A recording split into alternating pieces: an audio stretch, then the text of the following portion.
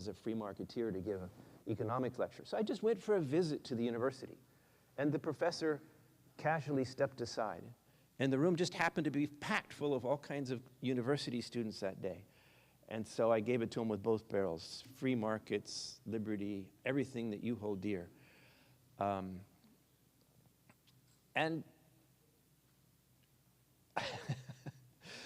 the point isn't how great am I or how wonderful I feel doing all this. The point really is the pay it forward aspect of this. If you're in this room, you care about these ideas, and you want to see them transmitted and spread and to make a difference in the world. And I'm telling you, as Papa Lobo, I have seen this happen. I don't have statistics. It's hard to keep track of kids. You know how they are. They grow up, they move out. You know, you're lucky if they call you on Christmas and Thanksgiving. But I know, you know, a large number of them have become entrepreneurs. A large number of them have become IT entrepreneurs. You know, no wonder. A number of them have become CEOs. One kid has created 2 startups and sold them in Silicon Valley twice. He's done it twice. Has more money than I do. I told you Saturday about the kid who made more money than I did out of his dorm room in Minsk trading. Some of them are housewives, but happy and transmitting their values to the most amazing kids. So I'm known as Papa Lobo, but it's really getting to where I'm Grandpapa Lobo now. And it spreads. You see these amazing young people going out there in the world, and simply by being themselves, by being admirable and successful, which we spoke about Saturday, they help this wave become self-propagating and spread further. I can see this now. This is happening now. And okay, maybe it's not the same as winning an election in a big country like this one. But it's the kind of teaching that stays. You can't unlearn it. I have met many former socialists. I have met people who've changed their minds about many things, but I've never met a former libertarian. I've never met anybody who said, you know, my whole life, this is a Ken Schoolin thing, my whole life I've advocated for free markets and liberty, but now, you know, experience has taught me that I really need Big Brother to take care of me. I need more regulations. I need to give up more of my salary because, you know, the post office does such a great job delivering my mail. I want them to deliver my health care and blah, blah, blah. That never happens. So this thing, this two-directional gift, the gift of teaching and the benefit of that you get back from that, the positive energy. It's like Highlander. Remember the Highlander movie? Every time he chops off somebody's head, he gets all their accumulated energy. It's like that, except for in the end, there doesn't have to be one. It's more and more and more. And every time you educate, you help the world, you help yourself, you make our whole universe a better place, and you get this enormous emotional high, and there's no drugs involved. Well, maybe endorphins or somebody, a doctor could tell me, but no over-the-counter or illegal drugs involved. So I encourage everybody to get involved. And of course, if you don't have time to do this in person, you know, in person it's wonderful, but if you don't, may I humbly suggest, yes, here it comes, you support this organization. I would not have had these experiences if not for Liberty International. And I am so grateful. And all the young people that we've reached are equally grateful. And by the way, you young people out there, remember, when you get old and rich like me, you need to chip in. Not that rich. But I just this morning, we don't write checks anymore, but I did the equivalent of writing a check, the largest one I've ever written to this organization. Because of the matching funds, I will step down, but just remember, somebody has pledged us more money than we've ever made at an event like this, like more than twice as much. And it kills me to think of leaving that matching fund on the table. So my personal thank you, to Liberty International, and to the whole libertarian movement for allowing me the privilege of participating with you, teaching with you, sharing with you, crying with you, laughing with you, was to chip in on this matching fund thing, because I have seen the effectiveness of it, and I want to see more of it. Thank you very much.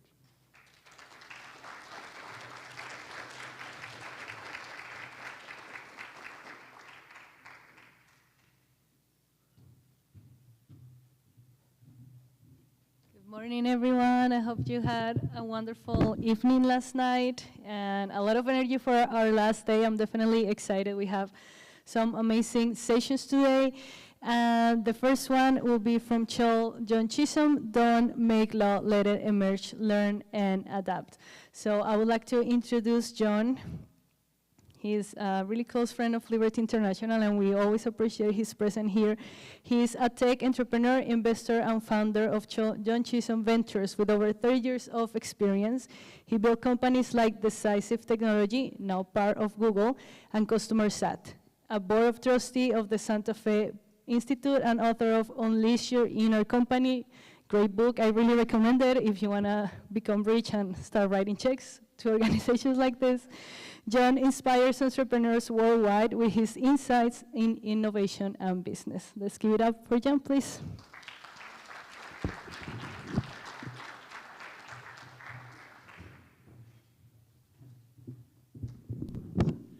Good morning, everybody. Thank you for getting here early, so I'm not speaking to a two-thirds empty auditorium. And in fact, it's really filling up, so that's great. When you think of, when you think of regulation, what is the first thing that you think of? Well, my guess is that it'll be something like the items on this chart: state and federal agencies, legislation, executive orders, and so forth. But no, I don't want that to be the first thing you think of. Rather, I want the first thing you think of to be nature. And let me explain. First of all, the ideas in this talk are an expansion of chapter 25 in my book, if you're familiar with Unleash Your Inner Company. That chapter is the hidden regulations, the hidden roadblocks to success. And incidentally, the book is now in these 5 languages, or it'll be out. The newest one is Polish, which will be out in February, March. So much, if not most, regulation of societies and economies emerges organically. How we deal with our families, our friends, child rearing, the sports we play, even the way we drive on the left or the right side. Long before that was codified to drive on a particular side of the road, there was a long history that had emerged in whatever jurisdiction of driving on that side, people mutually cooperating with each other, and it was later codified. Where does this organic regulation come from? Well, from cooperation, often implicit, people avoiding conflict, seeking mutual benefit, or by copying other people. These customs and norms evolve continuously and indefinitely. In recent years, for example, we've seen texting reducing the frequency of phone calls, or the pill increasing public acceptance of non-marital sex. No one legislated these from the top down, rather they emerged from the bottom up thanks to changes in culture, economics, technology. This organic regulation is inescapable.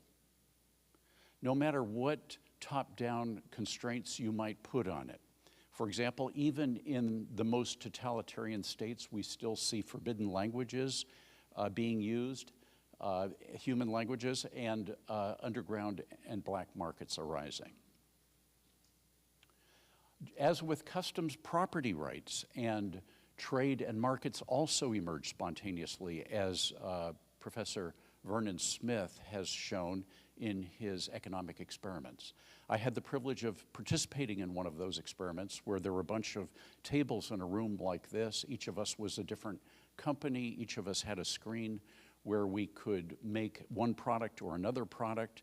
At first, people started stealing from each other's tables. All of this was displayed on a big screen at the front of the auditorium. And then at some point you realize, hey, we can all make more money if we trade rather than steal.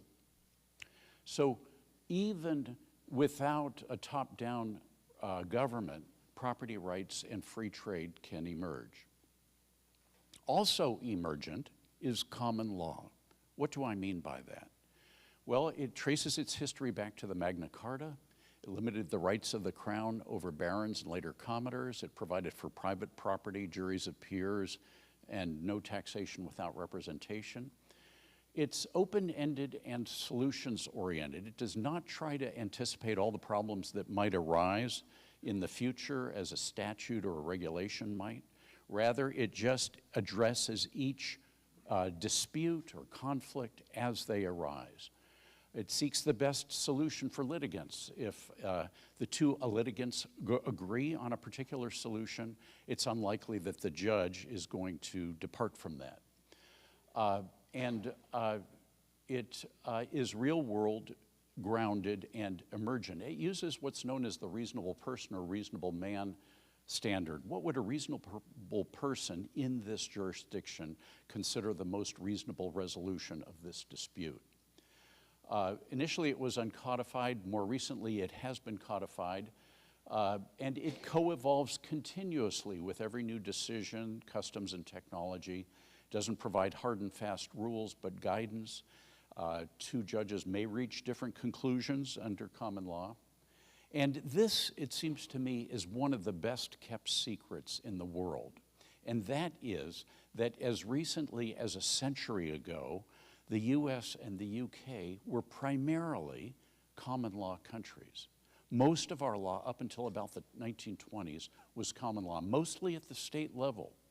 The layer from the federal level was very skinny. Of course, that's changed. Some 60 former British colonies and protectorates have inherited British common law, including all the ones listed here. Every country today uses a mix of common law and civil law, but the former British colonies and protectorates tend to have a mix that's more heavily weighted to common law. So customs, markets, and common law all are components of what I call organic regulation of societies and economies. There are many decision makers here, many judges, juries throughout the jurisdiction, many individuals who are participating in the markets and giving rise to customs. That makes the system more robust and harder to corrupt overall. In short, societies and economies are complex adaptive systems like rainforests, like coral reefs, or like the human brain. What does that mean? Order arises bottom up from the interactions of lots of agents, not by top-down design. Such systems are dynamic, never at equilibrium, and they're unpredictable because of nonlinearities and chaotic elements. I like to say that a year before Google was founded, no one could have predicted the huge impact that Google would have on the software industry or on our economy. And it's adaptive in the sense that these systems all adjust to external forces and shocks and imposed constraints. Now, in contrast to common law, the countries that are former colonies of these, including these countries, have primarily inherited civil law traditions. What is civil law? Statutes, regulations, executive orders. Civil law is imposed rather than emergent by legislatures, parliaments, agencies, federal agencies, presidents or dictators. It originated with Roman emperors and legislators. It advanced hugely in the early 19th century with the Napoleonic Code, who spread it throughout Europe.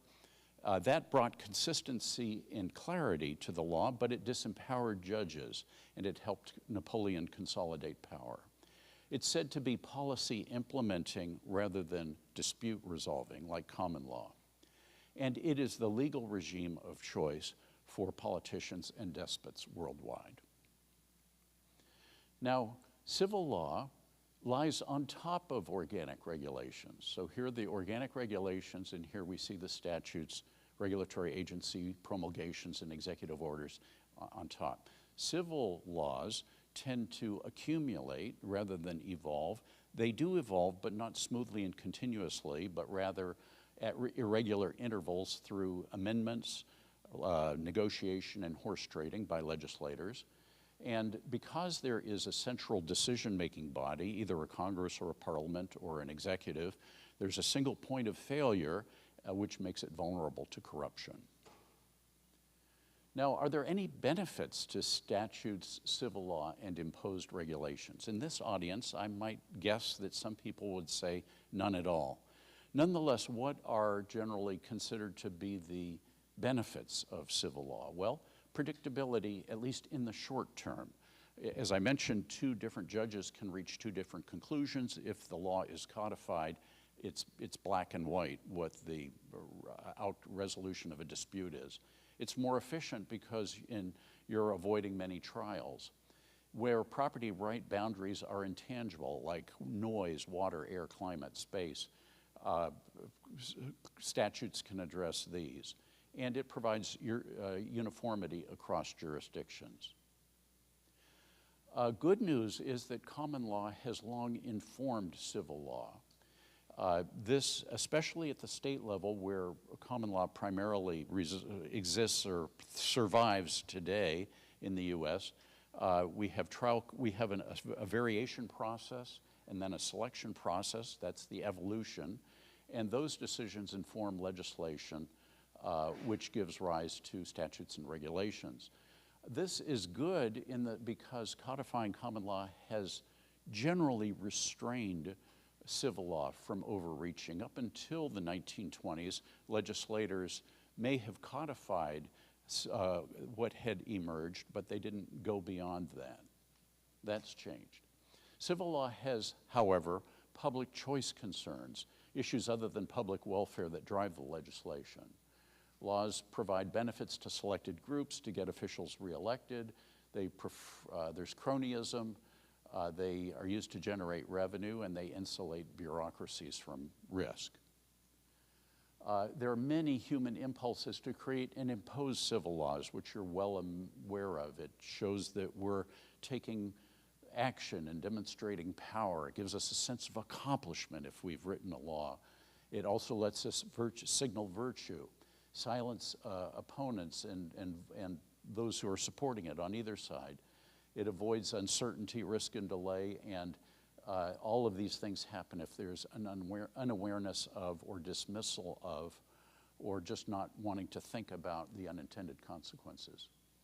There's lots of empirical data to show that common law has economic advantages over civil law. There's a body of economic research called legal origins research. The names associated with it are primarily Laporta, Lopez, and Schleifer at Harvard. And they've found that all of these benefits accrue for countries that primarily inherited common law traditions. This other study shows that overall, the countries that inherited common law traditions enjoy 0.5% per year greater growth in GDP per capita over the last 2 centuries. And in fact, if you look at, gentlemen, can you help me? There we go, thank you. If you look at North America versus South America, the GDP per capita here in 2016 in North America was about 37,000, in South America was about 8,500. That's a difference of about 4.4. Of course, North America has, at least Canada and the United States have primarily inherited common law traditions. South America from Portugal and Spain have primarily inherited civil law traditions.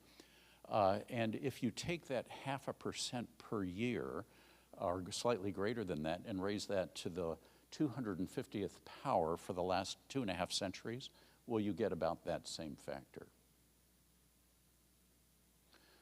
Economic stagnation and greater use of civil law reinforce each other, as we've seen in Europe and recently and elsewhere. How has U.S. civil law supplanted common law?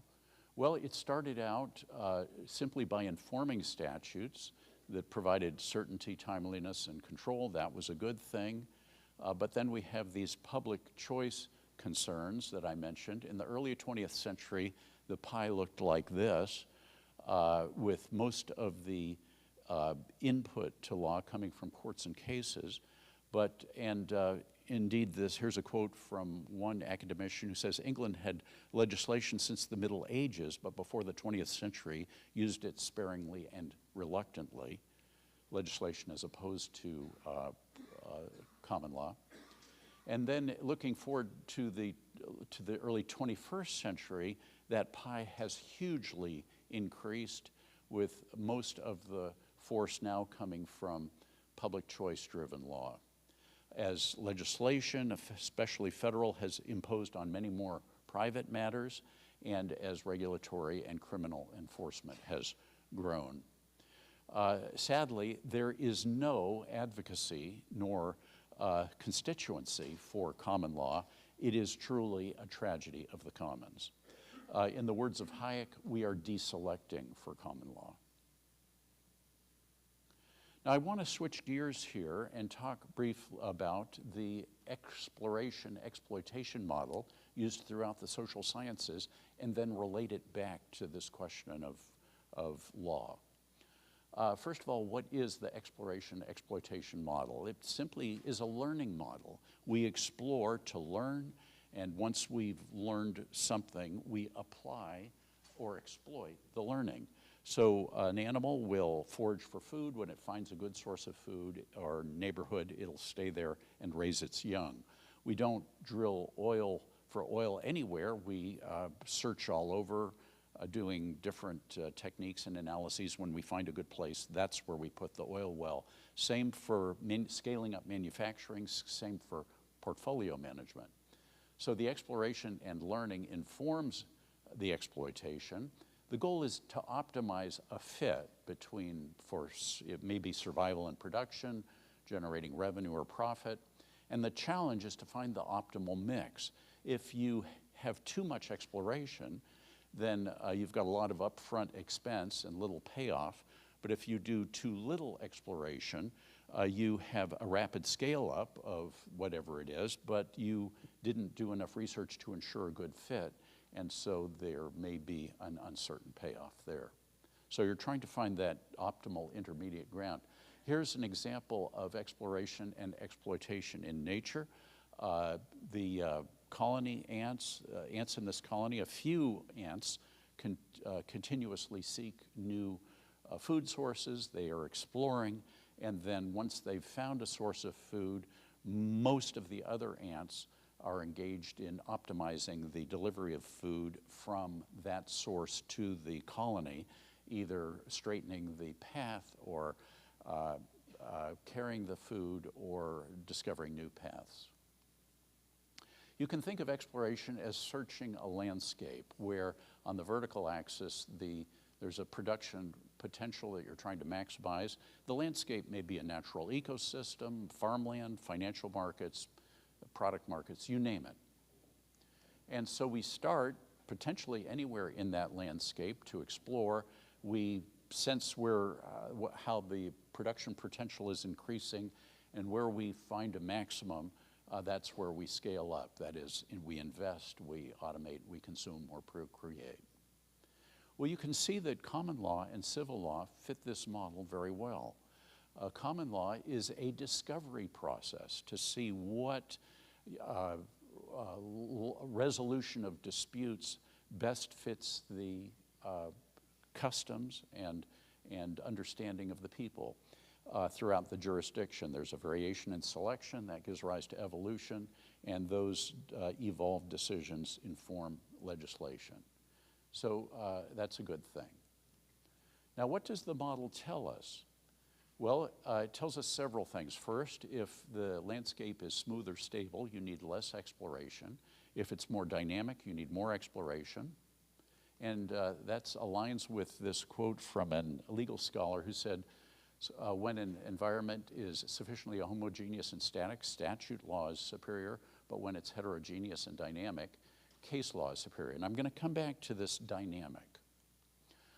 It also says that for greater noise and uncertainty, a broader territorial expanse, larger longer potential payoffs. As you can imagine, we have to do more exploration before we make the investment of scaling up or fix things and scale up.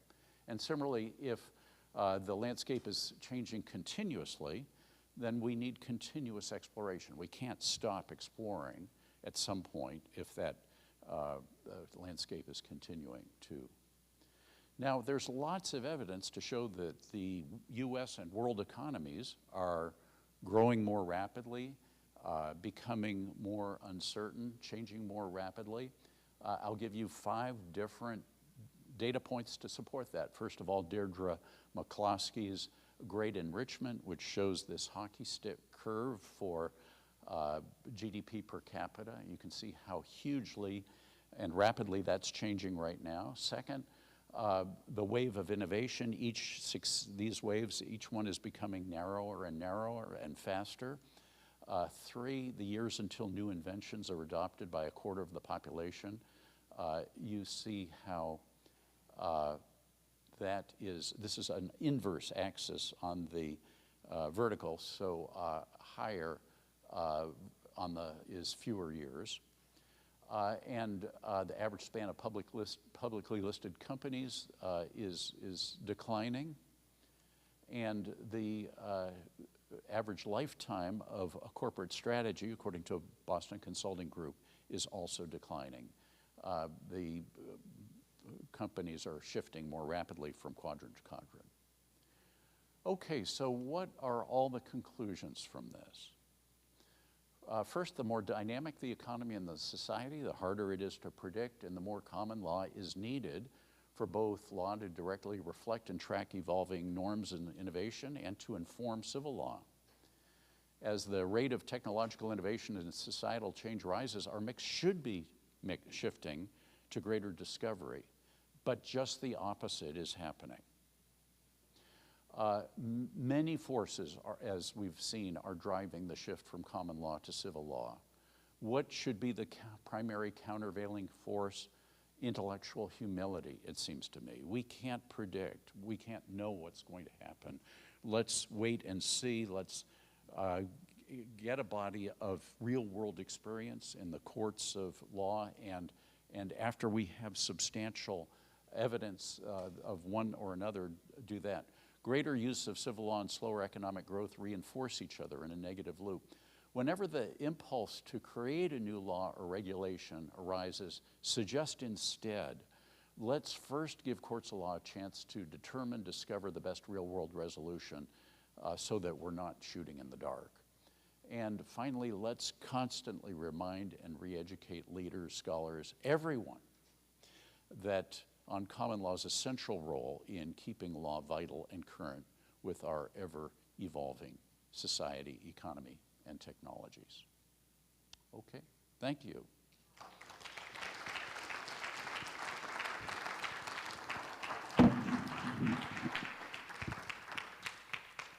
Incidentally, as I mentioned, many of the items,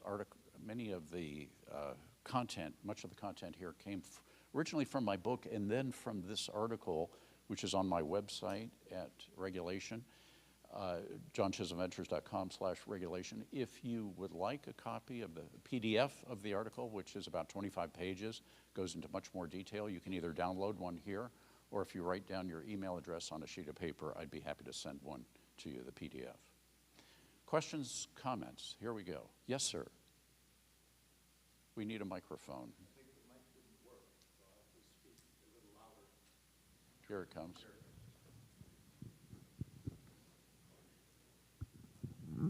First of all, I'd just like to thank you for the most information-dense speech of the weekend. Oh, thank you. Well done. Just as you were going through your talk, I was just thinking about the transition from exploration to exploitation, and I kind of think that this seems to be a standard model, not necessarily driven by a shift from common law to civil law, but something else that's going on, in particular in Silicon Valley companies that are heavily into exploration until they begin to dominate a market, and then their shift seems to focus towards exploitation of those who got them to where they had gotten to, and they tamp down any other attempts to explore and learn new ways of moving ahead.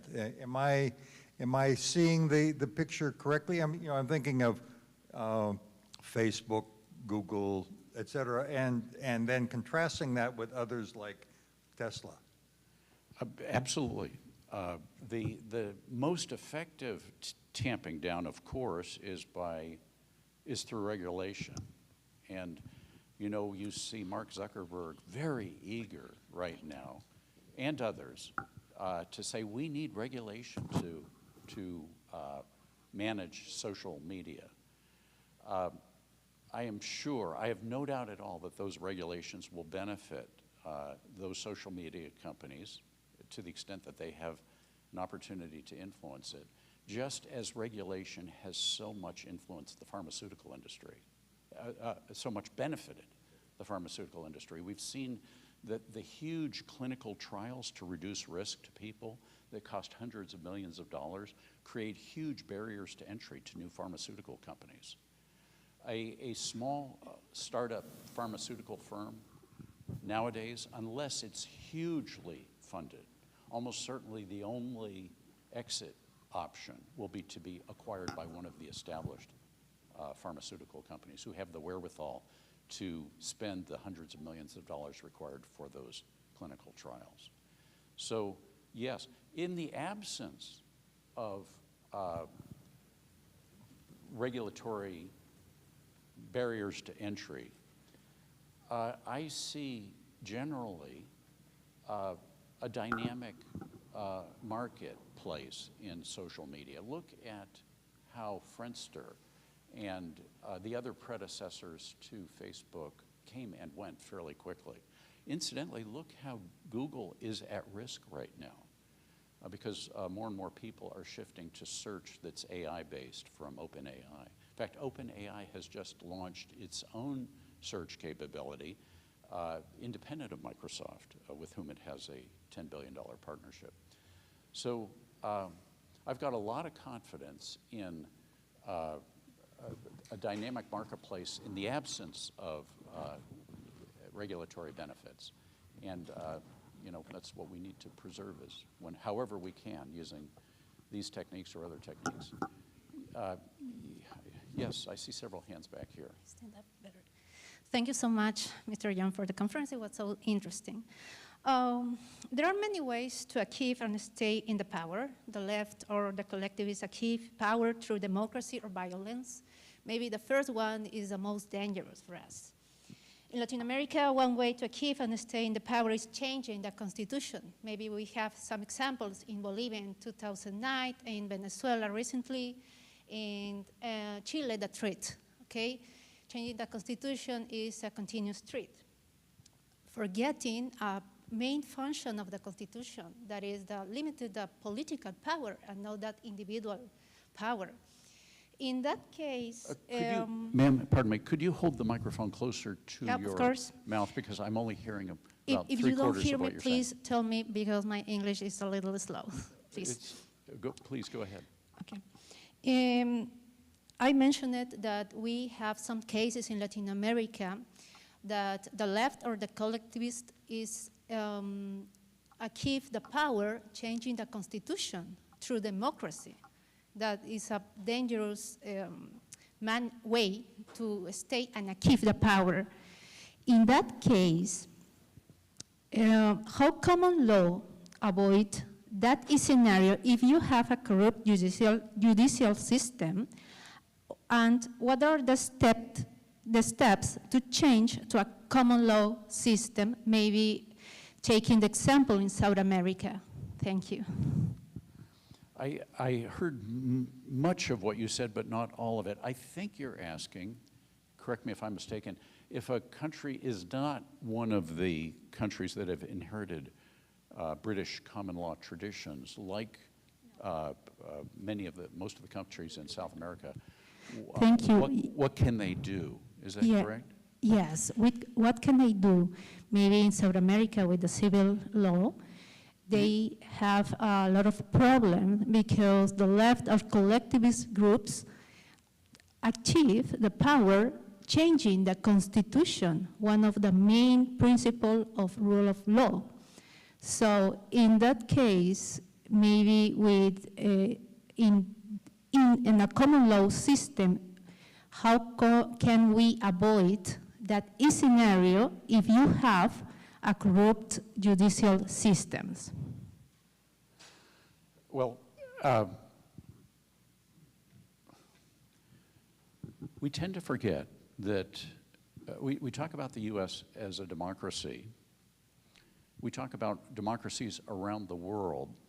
We tend to think that the U.S.'s success comes from being a democracy. What we hear relatively little about is the U.S. as a republic.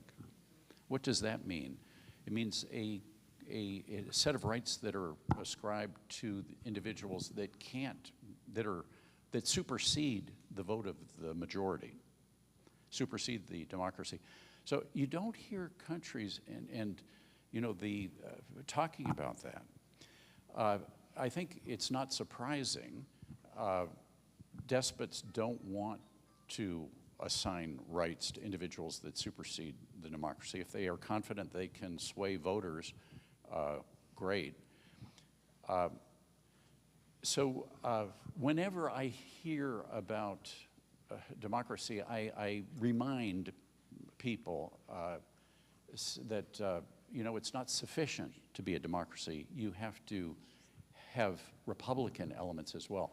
I think the press likes to talk about democracy because it sounds like the Democratic Party, and Republicanism sounds like the Republican Party, and I think that's one factor in why we hear so much about this.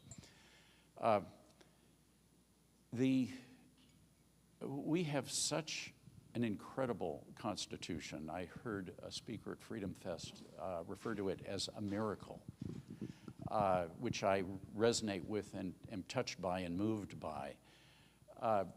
Conciseness is important, and so many of these South American countries have constitutions that are hundreds of pages, dozens or hundreds of pages.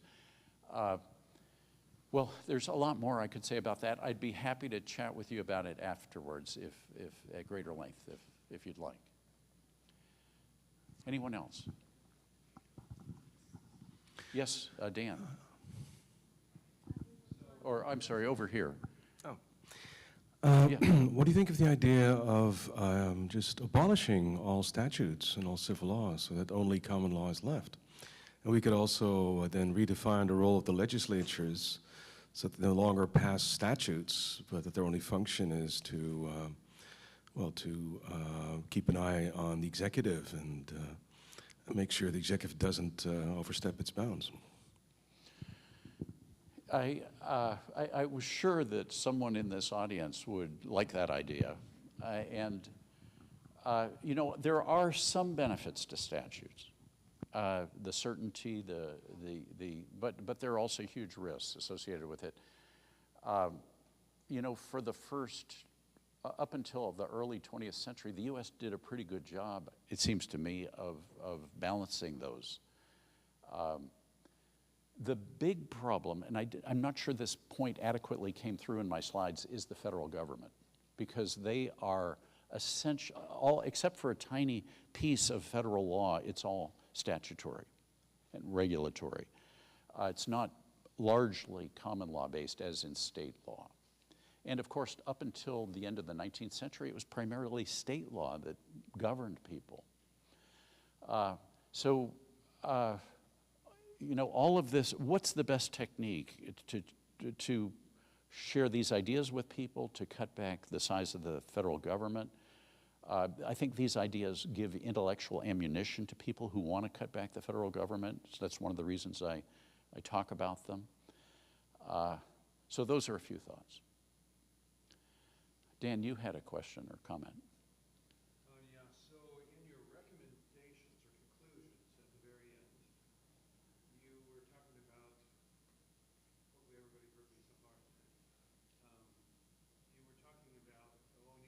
Communicate to, about these ideas, civil versus common law, to scholars, educators, journalists, so on,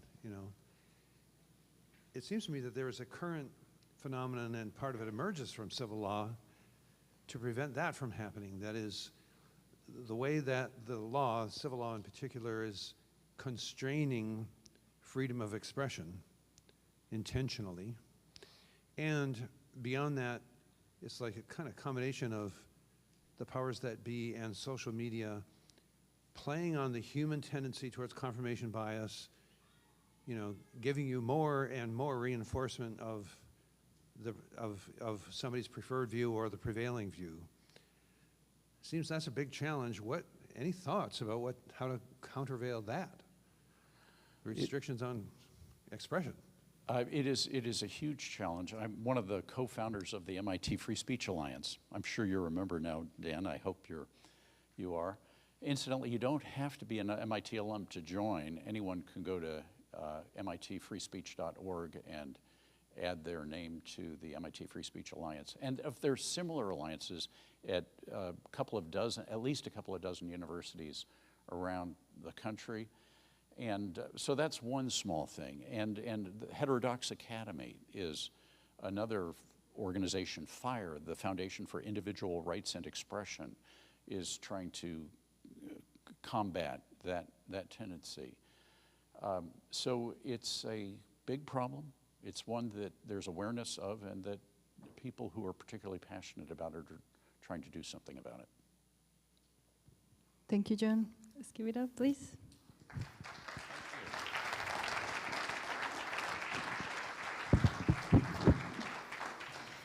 And while we prepare for our next panel, I was reflecting on the words of Lobo this morning, and I just wanted to share something else with you, and it's that we are $15,000 away from our goal for the pledge. It's not much, and I understand if you right now here cannot give, but if you have friends, please let them know. Call them, send them a text. Every little bit that we can gather is going to help us reach our goal. I already texted 2 of my friends that I know have an LLC here in the US. Remember that this is tax deductible. So if you cannot donate, you cannot share, and call your friends and tell your family, because everything helps today. So our next panel is Free Trade in the New Era of Protectionism. I'm going to invite our panelists today. I'm really excited to be moderating this panel as well. The first one is Greg Piatowski. I hope I'm pronouncing that correctly. He's the president of the Polish Global Entrepreneur Council and chairman of the Freedom and Entrepreneurship Foundation. Of the Program Council Foundation. He has held key roles including SME representative in Brussels and, I don't know how to pronounce that. Ombudsman for Alumni Rights. Thank you so much. And he's a lecturer on law and Austrian economics. Welcome to stage. And our second panelist, thank you, is Dr. Per Bailon. He is an associate professor of entrepreneurship at Oklahoma State University and a senior fellow at the Mises Institute, a longtime libertarian, writer, and activist. He is the author of the Seen the Unseen and the Unrealized, how regulation affects our everyday lives, and contributes regularly to Entrepreneur magazine as well as to Liberty International. Please give a round of applause.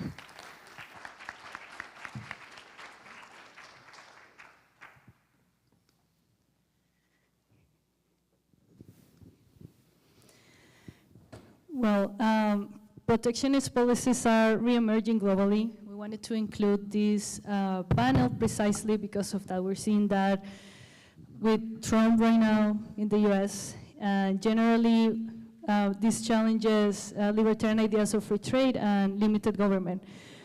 We are seeing this new rise of protectionists after this hyper-digitalization and hyper-globalization we have experienced after COVID, and I feel most of this also come from people being afraid of how connected we are and how can they protect their private property, but also where they come from as well. So let's first start with a couple questions with focus on core libertarian principles on trade. And I'm going to be asking the questions to both of you. How do you think modern-day libertarians should respond to protectionist sentiment in today's context? We can start with you, Greg, and then we go to Per. Unfortunately, this is a natural consequence of blocking the world into a couple of blocks. One of them is the Western bloc, one of them is around China, and a couple of smaller ones. And protectionism is being seen as a tool of domination and as a tool of war, since we already have a couple of wars around the world. You surely know where they are just being fought right now. And as the world is as the conflicts are getting more intense, the blocs countries, sometimes singular countries, are reaching for new tools to fight the wars. And unfortunately, economy is one of them. We think that the human nature should be cooperative and it should be peaceful, while unfortunately it's not so much as we think. Sometimes it is. There's a sinus wave throughout history, and we've had the minima of and I think the minimum is coming, and the maxima of freedom. One of them were maybe the times of the founding fathers of the USA, and right now we are approaching the minimum of the sinus wave. So this is simply a tool of war. How do we prevent this? Only through education and only through changing the minds of people, since mostly, even if it's autocracy, just like Russia maybe, and to a certain extent, even North Korea, you need to be backed by the people. Without the popular support, no autocracy is able to uphold itself. We've discussed this with Hannah yesterday, to a certain small extent. It's always the battle about the mindset, the souls of the people. So this is the key to transform what's approaching into the new freedom maximum. Thank you, Greg. Per? So I think protectionism has always been there, for the simple reason that people in general are economically illiterate. And I don't mean that as an attack on people in general. What I mean is simply that people have other things to think about than how the economy works. So protectionism always exists. The reason we see a wave of it right now, I think, is what Tom Palmer talked about yesterday, that there's a lot of populism, and they're playing into the frustrations that people are feeling for all kinds of reasons. The war is one, of course, but there's also inequality and all other kinds of issues. And this is very much an emotional response to this frustration.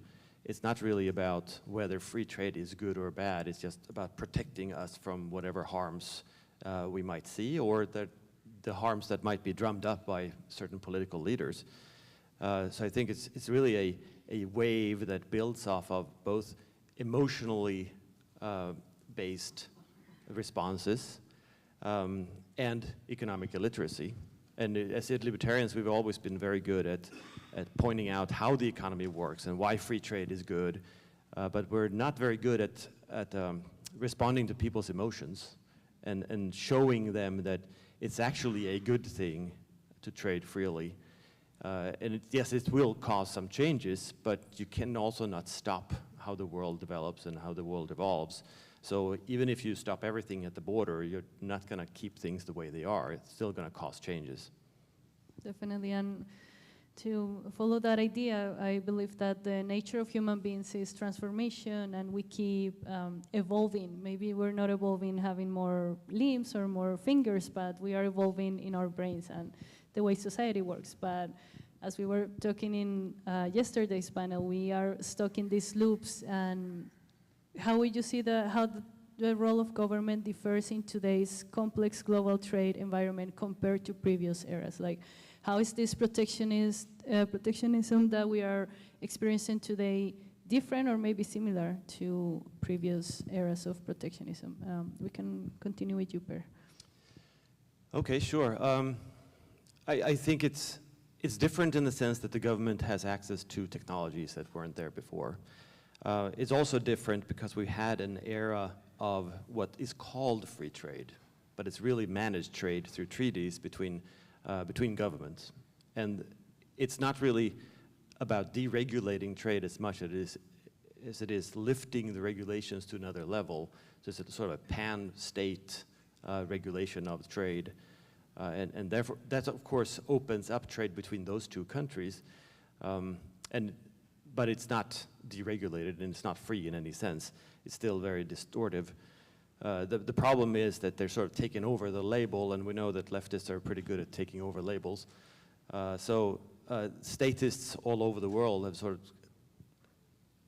expropriated the term free trade when what they really mean is highly regulated, managed trade.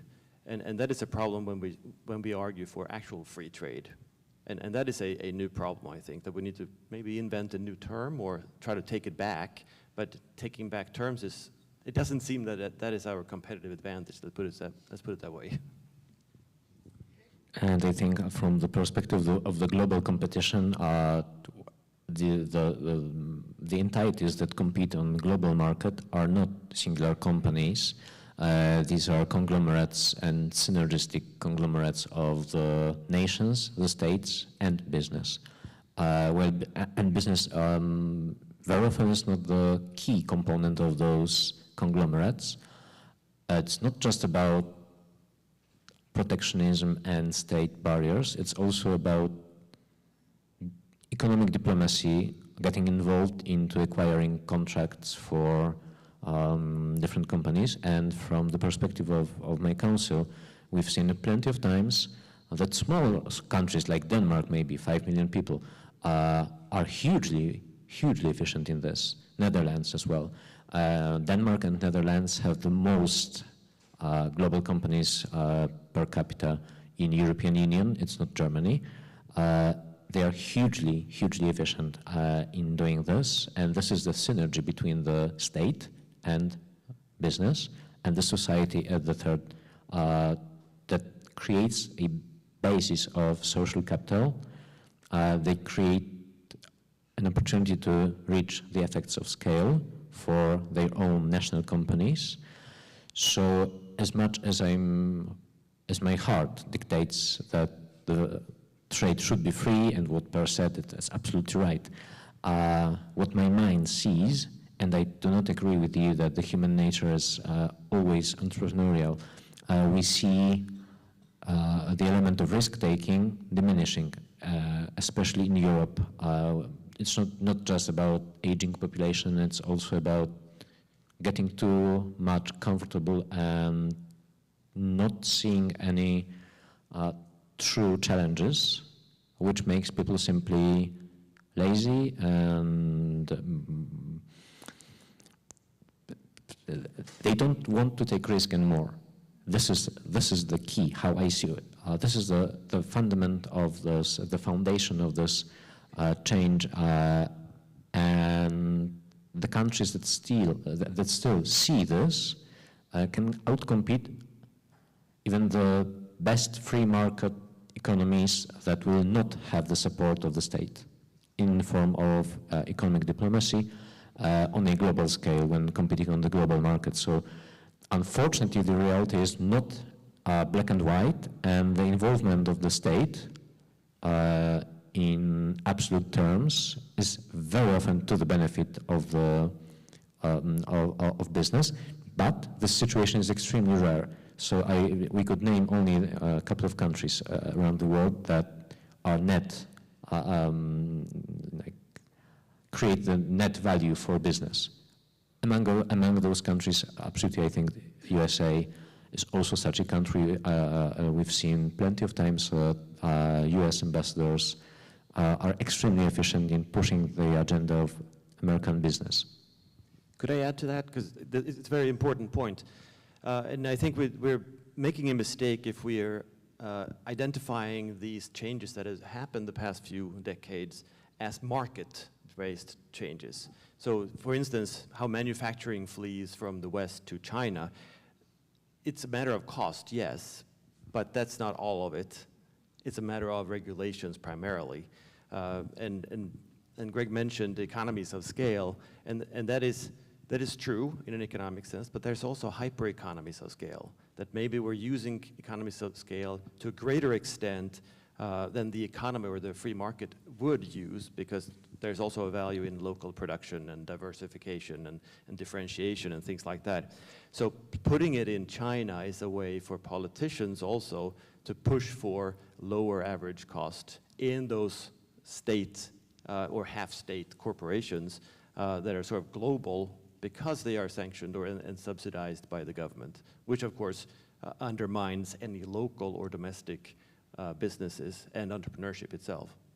And may I add just one thing? I absolutely agree, and you opened a new like venue of thought. USA has around 350 million citizens, or like inhabitants, let's use this word, and the effect of scale that you can reach, that anyone can reach in single jurisdiction. I'm aware of the state rules and so on, but this might be considered as a single market. European Union is not. But a couple of days ago, there was a spark of hope to become more freedom-oriented, and coming from the mouth of President Macron, President of France, that Europe has 450 inhabitants, and it should be a platform for startups to reach the effects of scale. But for this, we need to deregulate all the barriers, all the internal barriers, since the barriers between the countries in the European Union are much higher than the barriers between the states in the USA. And very often they are hidden, and they are contrary to what the founding fathers of European Union intended, even when it comes to only the economic aggregation of all the markets. So there's a spark of hope, and I think this mutual. Why did it happen? Because of the results of the elections in USA. So Europe is reacting. Unfortunately, it's not proactive, but even this reaction is somehow positive. And if we do manage to create the competition of freedom between the USA and the European Union, I think this tandem would be simply, would show how things can be done.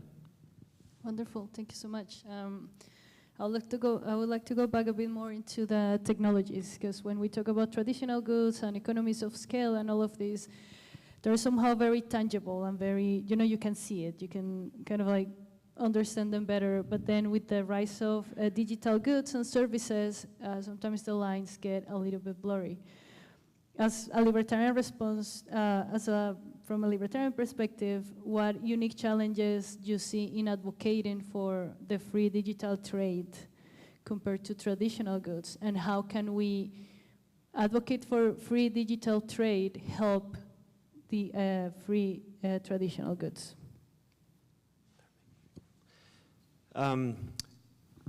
Yes, as an economist, it's not really different. A good is a good. But of course, it's different in the physical, real world. And from my perspective, there are a couple of things.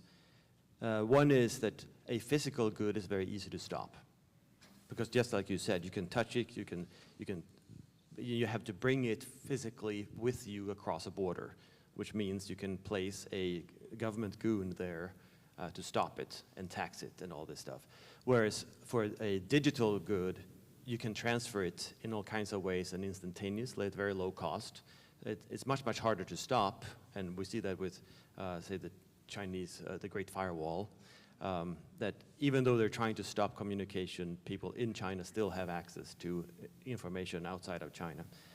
And we also see that now in a movement that might know something about, the digital nomads, that people are locating themselves where they want to be, but they're still providing the goods and services or especially services, digital services, online.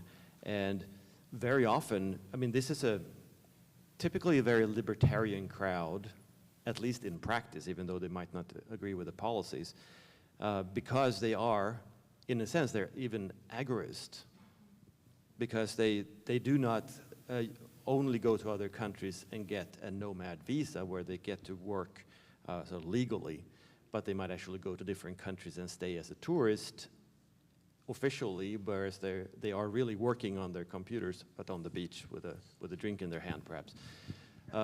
But still, it is a way that they avoid taxation and taxes and can therefore provide their services in sort of a free market that is going on among us, and that is pretty much unstopped by the government, because the government doesn't know how to deal with that.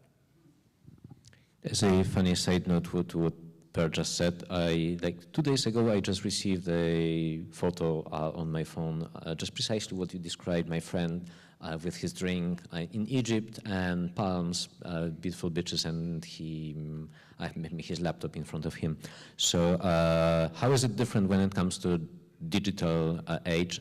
It's much easier to monopolize on a global scale. We've had at least 2 instances of such a kind of globalization. One was during the Roman Empire times, and the second one was during the Mongol conquest of the world. How they differed, there was what also Per said, it's much easier to stop the physical goods, and the digital age as defined by the rise of AI. And I know plenty of you might not agree with this, that AI will monopolize everything. Whoever reaches the AGI, artificial general intelligence, first. When this happens, there we have 2 realities. Either the AGI owner dominates everyone else, and I presume this would be a swift process and very deep process, since the AGI, if it can be controlled, this is one caveat. And the second one is what you also said about this, the firewall, the great Chinese firewall, that nevertheless people are able to go around, but that requires 2 things. You need to know how, and you need to be willing to put yourself in some kind of a risk that if the government finds out, you will be, I know what, let's not even think what. So it is efficient. To a very large level, it is efficient, since it blocks 99%, I would say, maybe even if it's 90% of population from reaching the global village, the global market of information, and from reaching the freedom of speech. It is efficient to a large scale. And this is a second reality that might emerge from this, that the world will be divided into the fighting blocks, just what we see in 1984, how Orwell describes it, including the rapid shifts of what is considered to be true. Wonderful, thank you so much. And for what I've seen with the digital nomad movement, and for example with Wes, a story a couple of days ago saying that when he traveled, he realized that there was so much from the world, and that he needed to advocate for example, open migration. And here we're talking about advocating for open trade.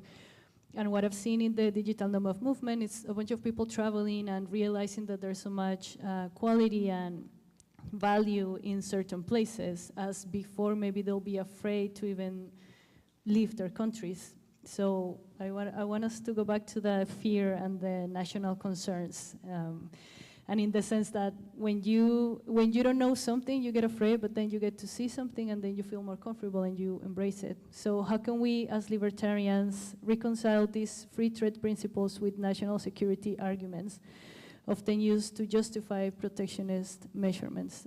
From your experience, because you're both not from the US, but you're from outside, but you have also experienced the US reality. So we can start with you, Greg. It's not as easy, since sometimes when you see things from closer perspective, you fear less. 2 months ago, I went to a Montpellier Society meeting in Delhi, in India, and my outlook on India changed dramatically. But on the other hand, when we see things sometimes from a closer perspective, it's getting more scary. And it's not always getting to know someone or something that makes you less afraid of this. And even if it's not your fear, it's just simple logical analysis, like cold analysis of the reality. One example is what SpaceX does. They do not patent things to better prevent it from technological espionage. And it's not that they fear, they simply know that if the secrets are leaked, they will lose the competitive advantage. And on both levels, on a business level, and US would lose competitive advantage to that it now possesses because of the SpaceX, and US would lose as a country, as this conglomerate of what I said, synergy between three, the state, the business, and the society, it will be lost. So it's not always that getting to know something better makes you not just less afraid, because it might make you less afraid, but you see the reality as it is, without the pink glasses. So if I may address the national security issue, it's almost entirely bogus.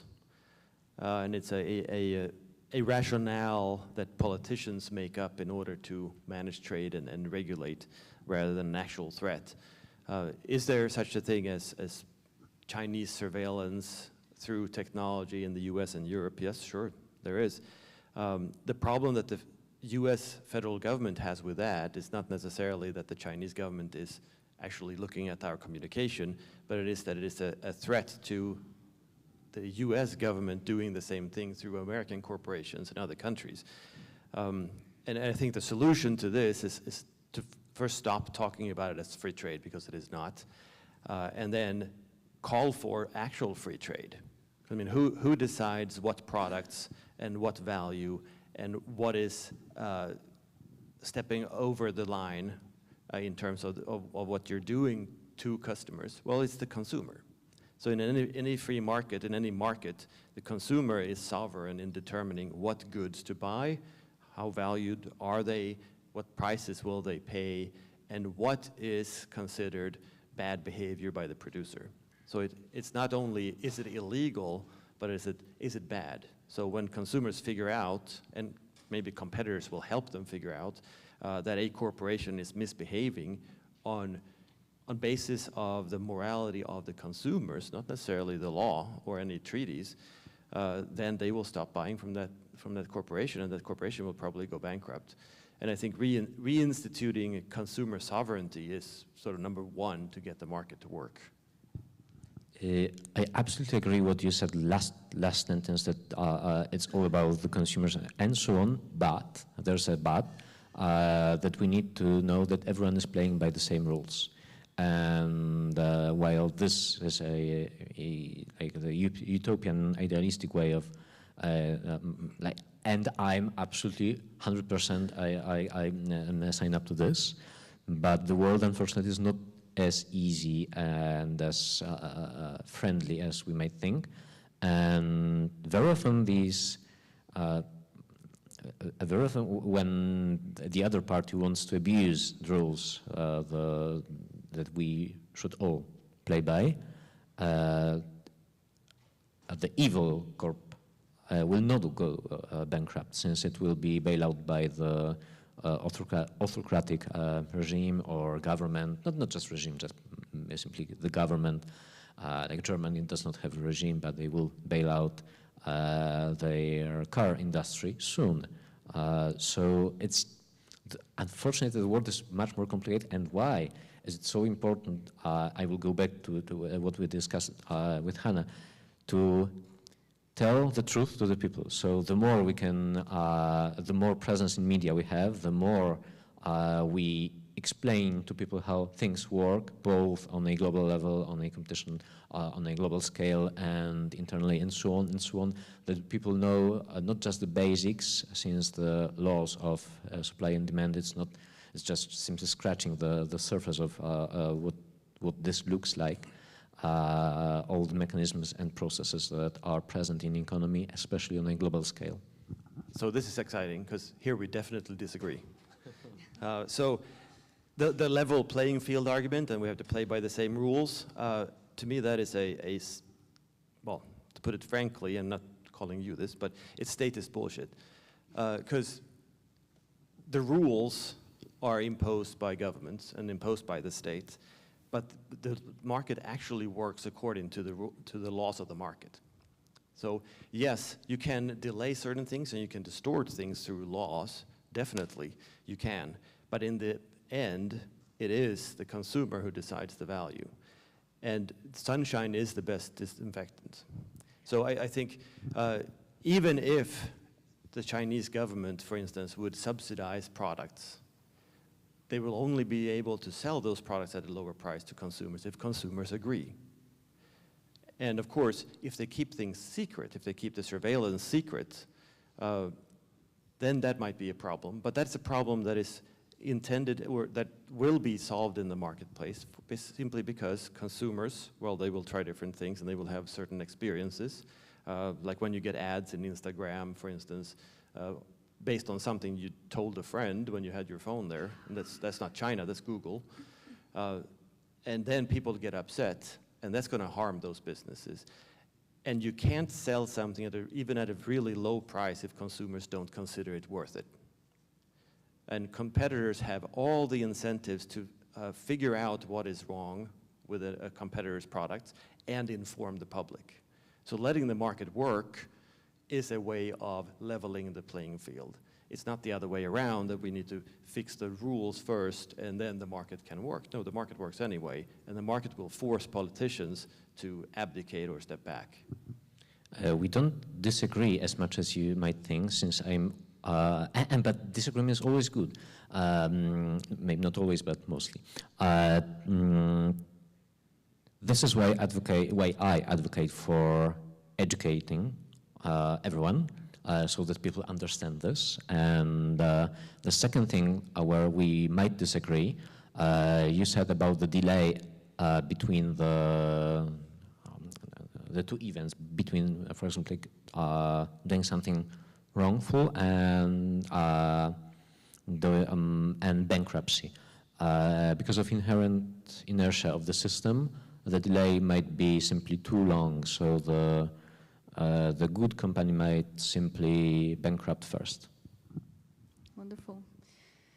I love that we have a different view, that's all. And that's where my next question is going. You both have expertise advocating and in activism for libertarian ideas. So in your perspective and from your experience, how can we as libertarians, young generations of libertarians, revitalize the advocacy for free trade, both in policy circles and in public opinion?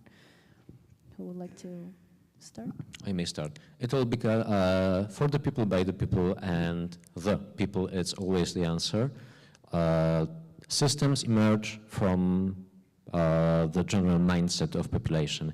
Sometimes there are wild cards like not great, but strong dictators like Joseph Stalin or whatever you might think of, whomever.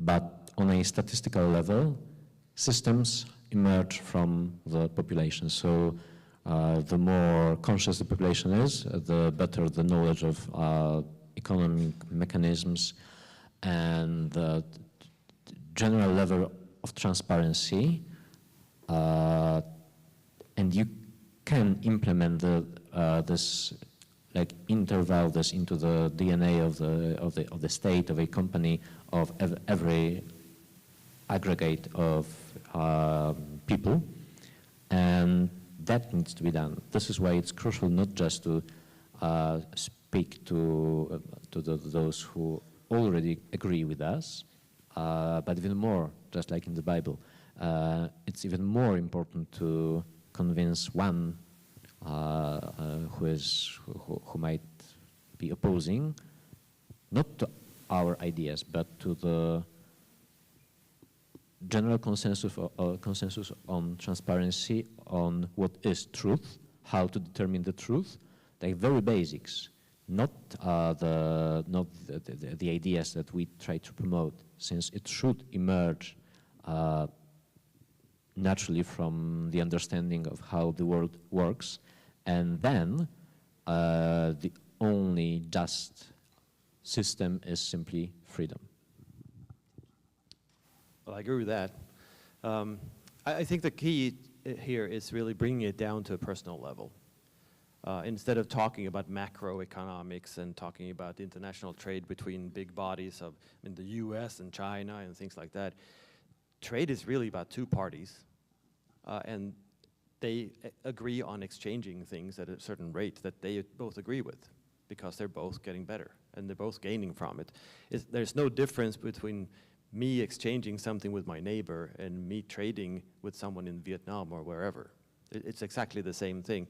So I think the abstraction is fooling people into believing that, oh, it has to be in the political realm, because it is across these invisible lines that we call borders. But there's a border between my property and my neighbor's property too, and no one would say that, well, of course, Washington, D.C. or Brussels or wherever should be involved when I exchange raw milk for money with my neighbor. No one is going to say that. And no one is also going to say that, well, you have to report taxes if I hire the neighbor's kid to mow my lawn. They're not going to do that. But if you abstract it and you get rid of the people in this transaction and instead talk about macroeconomics and you talk about trade deals and all this stuff, it sounds like it's foreign. And because it sounds like it's foreign, it's so much easier to call for someone, a strong man, to fix the problem for us, or whatever might be called the problem. But just focusing on the very nature of exchange, that it is two people or two parties voluntarily agreeing to exchange for mutual benefit, that's always all it is in every trade. And then, of course, we should talk about crime, and we should talk about fraud, and we should talk about undermining property rights and things like that. But the exchange itself is very simple. It doesn't matter who is involved. Thank you so much. And before we move to the audience questions, we have this streaming, and this is being recorded. So I would like to ask you both, what's one fundamental truth about free trade that you believe the world needs to hear today? Greg?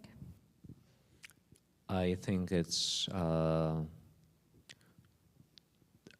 the not just basic level of education, but people need to know how things work. That's all. When people know how things truly work, but truly, not their like opinions on things, it's called logical truth that needs to be the foundation of every decision. For me, the fundamental truth is really that what I just mentioned, that any voluntary exchange is mutually beneficial to the parties, and no one else really has any reason to meddle with that, and they certainly don't have a right to. And I think that is the basic truth that we should focus on, and we are good at focusing on it, but on a sort of logical, cold, calculative level, but not the emotional, personal level. Can I have a second one sentence? It's about doing things. So the deep foundation of what we all know and what we are just right now speaking about is that people want to act, want to do things. Unfortunately, it might be that some people don't want to do things because of their lazy contempt and so on, and that breaks the system. If you have people who want to ride the wave only, who want to benefit from this, let's say, tragedy of commons that clearly reflects this mindset, then the mutually beneficial exchange becomes simply hard. It's still in its very core true. It's always true. It's always true. But it becomes hard to find the second party to the contract. Wonderful. Thank you so much. And I would just like to add that these conferences at Liberty International, I really enjoy them because even if I don't go to a certain country, I still meet people like you, Greg, like Per, and we all come from different places, and I feel we still carry our country and our culture, rather than our country, all culture with us. I'm wearing a traditional Colombian poncho with me today, and Greg, you are wearing your fashion house. Did I understand that correctly? Maybe very shortly, while we get the mics for the audience ready, you can tell us a little bit about it. What this is about? It's about transparency and about involving 8 billion people into this new, what I think is the greatest project that we might envision. It's to include every single being, human being, on Earth into some kind of a project. And if it's transparency and dispersed control of everything, this could counter all the negatives that I was speaking about. And, well, you just need to do it. So let's do it. Wonderful. I love all of these personal initiatives. We have questions from the audience here. I saw Wes. Yeah.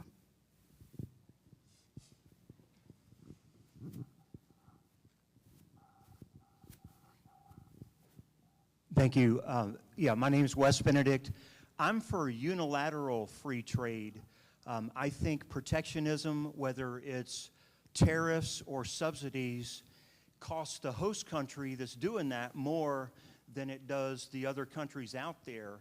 And so if America, for example, has unilateral free trade, we are going to be richer and more powerful. Meanwhile, if my enemies are Russia and China, and they have lots of protectionism, and they have tariffs, and they have subsidies and whatever, then as my enemies, I'm glad they're doing that to themselves. They're shooting themselves in the foot. So unilateral free trade makes us rich and powerful. Protectionism, tariffs, all that stuff makes you weak and less powerful. Am I right?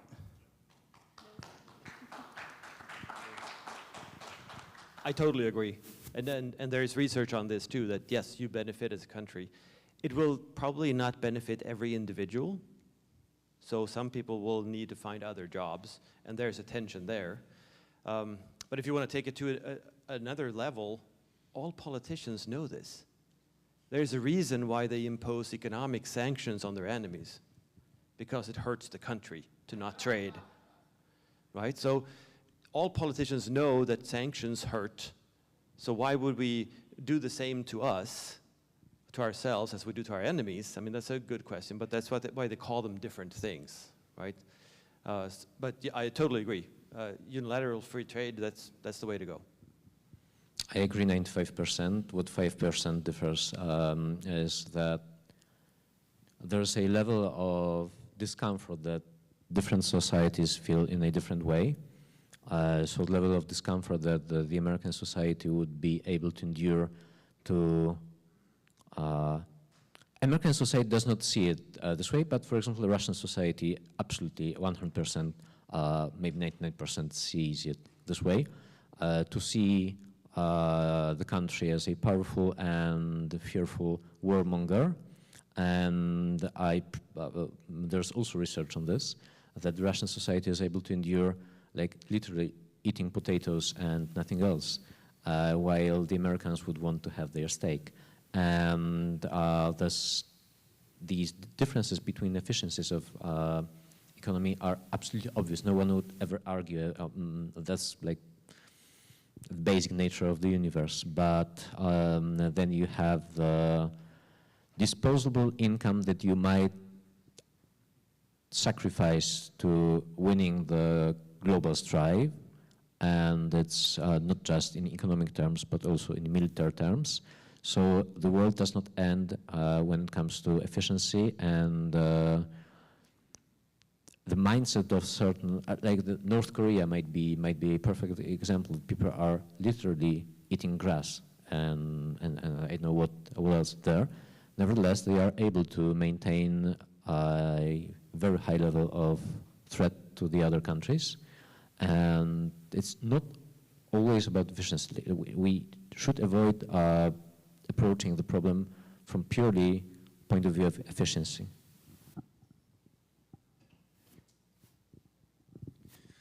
Hi. I was, the past few weeks, been looking at some of the pamphlets of the old American Free Trade League, and they had a lot of material that was appealing to the working man at that time.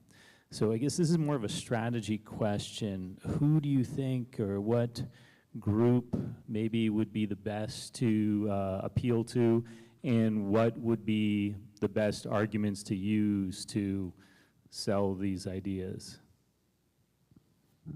We need to target everyone, and we need to like make the brackets different arguments and different, maybe not different arguments, but the presentation and emphasis should be different when speaking to different segments of the society. I think we should definitely target everyone. I think that different groups will benefit to different extents. So free trade will definitely benefit the poor and the working class much more than the rich, simply because free trade means entrepreneurship, but that means disruption. It means that you cannot stay ahead for very long unless you constantly and continuously renew yourself. And any regulations and any protectionism and trade barriers will only prop up who are the big players now and the political players. So free trade will definitely benefit the just common people much more than special interests. And I think that is a strong argument for it, whereas most people would tend to believe it's exactly the opposite. Oh, the big giants, the big corporations will benefit. No, they benefit from the state. What everybody else benefits from free trade. I would add, I completely agree, and add to this that the working class has much more appetite for life and is much more active than those who have already achieved some like higher net worth.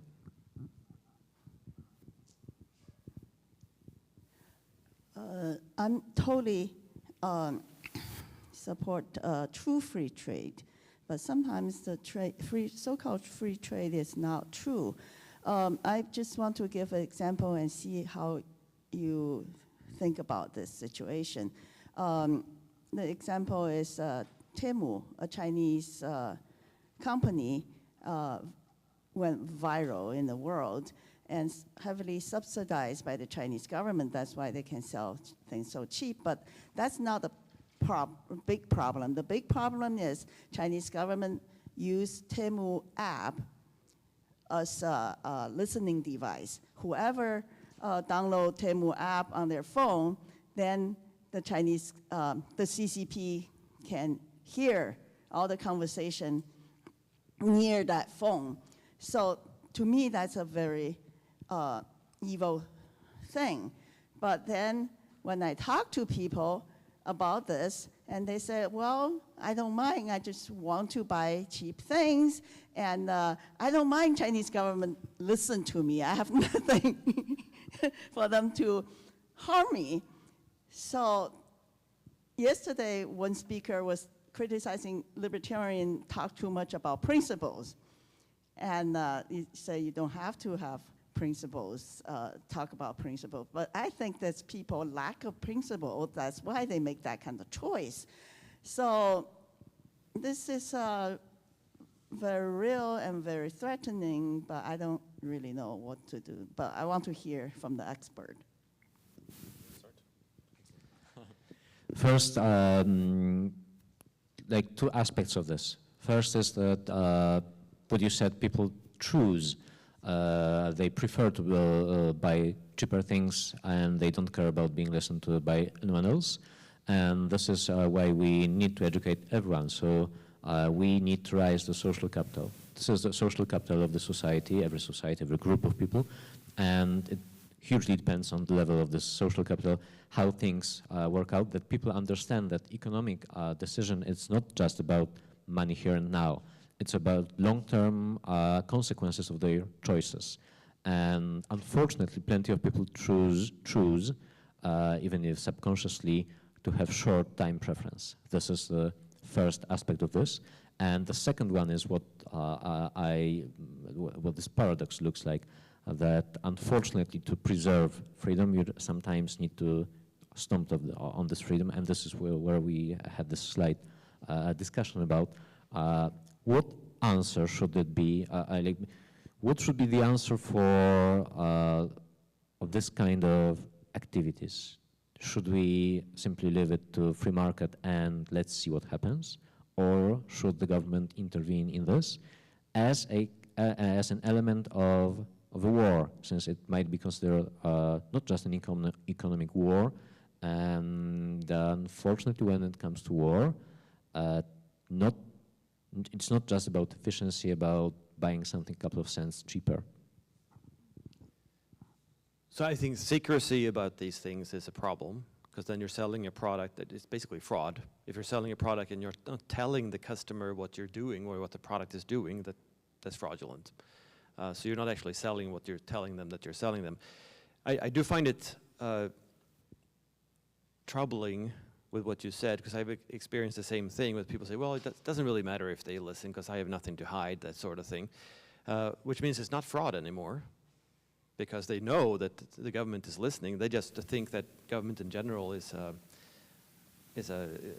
good player, a fair player perhaps, including the CCP, which would be hilariously weird. But I think that comes down to just the consumer's valuation, and we're stuck in the present usually when we buy things and we use things and we think about our little world. And many people in the US, I think, wouldn't think that the Chinese government can harm them in any way, and they focus on, do I want to save these hundreds of dollars on a phone from China, or do I want to buy something else from another country where they will not listen to my conversations? Many will choose to save those hundreds of dollars. But that's probably because we have not been very good at, to Greg's point, educate them of the dangers of the state in general and communism even more so. But it's also, I think, a relative matter, because Google is an ad-selling business. They don't do anything else. They produce all these products so that they can sell ads to us. So I mean, they're selling us and our eyeballs. And the same goes with Android, the operating system for Google phones, which is, what, 85% of the world market or something silly like that. And yes, they definitely listen to us, and they definitely collect data on us every day, and most people don't care. So it's not only about foreign authoritarian governments, it's about big corporations in the West as well that are propped up, and we need to inform the public about this, that it is not, we're not opposed only to governments, but also to big corporations that feed off of government and they're sort of merged with government. We're pro-market, not pro-business or pro-state. But even if the big corporations, what you mentioned, that's absolutely true. But mostly people simply, they will, I think the human nature, unfortunately, is so that the majority of population will simply choose the comfort of here and now over strife. And this is what my key point also is. We need to put more effort into doing everything. Not just we sitting here, but we need to convince everyone else to leave the comfort zone and start thinking. Thank you so much. Let's give an applause for our amazing panel, please.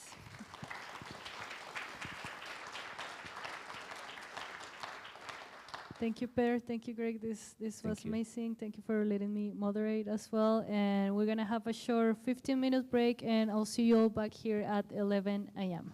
Thank you.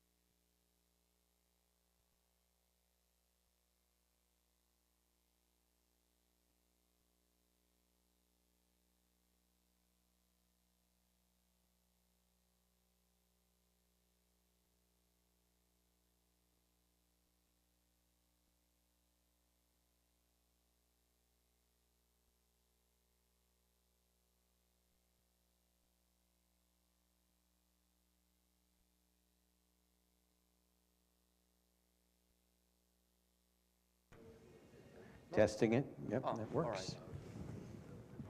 Okay.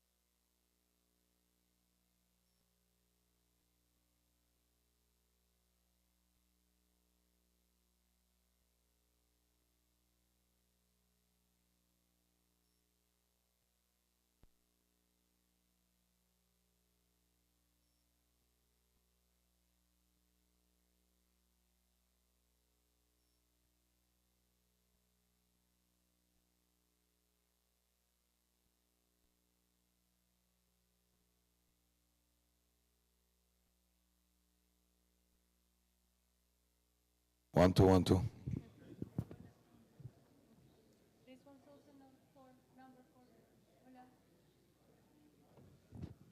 We're about to start. Let's take a seat for our next panel. If you're still outside of the conference room, please come inside. And if you're on the streaming, watching from home, thank you so much. Please share also on social media.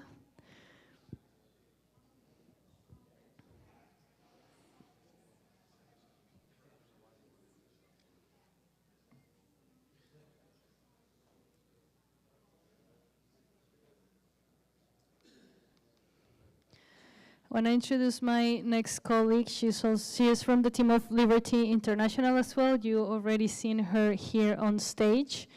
Her name is Agnieszka. I cannot still pronounce her last name, but she'll do it briefly here on stage. And I just want to say that Agnieszka, she's the lead of operations, and sometimes this role gets sometimes lost, but we are here because of her. She handles all finances and operations. So thank you, Agnieszka, also for everything that you do so that we can shine here on stage as well. Let's give a round of applause for Agnieszka, please, everyone.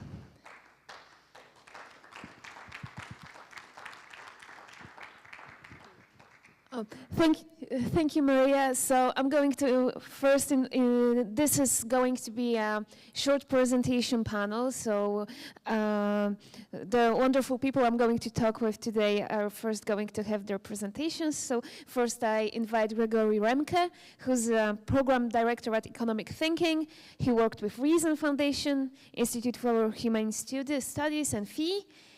And he also co-authored a book, I really like the title, Complete Idiot's Guide to Global Economics. But today we will be talking about how to live a longer and healthier life. And I think both panelists do excel at that,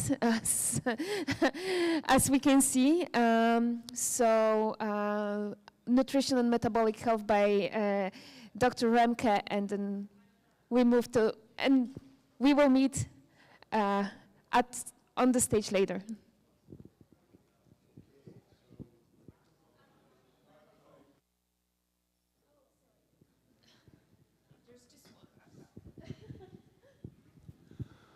Okay. So thank you for coming to the presentation. It's a pleasure to be here. My overall theme is we're not going to have a healthy economy without healthy people. And it's hard to have free people who are suffering in pain. And who's to blame for all this? Well, government, of course. But how did that happen? How did that happen? So I've got a bunch of things on here. I remembered Star Trek, Live Long and Prosper. And so that's economic flourishing, freedom, and living a long time. I've forgotten how long the Vulcans lived, maybe 200 years, I don't remember. I also put a Make America Healthy Again hat on there. You notice it's a blue hat, not a red hat, although you can get them in red. But this is R.F. Kennedy Jr., who's a Democrat, who was, I don't know how it works, but now he's a key figure in the administration, and I'm not a fan of all his stuff. I don't understand all of what he does, but he's key in a number of ways, and I hope I can explain how that'll play out. What I do mostly is workshops for high school and homeschool speech and debate students across the country. I've been at 4 Texas universities through the fall to speak at UIL programs, University Interscholastic League, 1,500 or so high schools with debate programs, speaking on their debate topic, which is agroecology versus industrial agriculture, sort of weird, and also on intellectual property rights. So what I'm going to try and do is go through some of these ideas. Last year, the STOA Debate League had a topic on federal energy policy, so that was exciting to work through, and you could learn about how the government has messed up our energy policy by subsidizing intermittent, unreliable energy that raised our prices a lot. This year, their topic is healthcare reform, so we've got books like from the Cato Institute, Recovery, which I think is out on the Cato table, as well as Priceless by John Goodman, the Independent Institute, and the Goodman Institute, that are looking at how to reduce regulations and sort of promote medical savings accounts and so forth and deregulate. and then Blind Spots, the book that just came out that is terrific, but also 2 other books, Georgia Eads, Change Your Diet, Change Your Mind, and Why We Get Sick by Ben Bickman. There are many, many fascinating books about metabolic health, and we have an epidemic of chronic disease in this country, and young people are affected by it, old people, and we have a medical system that's the best in the world at a whole bunch of things, but not so good at other things. And so trying to track this down is part of the challenge.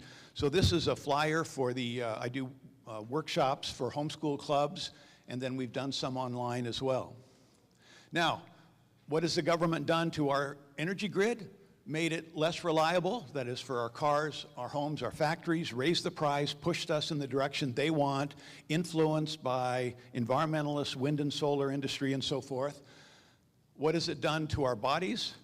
Similarly, has promoted intermittent energy that's made our body more fragile, much like the electrical grid.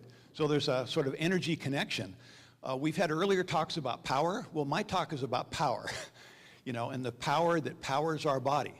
So we eat food, we get energy from that, and that energy, how we metabolize that energy, is key to our health and our moving ourselves around. Okay, so Nutrition Against Disease was my talk last year at Liberty International, and fun to cover various different topics on that. I gave an economics talk, this APPE conference, they wanted, the subject had to be money. Well, I'm interested in nutrition, so I wrote a whole paper on nutritious money. That is commodity money based on mackerel, cattle, and other sorts of things. It was weird, but it was fun to do. And I sort of argued, what if the Scottish Enlightenment, what if, you know, the ancient Greeks, what if they accomplished so much because they had more energy? What if eating fish gave them more brain energy to do more than societies based on grain?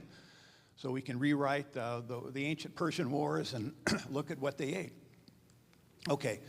Then debate camps this year, I'm talking about metabolic health. Get my water set up here.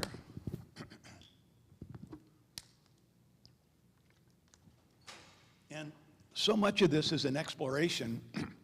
I mean, my story of how I got in this very briefly is in 2020, my father passed away in April. He lived to about 90, but he'd suffered from type 2 diabetes for 15 years and got worse and worse.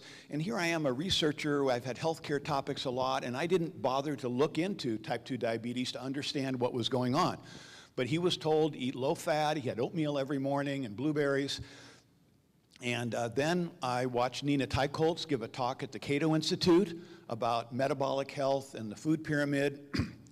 And I had her book.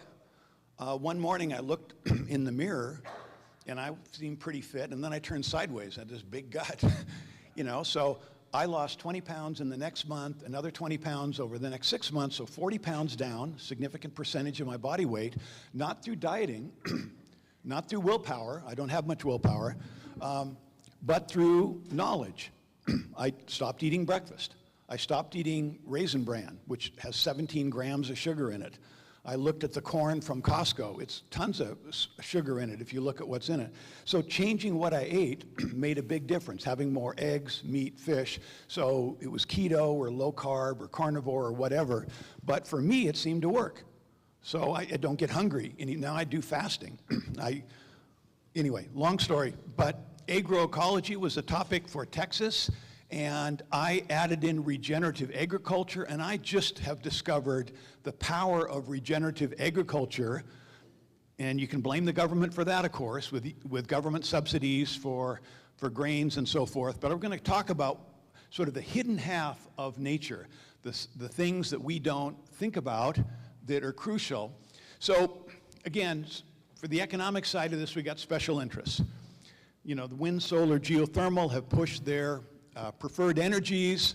EV, electric vehicles, could be great, but when you have subsidies and push them down, you distort the way they develop. You're crossing subsidies, it's a mess. So we've got this tangled mess of political subsidies, top-down green projects, regulatory overreach, and guess what? Same thing inside.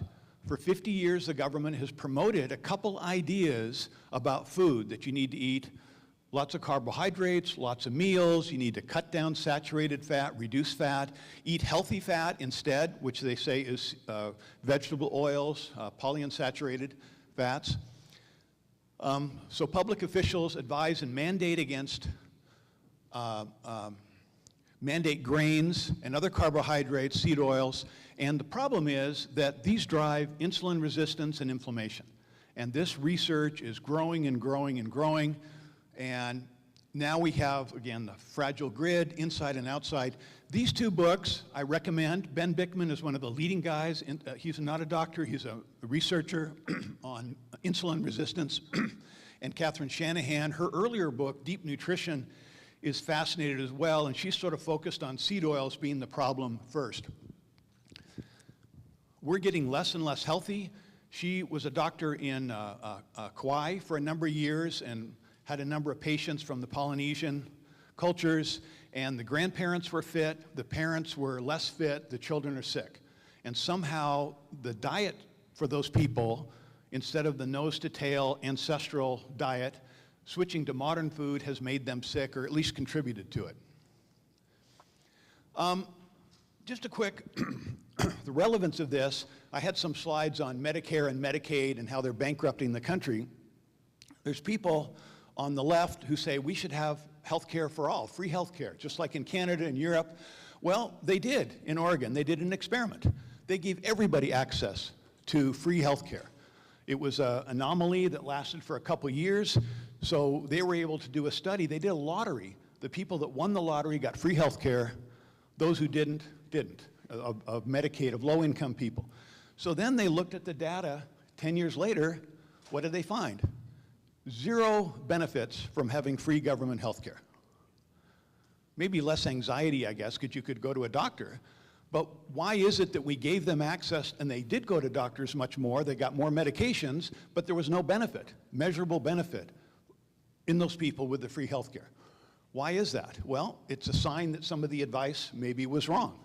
For example, people who are overweight who go to their regular doctor or a government doctor are told to eat less and exercise more. People with type 2 diabetes are medicated and eventually get insulin, but there's other ways to deal with those conditions. But this, so the type 2 diabetes is a big part of this. So I'm just briefly on the big story. I have a study with the Goodman Institute, Did the Government Make Us Fat? And sort of the core article is on obesity, that what the government thinks, what the nutrition departments think, what is taught, is that obesity is an energy balance problem. It's thermodynamics, right? If you're consuming X number of calories and you're not burning those, you're going to gain weight. And that seems really plausible, except it's mixed up in a whole lot of ways. And the alternate theory is the carbohydrate insulin resistance model, that a lot of people just can't manage to process carbohydrates effectively. And when the government with the food pyramid told us to stop eating red meat and meats, reduce fat, reduce saturated fat, and that meant more carbohydrates. So, but for people who can't manage carbohydrates, that led to weight gain. So the argument is so what you really want to do is measure people's blood glucose levels so that they can be stable with blood glucose, right? Because in both of these books I showed earlier, they're deep into nutritional biochemistry. And, you know, not everybody wants to study biochemistry. Well, if you want to live longer, I suggest you spend some time at least understanding your own internal biochemistry, because we're all different. Our bodies work different. Roger Williams at University of Texas did research on this decades ago. It's amazing. But so we're fueled by carbohydrates, protein, or fat, right? The macronutrients we eat. And you don't have to have carbohydrates. Your body needs glucose, but you can get, your body can make its own carbohydrates. But the key is how stable is your blood glucose level. And that's part of the story. So anyway, that's that. Oops. I'm stuck.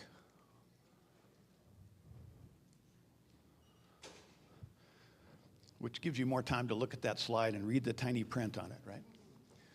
It's a fascinating story. This is a huge debate still going on about what's causing these things and how to resolve them. But now there's a whole network of doctors that are providing metabolic health coaching, and because of the lockdown, they can do it online. So a lot of these doctors are providing their services all over the country. So this at the bottom end of that flyer, this is, if you want to find information on this that I think is science-based, nutritioncoalition.us is one of the best. Unsettled Science is the Substack page of Nina Teicholz. Nina Teicholz is being considered now for the head of the Federal Dietary Guidelines Commission, the one that she's been criticizing for a decade or more. And then other people, so a lot of this is on podcasts and videos you can watch from Low Carb Down Under, Diet Doctor, Metabolic Mind. And Terence Keeley, this is one of the most compelling talks I've ever seen. This is done for CrossFit. He's a British science researcher. He was associated with the Cato Institute. He's the one who brought Nina Teicholz in to speak for them. And, you know, part of this is modeling, right? There's climate models, financial models, pandemic models, and these models were wrong in a lot of ways that had a huge impact on the misguided government policies. And so for modeling reality, you know, what reality are we looking for? And it turns out the nutrition models are actually the worst. And so there's an interesting discussion of that. There's a cool book called Escape from Model Land that's, you know, sort of gives you a sense of how these were led by models. And in economics, they keep doing models, and the models are seen as evidence, but the models are messed up in many ways. And Keeley is the author of a book called Breakfast is a Dangerous Meal. He was a healthy, fit guy, scientist, and all of a sudden he wakes up one day, his wife forced him to go to the doctor, and he had type 2 diabetes. And he said, well, how did that happen? He's not overweight, he seems fine. Well, he did some research, and he found that breakfast is the most dangerous meal. Maybe not for everybody, but for a lot of people. So Nina Teicholz talks about this pyramid of evidence, rigorous systematic reviews, randomized control trials, and down to the bottom. But the federal dietary guidelines are now based on an evidence so bad it's not even listed. It's a model. They built a model that shows that high carbs are good for you. And the model is based on faulty data, and they use that model to justify their policies. Okay, shifting gears a bit. My title was Digging It Deep and Shining a Light, sort of understanding what's inside. 2 books I recommend, Growing a Revolution and What Your Food Ate. We talk about the importance of eating nutrient-dense food, food that's good for our blood glucose. We not only need the right sort of fats for our energy, we need a whole bunch of micronutrients. And these micronutrients, magnesium, you know, calcium, other sorts of things, and those come from the food we eat. And it matters what our food ate, right? So is chicken healthy? Well, it depends what the chicken was fed. Is an egg healthy? What did the chicken eat? How much sun did it get? So you're trying to look at nutrient density, and this whole revolution in regenerative agriculture is tapping into the hidden half of nature, which is the rhizome. Like on our health, this is the microbiome. So here's the big problem. The last century, the average mineral content in calcium, magnesium, iron in cabbage, lettuce, tomatoes has gone down about 90%. So maybe eating vegetables was healthier a century ago or decades ago than it is now. What we've done is depleted the soil in various ways, and so we get a huge increase in yield, but the nutrients aren't as dense. So now we have to look at the idea of how do we get those nutrients back into the soil. And similarly around the world with low iodine, vitamin E, calcium, huge problems in the developing world through lack of adequate nutrition. And by the way, these overheads will be available on Liberty International, and I have them on my economic thinking site too. And huge data, where did this come from? Well, this study challenges and diagnose. It's hard to diagnose magnesium, so they don't diagnose it as much, but we have, 70% of people are apparently magnesium deficient. And there's 3 kinds of magnesium supplements. One is good, one is bad, one's in the middle. It's complicated. And then inadequate levels of micronutrients critical for diet around the world. This, Rhonda Patrick at UC Berkeley writes on some of these things, and she's a student of Bruce Ames. Those of you who are older may remember Bruce Ames and the Ames test. He was featured in Reason magazine. He's the one who found that all these chemicals in the environment were carcinogens, could cause cancer. And he was beloved by the environmentalists who could then sue everybody. And then he kept doing the testing and he found there were carcinogens in broccoli and cabbage and all these other things. So it turns out there's a lot of things that can be carcinogenic. The question is how does our body deal with things that are carcinogenic? You know, lots of books on food, the food industry. John Mackey, I think, is a vegetarian or vegan. But you have to be careful to get the adequate nutrients from plants because they're not as bioavailable and they've got anti-nutrients. But lots of stuff for students to research, and now these books are selling, and these people, this one, Casey Means, she and her brother are the main person that connected R.F. Kennedy Jr. to Trump. And her brother used to be with the Heritage Foundation, so they're free market people. They can come across as anti-business, but that's just, you know, it's a good thing about this, you can pick your bad guys. If you're anti-business, you can blame big food industry and the pharmaceutical industry. If you're anti-government, you can blame the government. There's enough blame for everybody. And of course, you blame yourself, but that's maybe not healthy right off the bat. So am I going to have my 5-minute card from some part of the room?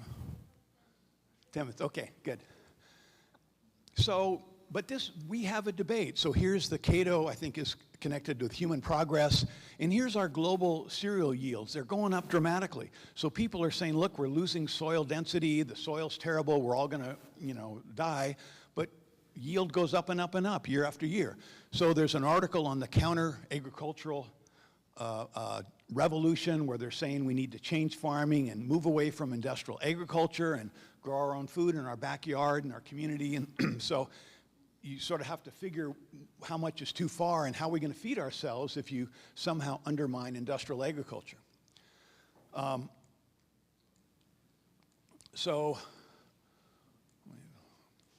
Yeah, a lot of text here, but this is from the article, and basically they cite The Guardian with this book, Regenesis, Feeding the World Without Devouring the Planet, and campaigners say we need to stop intensive farming, and his thing is say, no, it's not intensive, it's the farming itself, we need to stop farming.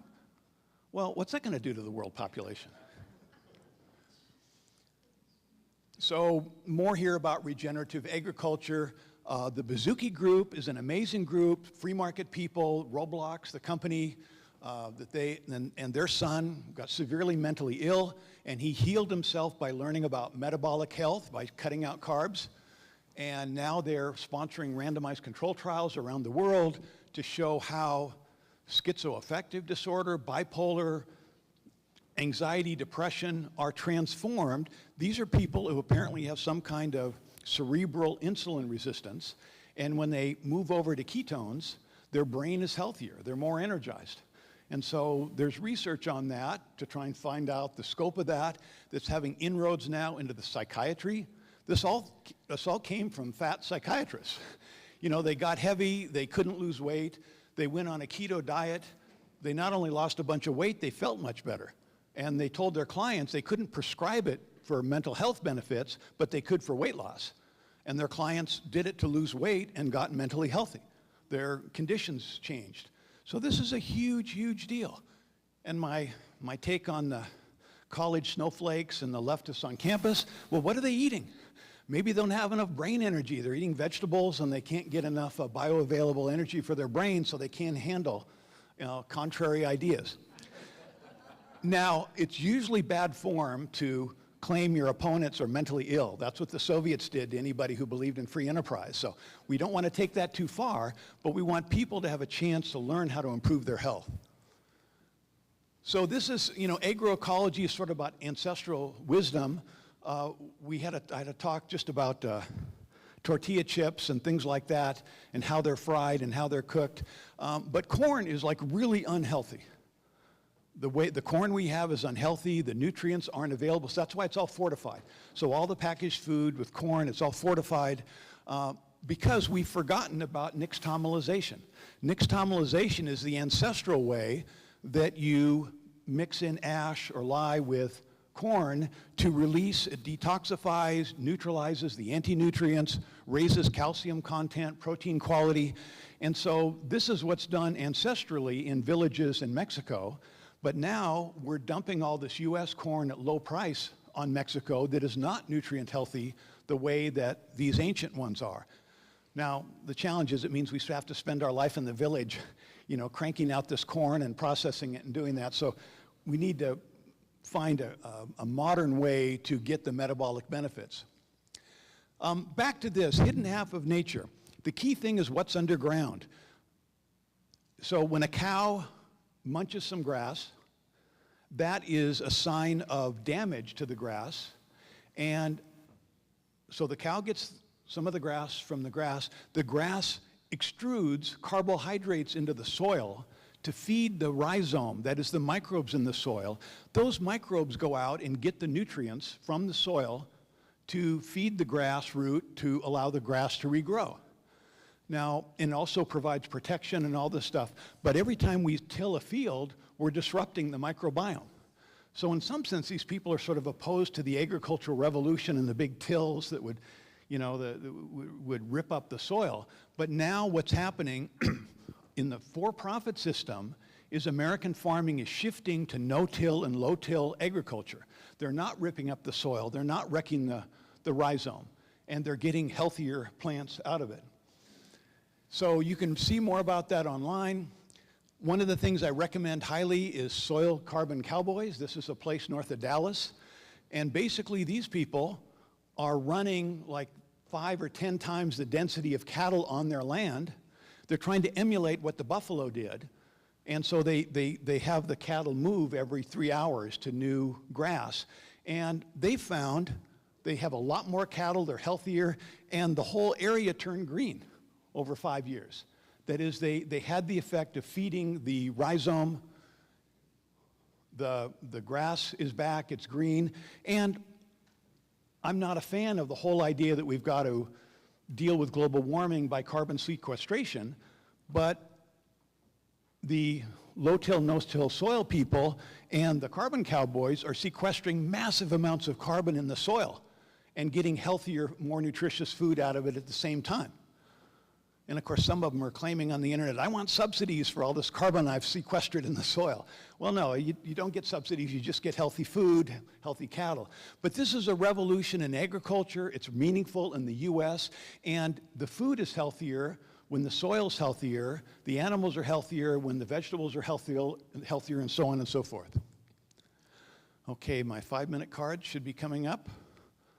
Or is it less than 5? It's 5, oh boy. And we'll have time for questions later. So there's some cool, lots of stuff online. I go to these low-carb conferences, by the way, low-carb and keto conferences. Thousands of people attend these things, and they're not fans of government. They don't know about libertarian idea. They just know that government messed things up in their field. But one of the guys I meet is Peter Ballastat, and he, there's a book called Cows Save the Planet. There's all these benefits from ruminants, from cows and others. And he talks about this, the science of it. It's amazing. He says he's part of a secret society, the Ruminati. And they meet together and talk about ruminants and how they should be brought back. But it's fun stuff. At the same time, the World Health Organization, the government's trying to stop us with cattle, stop in foreign aid, reduce cattle, tell us to eat vegetables. Anyway, so here we have the captured government organizations in UK and US. This is the lady telling diabetics that they need to eat plenty of carbohydrates, right? Well, how does that work? How do you tell someone who's getting insulin and they say, well, you go ahead and eat what you want, you just need to cover it with your insulin. Well, that turns out to be a bad idea. Early November was Obesity Week in San Antonio. You can look at the schedule, zillions of companies, multi-billion-dollar industry, prescribing bariatric surgery, insulin, other sorts of things. But just telling people to look at their blood glucose levels and cut out those things that are causing them to surge, which is usually carbohydrates or sweets, that solves the problem for a lot of people. So now you've got dozens of companies that are prescribing metabolic health, therapeutic nutritional ketosis. You change your diet, if you're pre-diabetic or diabetic, your blood glucose normalizes in a few days. Your diabetes can go into remission in a few weeks. It's harder if you've been diabetic a longer time, but most doctors have never seen diabetes go backwards. They say it's a chronic condition. If my father knew that if, he'd have to suffer and eat steak and eggs instead of oatmeal, I think he would have been up for that. I think he would have been up for that, and he would have suffered a lot less, and I wouldn't feel so guilty. Okay, thank you very much.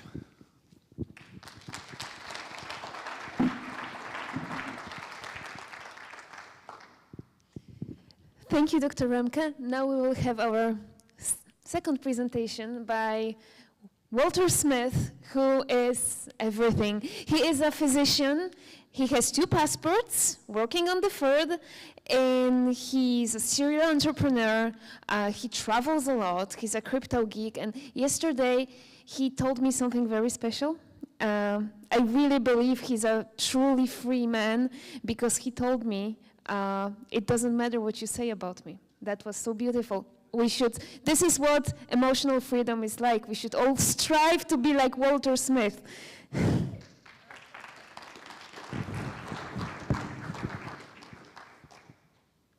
think I'm all right.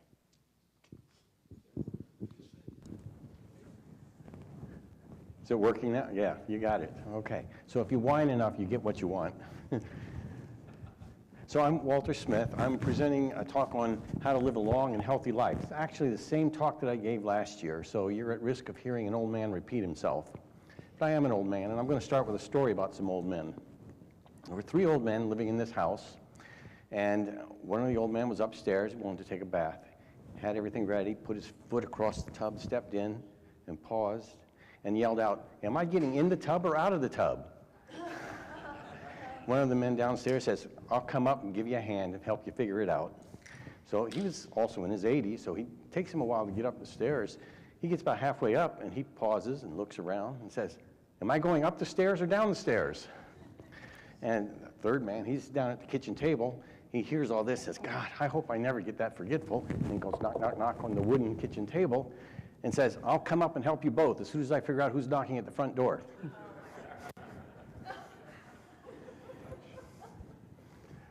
All right, so how are we going to do this? How do we ensure that we live a very long life? The answer is real simple. You just don't die. So why do people die? You all know reasons why people have died. Anybody want to throw out something?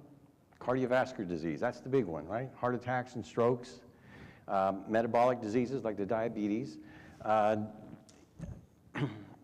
neurodegenerative diseases like Alzheimer's, Parkinson's disease. Cancer is a big killer. So what do we do about all that? Well, there's a couple of things we need to discuss before we get into more details. One is the difference between a lifespan and a health span. Lifespan is how long a person lives from the time they're born. That's what their birth certificate says to the time they die, what's on their death certificate. Health span, on the other hand, is how long you're functioning in life, doing things that matter to you, what's valuable and meaningful in your life. As long as you're doing that, you have health. And you want to expand your health span, not necessarily just your lifespan. You don't want to spend the last 10 years of your life sitting in a wheelchair, drooling on yourself and not knowing where you are. Oops, okay. The other concept we need to keep in mind is the difference between a chronological age versus a biological age. Chronological age is just how old you are. You all know how old you are to the year and the month. Biological age is a little more nuanced. This is a determination of how well your organs are functioning and in relation to your chronological age. Some people in their 40s and 50s still look like they're 70. They've just had a hard life. They didn't take care of themselves. They've aged terribly. And there are some people who in their 70s look like they're still in their 50s. And they've aged gracefully and well. This is just a graph showing how that would show up. If you're an accelerated ager, that means you're aging too fast. The majority of the population are just going to be normal agers. Their chronological age and their biological age will be about the same. And then there's the super agers that really don't age very much. But how do you know what your biological age is? There's 3 basic methods to determine your biological age. One is physiologic testing, the next is biochemical testing and genetic testing. Physiologic testing involves doing things like stress tests, lung function tests, the spirometries, muscle testing, your grip strength, cognitive tests. There's a whole series of these that can be done. Biochemical testing means they're drawing blood from your body and measuring for different proteins and other markers of aging. There's characteristic changes that happen over time, and those can be measured. And then genetic testing is where they look at the genome and look at different markers on the genome to see what's happened over time. There's certain genes that need to be shut down. That happens through methylation of the genome, and by determining how many spots on your genome have been methylated, they can determine your age. This is a protocol done by a longevity unit up at some university in Minnesota, I believe. You can see all the things that they do structural and functional assessments, the molecular assessments, and then they come up and they're able to plot you on that graph that I showed previously. It's a very intensive program, and it takes a while to get through that. Some of these things up here involve artificial intelligence. Now, some people think artificial intelligence is a threat to humanity. I've encountered it in my life several times, and it's always been beneficial. I have not seen the downside of it yet. So those people who are working in the computer field, if you can convince me that there's a downside to this, let me know. Up here in this corner, you see a cardiogram, electrocardiogram. That's what they get when they measure your heart. AI has been trained to look at one of those and be able to determine your age just from the electrocardiogram within 7 years, assuming that you're a healthy person to start with. I don't even know a cardiologist can do that. I can't do it. Underneath that is an echocardiogram that they've trained to read. This picture up here is a picture of the back of the eye, the retina. And the AI can read that and determine exactly how old you are based on changes they see in the retina.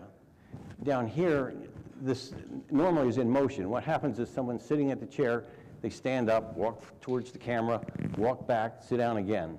And AI sort of abstracts all that information and makes a determination of how old they are based on how well they're moving. You know, how well they can sit, what's their balance like, what is their structure. Everyone knows that a 10-year-old doesn't walk the same way as a 60-year-old. They have characteristic ways of walking that change.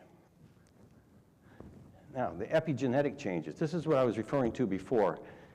If you remember from high school, we all have DNA in our bodies. It's made up of this double-stranded helix, and that is made up of nucleotides that go in a certain sequence up and down the chain. What happens over here is when a gene is expressed, there's a promoter region that says go ahead and express that. Over here, there's some methylation that says these genes are not going to be expressed. Some of these are supposed to happen. You don't want, as an adult, to have your toes making heart muscle or lung muscle. Some things have to be turned on and turned off. Unfortunately, over time, some things get turned off that we wish would still stay on. Using the methylation pattern that they see on the genome, they can come up with different clocks that give you a biological age based on your genome. Horvath's clock here is the most common one used, but there are others. There's even one called Grim Age. Grim Age is supposed to be able to predict when you're going to die by the year and month. It's not a popular one. So what are we going to do about these causes of death and aging in general? Okay, so if you want to avoid premature death, you need to have aggressive screening and prevention measures. You want to make sure you're not developing heart disease before you actually have the heart attack. First sign of heart disease in most people is a sudden heart attack and death. You want to know about it ahead of time. You want to know what your cholesterol level is. You want to know what your cardiac output is. You want to be screened for cancer. We have much better screening tests than we used to have. We can now look for DNA markers and other protein markers of cancer in a blood test. Lifestyle changes are actually the ones that's going to have the biggest impact. if you know that you're going to be subject to one of these earlier diseases, you can take steps to try and prevent it. But in the meantime, you should be involved in lifestyle changes, because that will give you about 75% of the improvement that you'll get in your health span and lifespan. The other concept that I want you to know about is a longevity escape velocity. I don't know if it was Ray Kurzweil or Aubrey de Grey that came up with that concept, but the idea is to live long enough to take advantage of new life extension technology.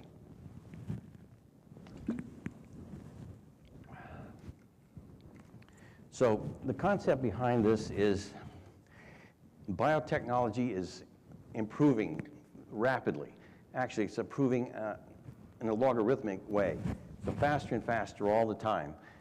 The idea is that they'll come up with an intervention that will increase your lifespan by a year.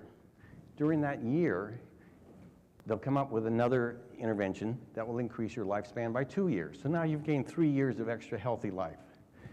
During that 3 years, they come up with another intervention that will improve your health span by 5 years. Now you've got 8 years. So you can see where I'm going with this. Ray Kurzweil, who is a futurist and predicts all these things, thinks that by the 2030s, we will have enough interventions that have been proven to work that we'll stop aging. And we'll be able to maybe even reverse some of the signs of it. Whether that'll happen or not, I don't know. But it's something to look forward to. All right, so 2 basic approaches to tackle the aging problem.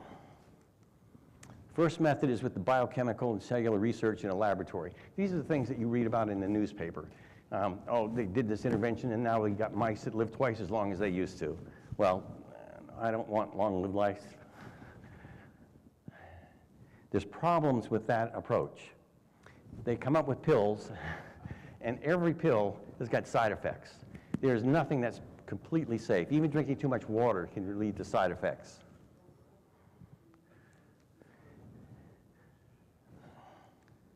The second approach is looking at population studies where they survey all the people who have already lived a long time and see if they have any traits in common that maybe we can emulate.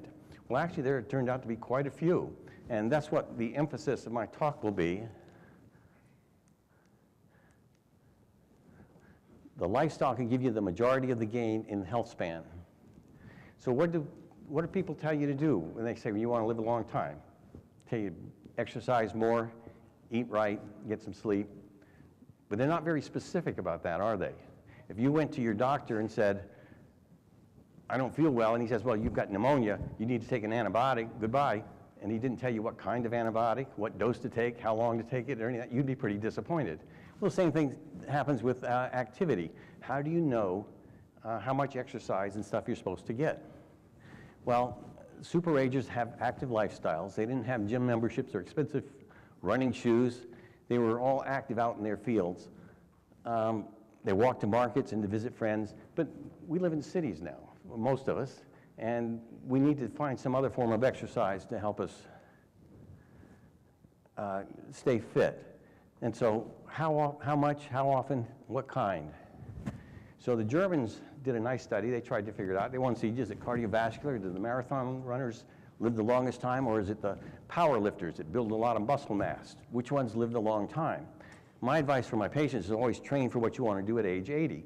Just imagine yourself at that age and make sure that you're able to do that. You have to surpass those levels when you're younger so that you can retain them when you're 80.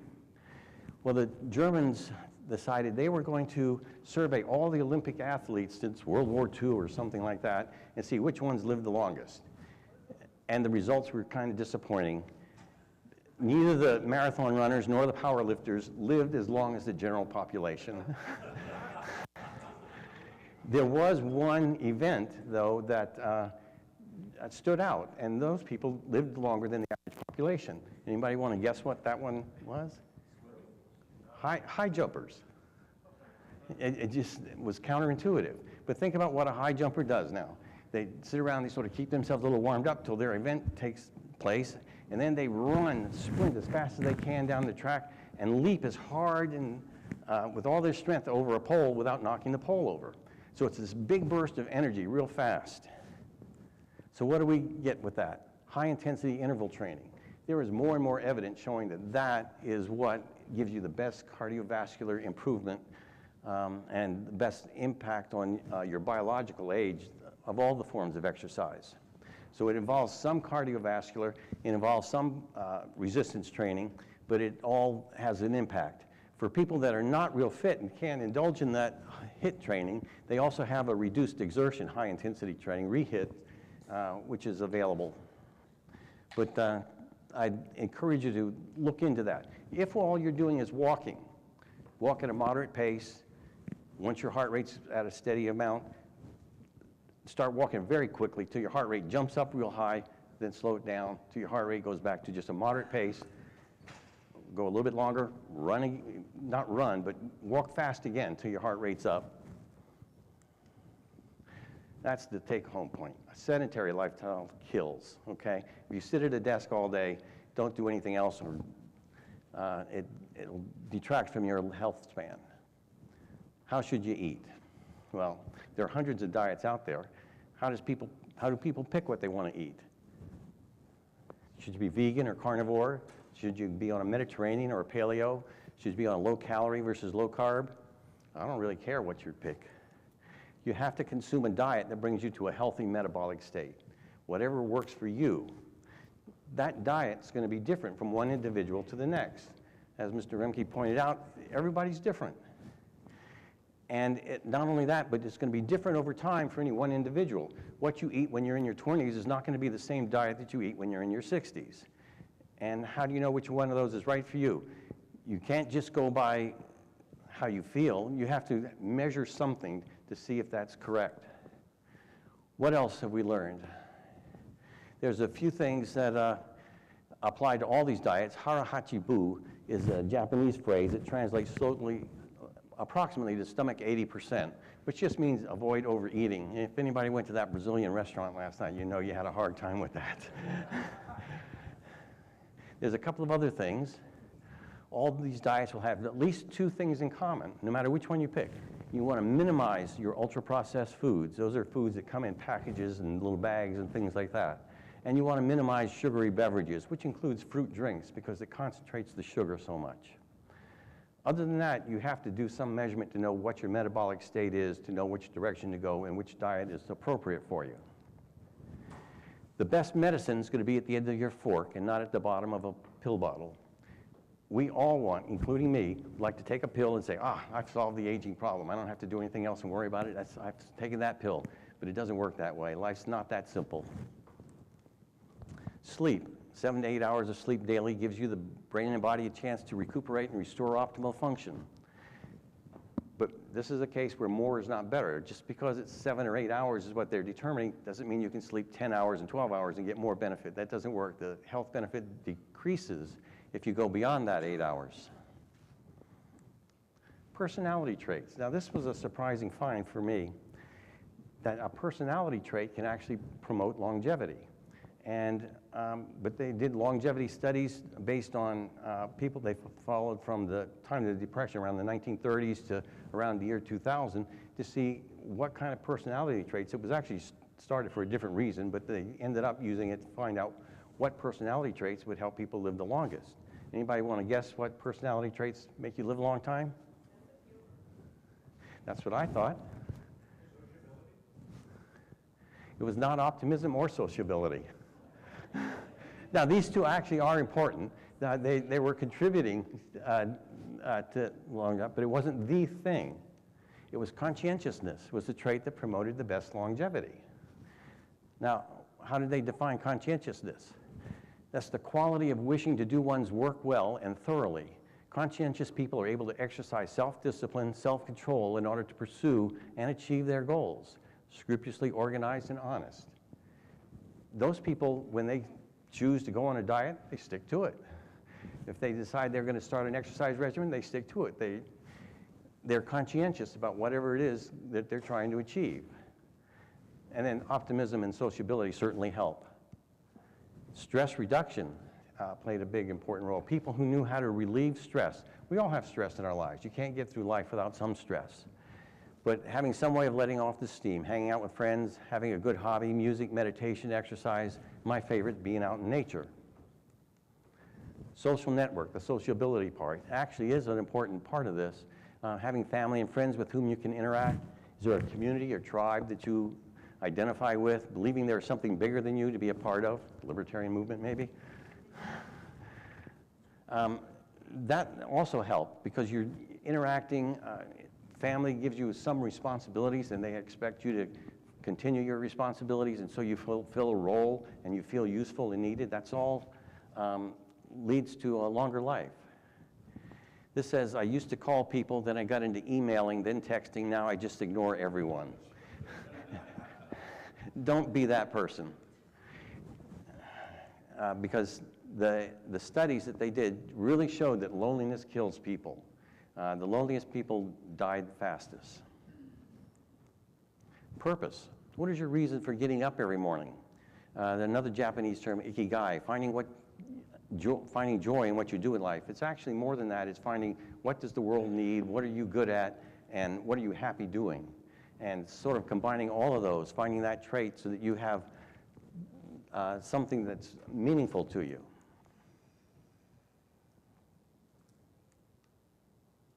So finding your mission and purpose in life and goal setting. I believe everyone should have their own personal mission statement. Everyone knows that big companies have their mission statements, what they're doing. But you need to have a personal mission statement. What is your life about? What is the meaning of your life? What impact are you going to have on the world? Are you going to go into your time, go into the death, that darkness quietly without any objection? No, make a splash in the world. Do something. Goal setting. As long as you have something to look forward to, something you're trying to achieve, you will keep yourself going. The mind is a powerful thing. I've had patients that had terminal illnesses. We thought maybe they'd live 2-3 months. You can't guess exactly. But they wanted to stay alive because somebody was getting married. Their granddaughter was getting married, or another grandchild was being born, or something like that. They would stay alive until that event would occur and then pass away shortly after that. They really have that kind of an impact on their health just by their mental attitude. So keeping goals in mind, knowing what your purpose and mission is.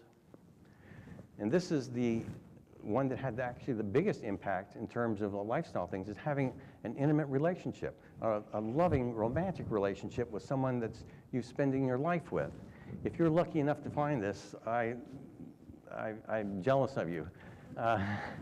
Having a relationship with someone who accepts you for exactly who you are, someone who loves you in spite of who you are, someone with whom you can be totally honest, and losing that someone is your biggest fear in life. If you can find that person, that's great. Now, I'm not talking about the kind of love that when you first meet someone and you fall in love, when you got that oxytocin and dopamine flowing in your brain and you're walking around on cloud 9, that's a form of temporary insanity, and it wears off. It does wear off. After so many months or a couple of years, that feeling wears off. And then suddenly you wake up one day and you look and say, why am I with this person? And that's why a lot of people get divorced, because they wanted that feeling back again. But that feeling needs to be replaced by a different kind of love. And so hopefully you fell in love with somebody who shares your values, that is going to follow your trajectory in life, and the two of you can share everything together. That kind of love is also oxytocin-based. You can measure these things in the brain, by the way. And it will grow with time.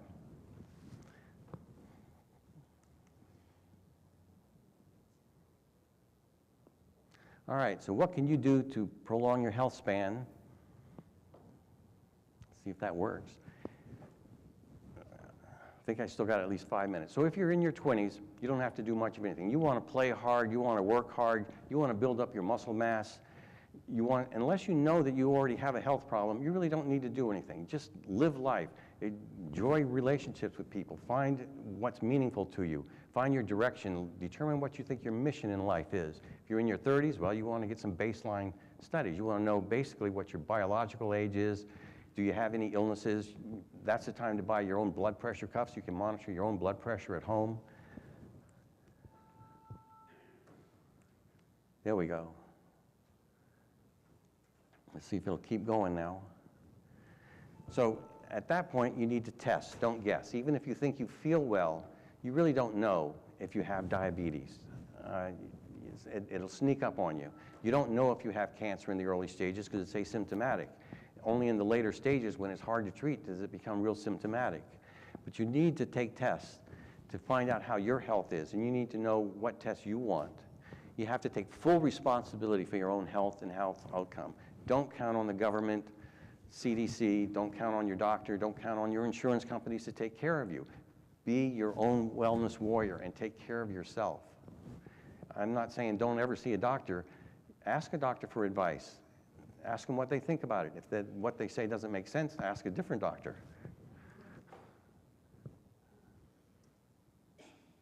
Am I out of time? All right. So I don't want to leave anything on a pessimistic note. I do think that the biohacking that's going to occur in the future will be tremendous. And I think the first person who lived to 150 is already alive today. I hope that person's in this room. I'd like to see that myself. So today is the first day of a very long life for all of you. Live long and prosper. And I'm done.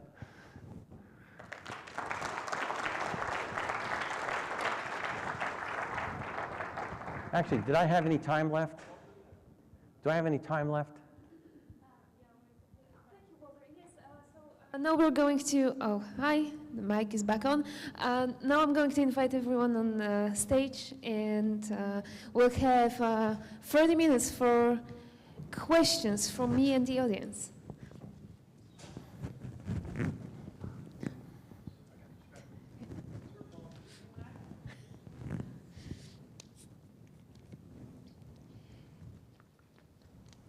So now one thing, I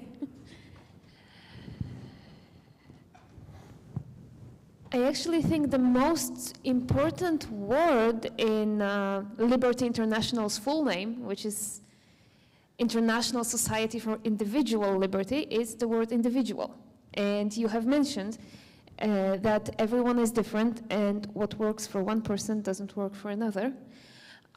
We may need different diets, and the problem was also this very generalized set of rules that we had through some public advice about what to eat and what not to eat. So how do we individualize this? How do we reach more people saying that, well, you're all different. Maybe you, one test says, the different tests may say different things. It's different for other people. How do we spread this message? And how do we also test ourselves to know? Okay, I think I'm still on. So I believe in testing, a lot of biochemical testing to know how you are. How do we spread that message to other people? Now that's tough. I went into the field of medicine, so I see people, well, I used to see people every day, and I would tell them what they needed to do, what I thought was the best for them. I would also tell them where doctors gave bad advice, like going on those low-fat diets. That's how I spread the word. But it was a one-to-one, which is why I'm glad now I've had the opportunity to speak at these LI conferences and at least say something to a wider group at once. And I would say, too, that the technology side of it, if it matters, measure it. So getting the blood tests, and, I wear a Pixel watch that gives me information on how I slept and how long I slept. And I went to a sleep doctor complaining about problems, and she says, well, maybe take off the watch. so you don't want to be too wound up trying to measure everything that gets you anxious. But I was going to ask you about the biological age. I have one of those smart scales that, shoots a little bit of electricity through me, and it gives me all this information about visceral health and other stuff, and it gives me a biological age. Well, it cost me $35 from Amazon. How accurate are scales in giving those measures that you mentioned with all the testing? Well, I can tell you that there's probably at least a dozen or more companies that'll do a biological age assessment for you, and the cost will range several $100s usually. And I've used like 3 or 4 of them, and the answers that they give you are scattered. So the science is not very specific yet. I think a $35 scale will give you a $35 answer. I think it's better at giving you your percent of body fat, which would tell you a little bit about your visceral health. But I think that's a good thing to monitor on a daily basis, how things are. But I do think that you'll need some blood tests to determine your biological age, especially the genomic age. And I also remember, I think, well, I don't remember that, but I've seen some ads from like 1950s Poland. Mother, give your child sugar. Sugar is good for you. So, and then the government once says vegetable oil is good, you should substitute butter. Then they say the opposite. There are so many cases in which one decade they say A, another decade they said not A. Do you think the public like catches on to this? Do you think people are getting more conscious that maybe they are not given good advice, or is it still a problem? It's a problem because they were given bad advice. I mean, when I started in medicine back in the 80s, I was told, well, you don't eat eggs, you don't drink coffee, and don't eat any bacon for breakfast in the morning. And those are all the wrong things. Those are the things that you should be eating. So people have become skeptical. What advice is being given? Well, how do I know it's going to be okay this time? Should I, next week this will be something else? You know, we were told drink red wine because it's got resveratrol in it. Well, resveratrol has not panned out at all. Take more antioxidants. Well, that hasn't panned out either. That hasn't extended anybody's lifespan. So I think people, if they haven't developed a lot of skepticism, should have a lot. There are ways to measure your omega-3 levels, all of the parameters that you need to know to keep a healthy life, and you have to find it out for yourself. Just ask for advice. I would say it's a research project, and you know, people have to find out what works for them. We don't have a Apple or other watch that'll measure our blood glucose level like a continuous glucose monitor, but just this July, I think, they made those over the counter. So you can get a CGM, and then you can look at your phone and you can see your blood glucose levels through the day. And the story is, you know, one person has blueberries and their blood glucose surges, but not with blackberries. So everyone's different, and of course the amount matters. So, and your blood glucose naturally goes up when you're exercising or stressed or so forth. Talked about stress as one of the main things. I'm a real low stress guy, which is good, except I don't get anything done. So I mean, it's not ideal, I guess.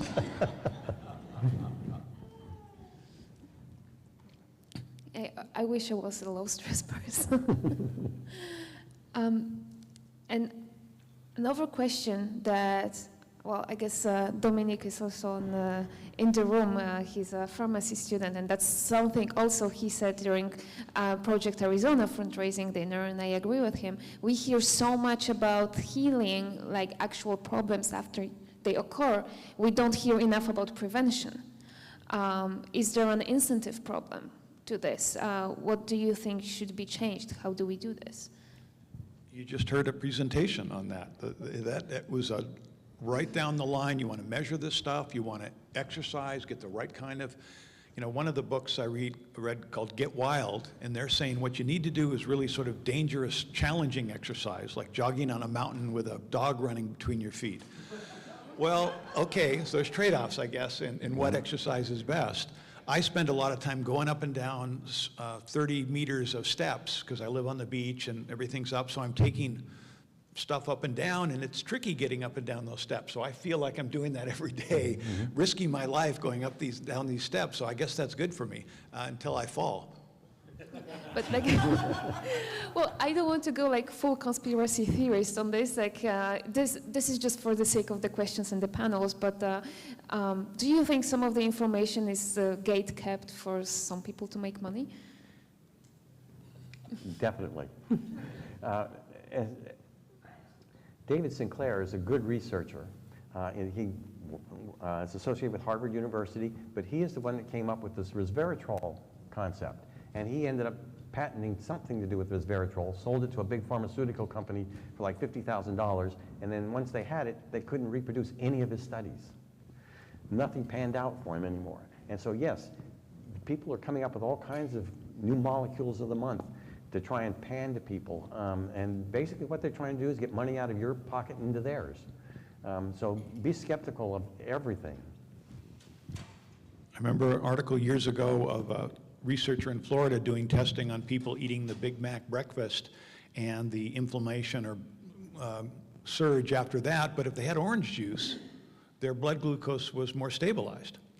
Well, the next day, the orange juice industry noticed that study and supplied him with all the orange juice he could ever need.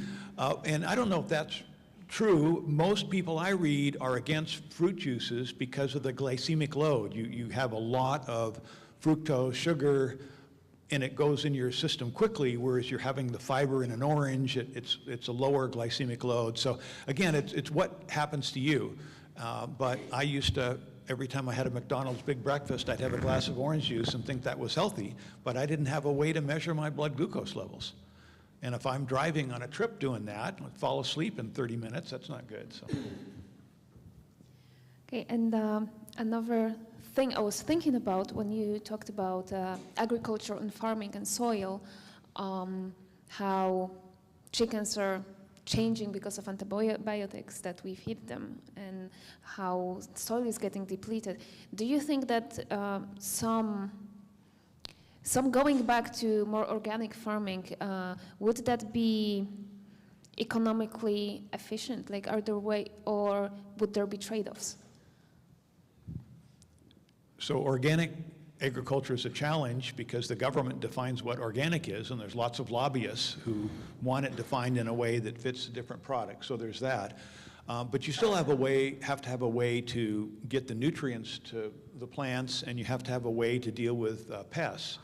And so, you know, the research by the people who do the lab testing for foods is often that organic food has more difficulty with residues and so forth. So you measure it. You try and figure out who's got the most nutrient-dense food. I have a friend who's involved in the federal level trying to block the takeover of organic defining, but he raises blueberries.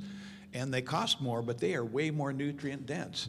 He raised chickens, and there were restaurants in Seattle that would only use eggs from his chickens because they couldn't make the European recipes with regular American eggs. So there's, you know, and eggs are more nutrient dense if the chicken is out in the sun. So how does that work? Well, there's lots of things like that that we want to do the research to find out who's got the nutrient density, are people getting the adequate nutrients they need, and are their, again, their blood glucose and inflammation levels, inflammation low and blood glucose stable.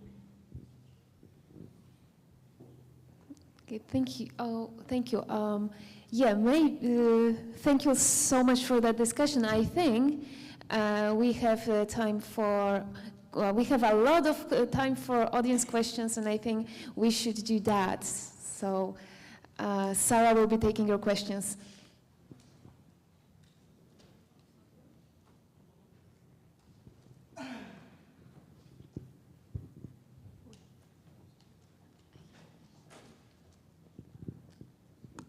Thank you. That's Daniel. So I would like to invite you to just speculate on theories of aging, right? So, and I know in asking that there are many competing theories of aging. You know, there's wear and tear.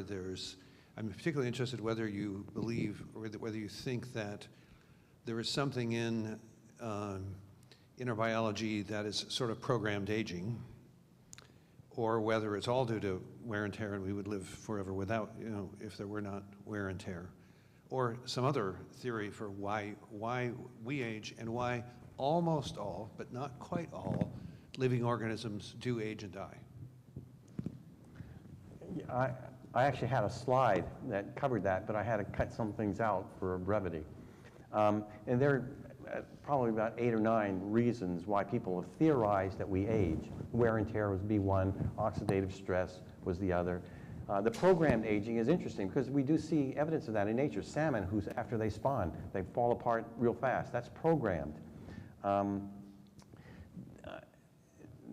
My favorite theory, no one knows the answers, okay? So, but I'll tell you what my favorite theory is that nature doesn't care. Nature produces us for reproductive health. Once we've passed that reproductive health stage and raised their kids, nature doesn't care what happens to us. So there's no inborn repair mechanism to keep us going after we fulfilled the role that nature has assigned us. My one thought is without aging, Franklin Roosevelt would still be president. So the argument there is that societies with people that live too long lacked flexibility. People that are older tend to be less flexible, and so the tribe can't adapt to problems. So maybe there were tribes where people lived super long time, that weren't able to adjust to changing climate or circumstances. So that would be my sort of guess at that. My goal is to only get the diseases that billionaires get before me so that they can fund the research. And of course, they're putting a lot of money into life extension because they don't want to die. And so it's interesting to see what's going to happen with these huge amounts of money flow into various companies that are trying to track down these aging markers. So.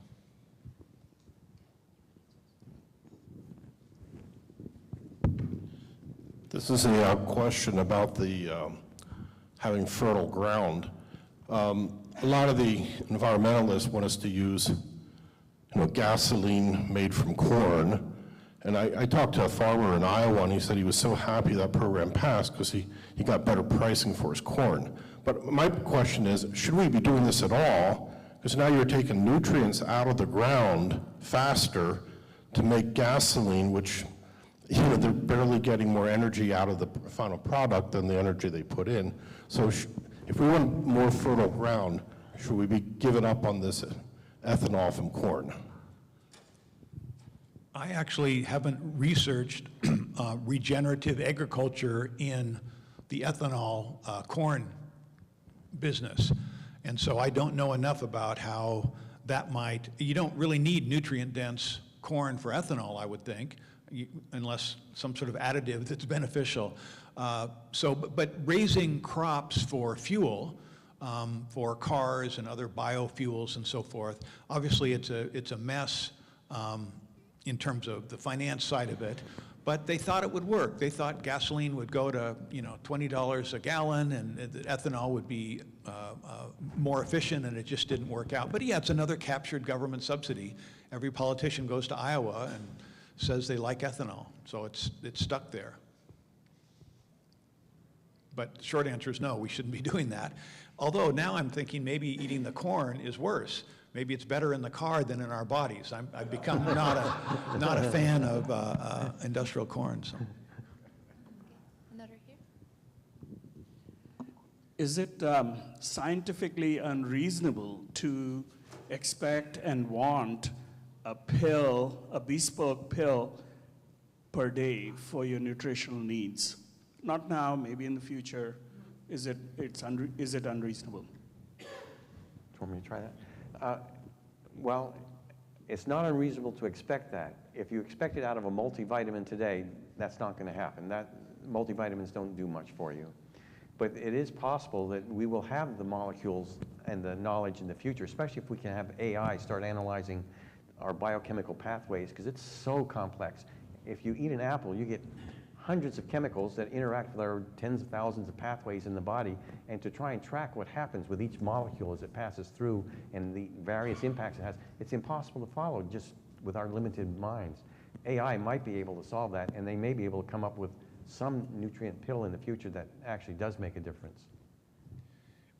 I think that overhead that shows the declining nutrient density and particular nutrients needed, micronutrients in soil and food is important, because that suggests we don't have enough magnesium and other things. One pill story was a study in a prison in England where they did a randomized control trial. They gave 100 of the prisoners a pill with essential fatty acids, supplements, and the other 100 not, a placebo. And they found a significant decrease in violence among the prisoners who took the nutrient supplement, with the suggestion that violence and impulse may be related to not having the nutrients you need to manage your body. Sort of a crazy question, but what do you think that if we could, as individuals, control the day we die and know when it's going to happen and set it and so on voluntarily? Obviously, accidents happen and so on, but say I decided I want to live 5 more years and no more. How do you think that would pan out in terms of people living healthier lives and perhaps more productive lives? It reminds me of the Monty Python sketch where the person had signed up to be an organ donor, and they came prematurely to get the organs. The challenge is you sign an agreement or you make that decision, but when you get there, you say, wait a minute, I don't want to die now, I need another year. So the challenge is how do you, many, many challenges. I'm using a Monty Python skit to analyze it, which isn't ideal, but. From my experience, I've had patients with cancer who had a terminal diagnosis, and they say, well, I don't want any life-preserving steps taken. I just want to take its course. Got within months of them dying, and they changed their minds. Please save me. So I wouldn't be too quick to commit to a certain death date, but I do think it's your choice. You can choose it when you want, but don't necessarily make it a commitment on your part, because you might change your mind. Are there any specific tools or apps that you might recommend to record all this, or specific tests and things to monitor? Just something more comprehensive we could look to about what we should be keeping track of and what's the best way to keep track of that? I think that's for me. It depends on your age and your specific health status. If you know that you already have some disease that you need to monitor, you're going to be focusing on that. If there's a family history of early heart disease or strokes or something like that, or different kinds of cancers, you need to be focusing on that. If you're just generally healthy, around age 30, you want to get your basic metabolic profile, you want to get your lipid profile, you want to be measuring your own blood pressure. You want to do as Mr. Remke does and have a scale at home that's giving you some feedback on your percent body fat, your biological age for whatever that scale has given you. So those are the things that you do when you're 30. At 40, you get much more aggressive about it. You want to spend the money to get that blood cancer screening, get tests for like 20 different cancers using about 150 different markers. It's well worth the investment because you can discover things far earlier that way than waiting till it appears otherwise. In your 50s and 60s, you continue that. You want to start getting your biological age measured every 6 months or so to see what interventions you're using that are making a difference and which ones are not. So I've been using a Fitbit for years and years, and now it's on the Pixel Watch, and it keeps getting upgraded. So there's new measures of your cardio load, so it's looking at my last couple months of cardio load and then saying, look, you're not quite at your level, or, so I'm getting feedback of whether I've got enough exercise, or, it's tracking my heart, and if my heart isn't doing enough work, then it suggests I do a little more. And so the government could help us with this. You have mandatory watch that you can't take off, and instead of just a little vibration reminder, it gives you a little electric shock if you don't do what you're supposed to do. And then it can just ramp up the electricity until you move the way you need to. So anyway, I don't know how I got off into that. But by the way, on what counts, everything I read says visceral fat counts the most. So there's just 75 different kinds of scale on Amazon, and there's all these different and one is really cheap. I look at it, it's just a regular scale with a tape measure on it. So you measure your waist, and the ratio of your waist to your height, they say you don't want to have visceral fat, it's metabolically active, and does all these different things for the COVID pandemic. People with excess weight, obesity, visceral fat, did far worse than everyone else. And I'm not a doctor. You are. Wait a minute. You know about this stuff. But visceral fat seems to be a very important thing. Yeah, fat is not an inactive bag of something in your body. It is very metabolically active. It releases inflammatory signals to the rest of the body. So you want to really keep the body fat down if you want to keep your inflammation in your body down. With things like GMO seeds, landing on non-GMO farms and, things like you've talked about the soil, have we reached a point of no return with all this? I mean, how do we get back to eating? Can we ever get back to, say, the way we ate food in the 1900s? I mean, or are we completely screwed right now, at least in America? So one thing I'd say is a whole bunch of people died in the early 1900s from the food they ate because it'd gone bad. They didn't have, we have huge benefits in safer foods, and refrigeration and things like that. So it wasn't an idyllic, perfect time in the past. People got poisoned. There's all sorts of what do they say, the rice, you're not supposed to leave rice out even overnight because there's some sort of a toxin that's on the rice. So I mean, there's all sorts of things that are dangerous, but back to your question of GMOs, genetically modified organisms, that's what plant breeding is, right? So the question is, can you change the genome in a way that's safe, that mimics plant breeding, and is safe? And those, you know, I don't know the ins and outs of that, but people being afraid of frankenfoods, that anything has changed is going to be super dangerous. I'm more at looking at the nutrient density of foods and the micronutrients and what the impact of the food on you, on your particular body, because that's the key thing. And whether it's an ancient food or a modern food, you can buy foods from the 1900s, you know, raised. Amish must be raising foods in their own way. You can find raw milk from here to there. So there's lots of ways to try and emulate safer food, but again, I'm not sure the best pathway on that. Hi, Dominic. I'm the pharmacist Agnieszka mentioned about, and yeah, I wanted to go back to this prevention thing since we have taxes, and there's this idea of lowering taxes for the people that take some tests. Actually, what do you think about this idea? And my second question is, wait, I forgot. So maybe this one, and after you answer, I'm going to ask the second one. Yeah, he wanted to know about, if I understood you, you want to know what our opinion is about lowering taxes on people who will undergo preventive testing. Yes.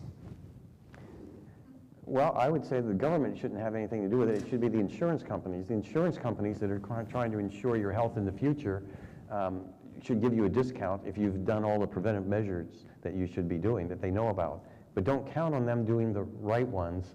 Make sure you're taking charge of it yourself.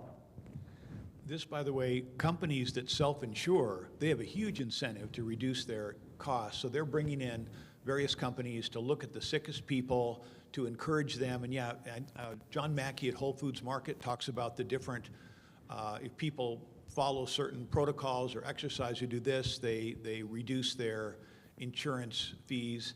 I talked to somebody whose husband worked for a company that he got a discount if he did a certain number of steps each day. So he came home and put his Fitbit on his dog and it ran around the backyard. So that's a challenge.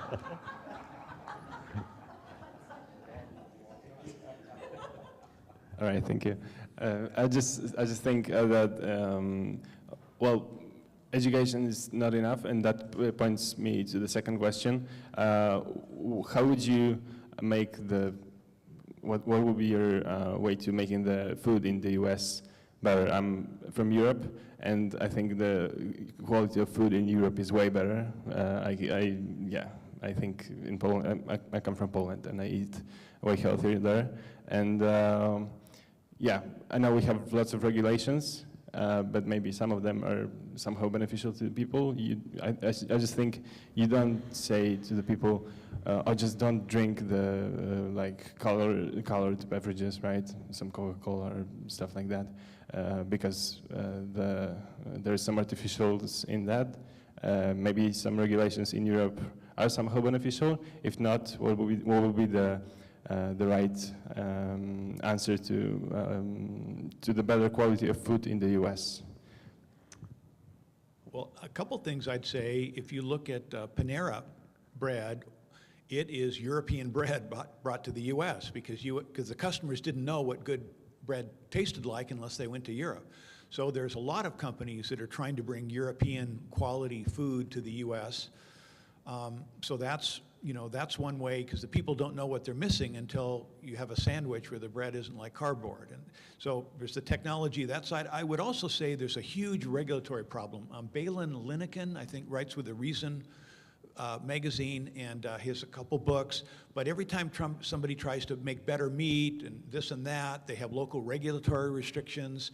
There's all these barriers to people doing food. The European cheese is illegal because it isn't pasteurized, and so there's this underground market of people trading European foods. But I would look at the regulatory barriers, part of it, and part of it is a huge entrepreneurial deal. What if better tasting food It's a little more expensive, but it tastes better, you feel better, you live longer. That's a huge market opportunity. Chipotle now has choices. They've got the carnivore version, they've got the paleo version, they've got the vegan version.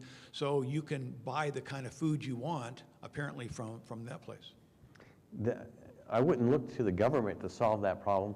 I think as consumers, if we buy those healthier foods, that's what will make a big difference. Okay, I think it will be time for lunch now, right? Are we scared for lunch? Are there going to be carbs? No. Thank you so much, gentlemen. Walter Smith and Gregory.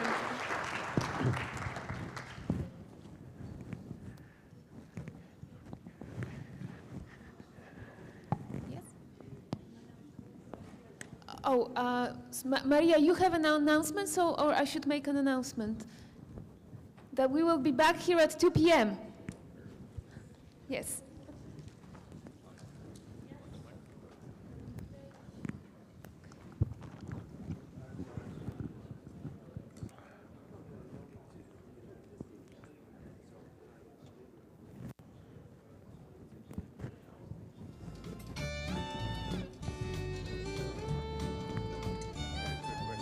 Sure. Surgical visceral fat removal or laser visceral fat removal are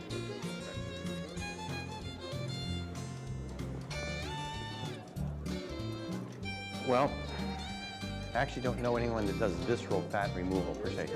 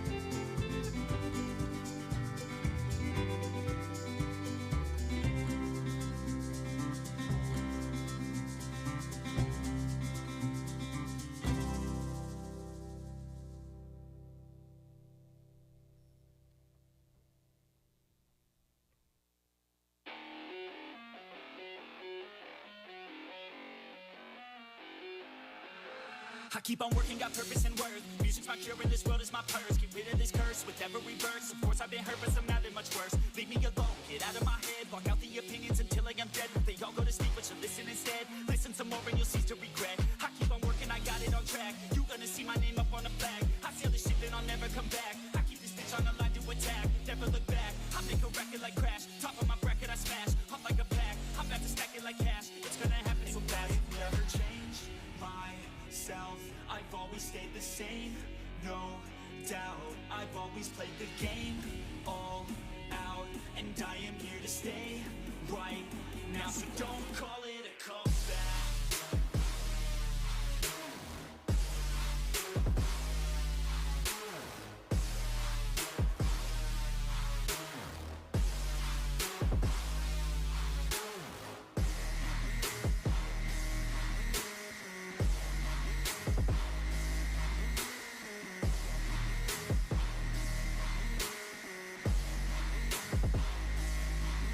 I ain't running here to stay, steady gunning, do my thing. I don't look the other way, I stare that motherfucker straight. Don't care what they say, nah, everyone's the same. Don't get caught up in their games, just pick a lane and do your thing. I don't just wanna be great, I'll be the best. Make everybody forget all the rest. Man, I feel blessed, bulletproof vest. Open my chest for that haters' request. I'll be okay, I pick my lane. I'ma stick to it like horse of the fame. This is the game that we all play, and I'm gonna win it the fuck out my way. Never change myself, I've always stayed the same. No doubt, I've always played the game all out, and I am here to stay right now. So don't call it a comeback.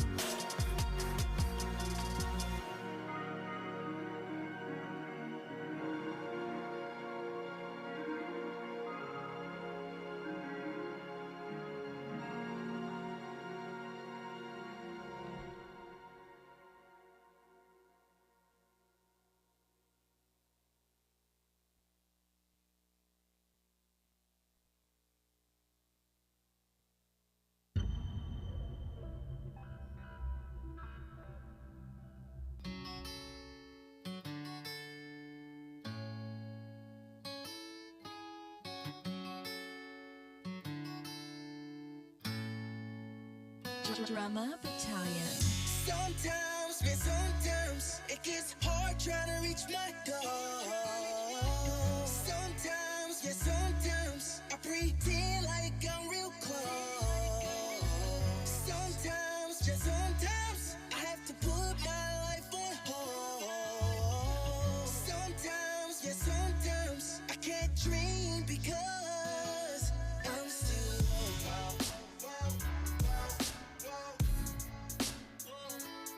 I'm still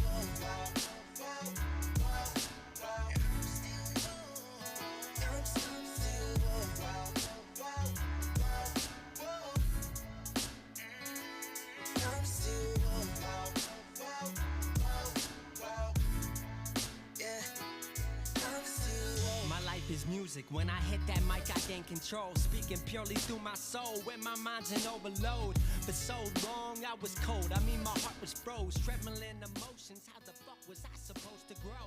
But how the fuck were they supposed to know that my ambitions had me dissing? Those creating distance from me and my goals. I was so bitter, feeling like I was the run of the litter. But now I deliver like Domino's dinner. Go call me whatever, but can't call me quitter. I'm stuck in my work. They don't wanna be eating, but then they desert. Wasn't here in the kitchen, I ain't in the dishes. Why they here for dessert? They tryna wipe the game, but all they ever do is flirt. I give my heart, I give my soul, I swear I really put in work. Now they look up to me, we see from the same height, on the same earth. Walk the same ground, through the same dirt. Live the same love and the same hurt, cause I'm still woke. But my dreams keep teasing me. They ask when I'm gon' blow up, but that ain't up to me. Sometimes, man, sometimes it gets hard trying to reach my goal. Sometimes, yeah, sometimes I pretend like I'm real close. Sometimes, yeah, sometimes I have to put my life on hold. Sometimes, yeah, sometimes I can't dream because I'm still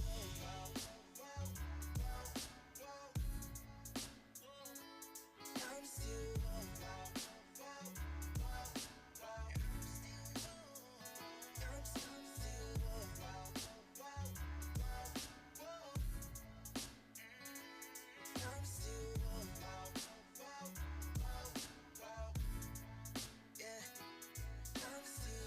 Still woke, screaming what the hell I gotta do, where the hell I gotta take it, just to get it through to you. Switching states, constant moves, I even been switching crews. That's the way it happened, but it's not what I wanted to do.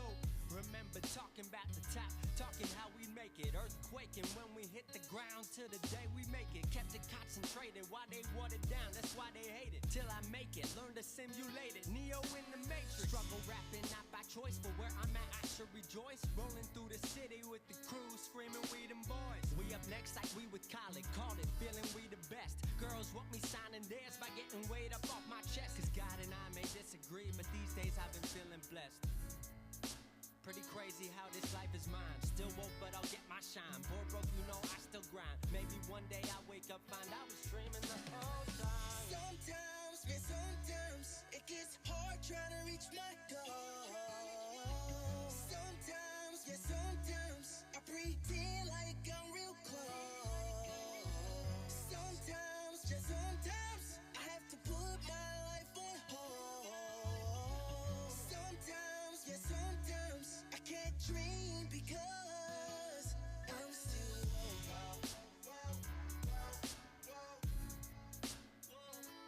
I'm still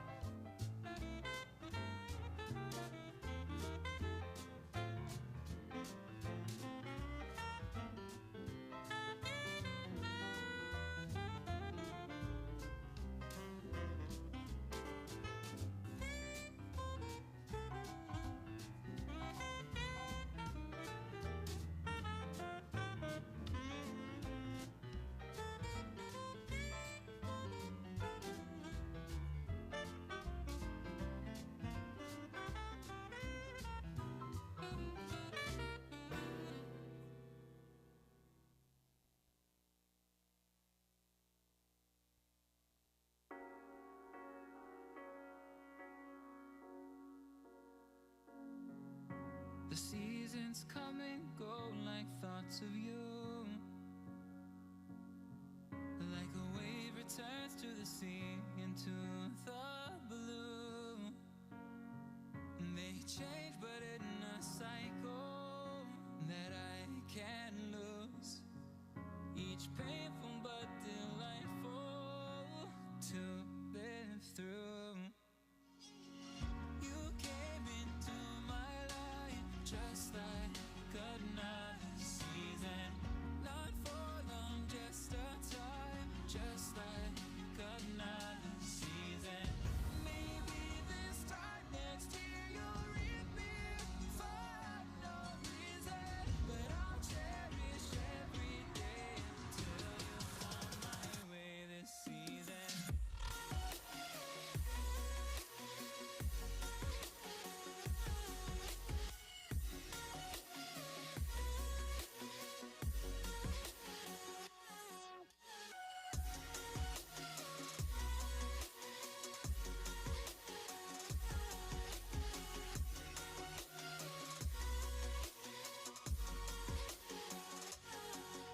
The seasons turn and change just like your mind. Like the sun gives into the moon, into the night.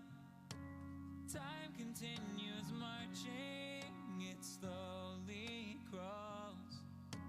With each new one starting, I recall. You came into my life just like another season.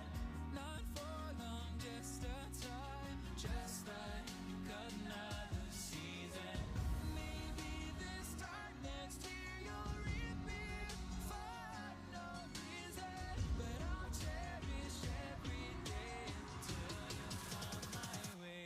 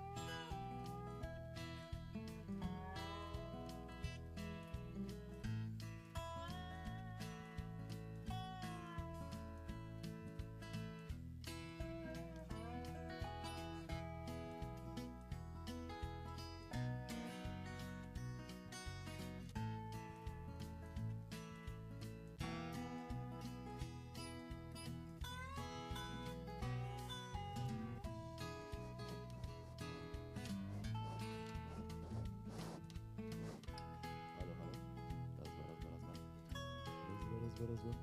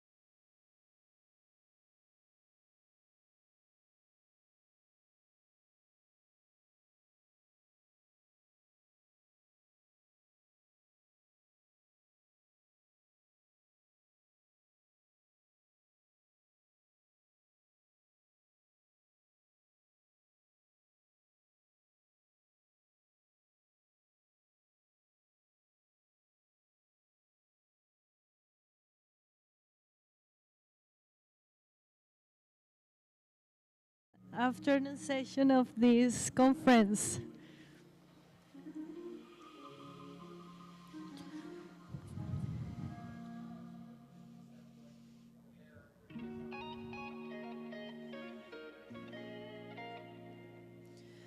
I'm interested here in the room for whom this was their first conference.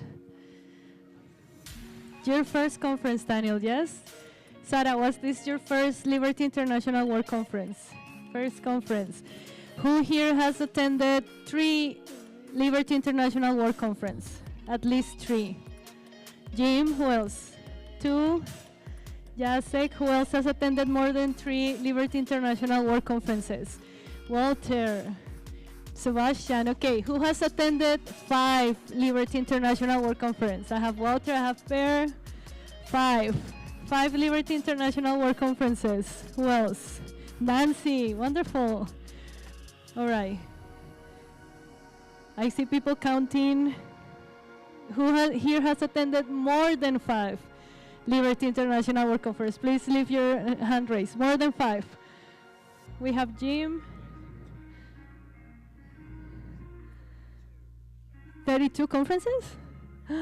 Well, Jim, would you mind sharing a small story of one of those conferences, maybe from the first ones, that you can share with us? Maybe your favorite one.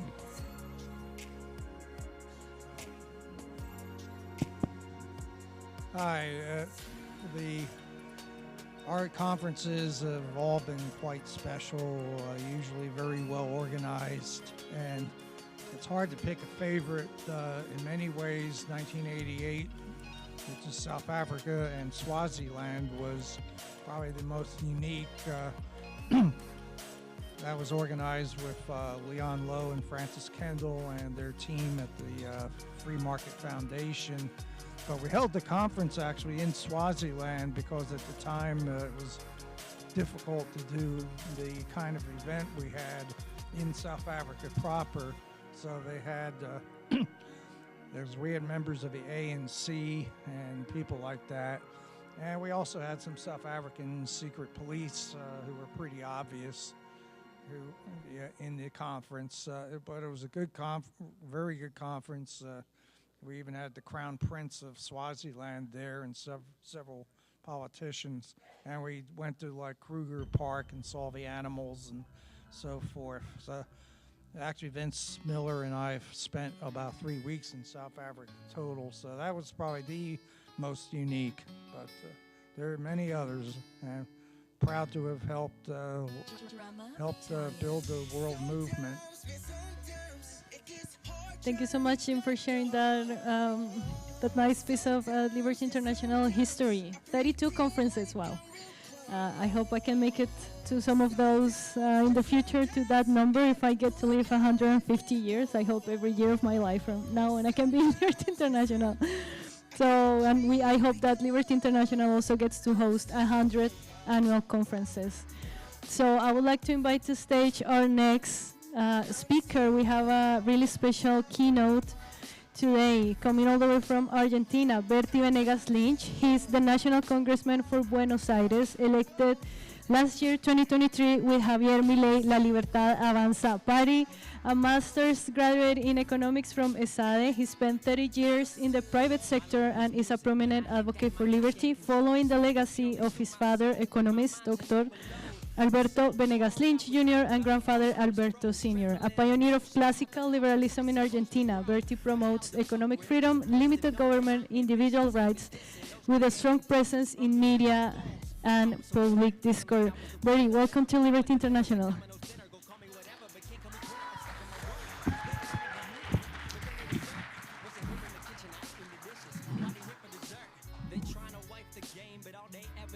Thank you, all members of the Liberty International World Conference Board of Directors, Gabriel Caprav, for suggesting me as a speaker in this wonderful meeting, and the team and sponsors that makes this event possible. Ladies and gentlemen, I want to dedicate these words to my father and my grandfather that committed their entire lives to the noble cause of liberty, and to my dear friend and president of Argentina, Javier Milei.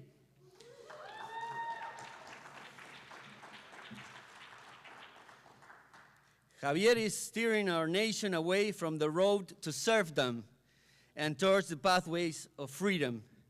He has undertaken this mission with profound conviction, discipline, far-reaching execution, and the courage required to confront the dark interests of those who for over a century lived at the expense of all hardworking people. It's a profound honor to address you today from this stage in this iconic state of Texas, a place whose founding and struggle for independence offer an exemplary narrative of freedom. The blood of the heroes of the Alamo, who paved the way to the victory at San Jacinto and independence achieved in May 1836, is a part of a great history built under the relentless spirit in search for freedom and the rise to life, liberty, and property. This remarkable legacy, along with countless others throughout the free world, compels us to embrace our moral responsibility to carry forward this vital work that must never be abandoned. Our daily fight never ends because there will always be people who want to live at the expense of others. Therefore, it's necessary for each one of us to take the commitment of preparing ourselves in the study of the foundations on which a free society is based in order to engage in daily debate, since the Chavez, the Maduros, the Castros do not appear overnight, but are always just around the corner. It is also an honor and a privilege for me to stand on American soil, a land whose libertarian origins have served as a beacon of hope for all those who cherish goodwill. In a world where state advocates are many, we must not back down even in the smallest details, because those details are a big part of the essentials. For example, the defense of language is critical to preserving the clarity of thought and the integrity of communication. We are currently witnessing a form of semantic subversion promoted by socialism, a tactic that, although it might seem laughably absurd at first glance, harbors a deeply corrosive agenda. What appears as a simple distortion of words is in fact a deliberate strategy designed to erode the foundations of communication, diminish understanding, and the development of a civilized society.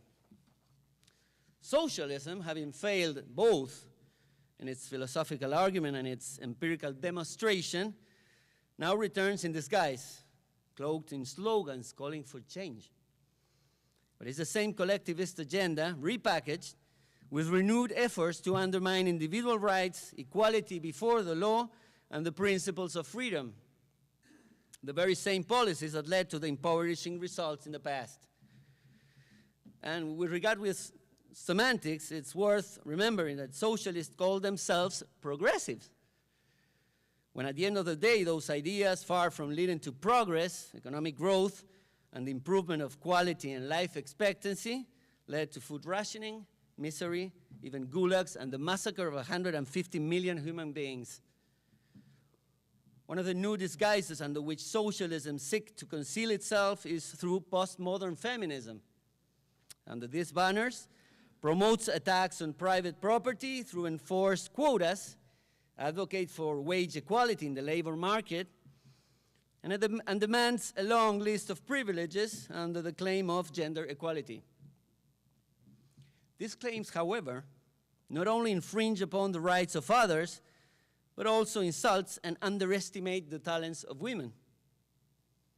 The underlying implication is that women, on their own merit, are somehow incapable of achieving success without special treatment. It's ridiculous, offensive, and degrading. The common cry for equal opportunities, as it often is framed today, is misleading.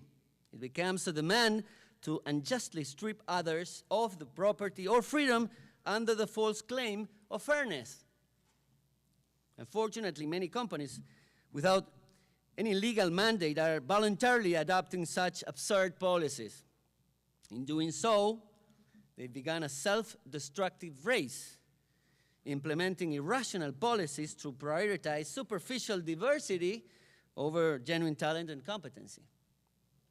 Hiring candidate processes become absurd spectacles, where decisions are increasingly based on whether someone possesses a penis or a vagina, or whether they identify as a part of a particular minority group.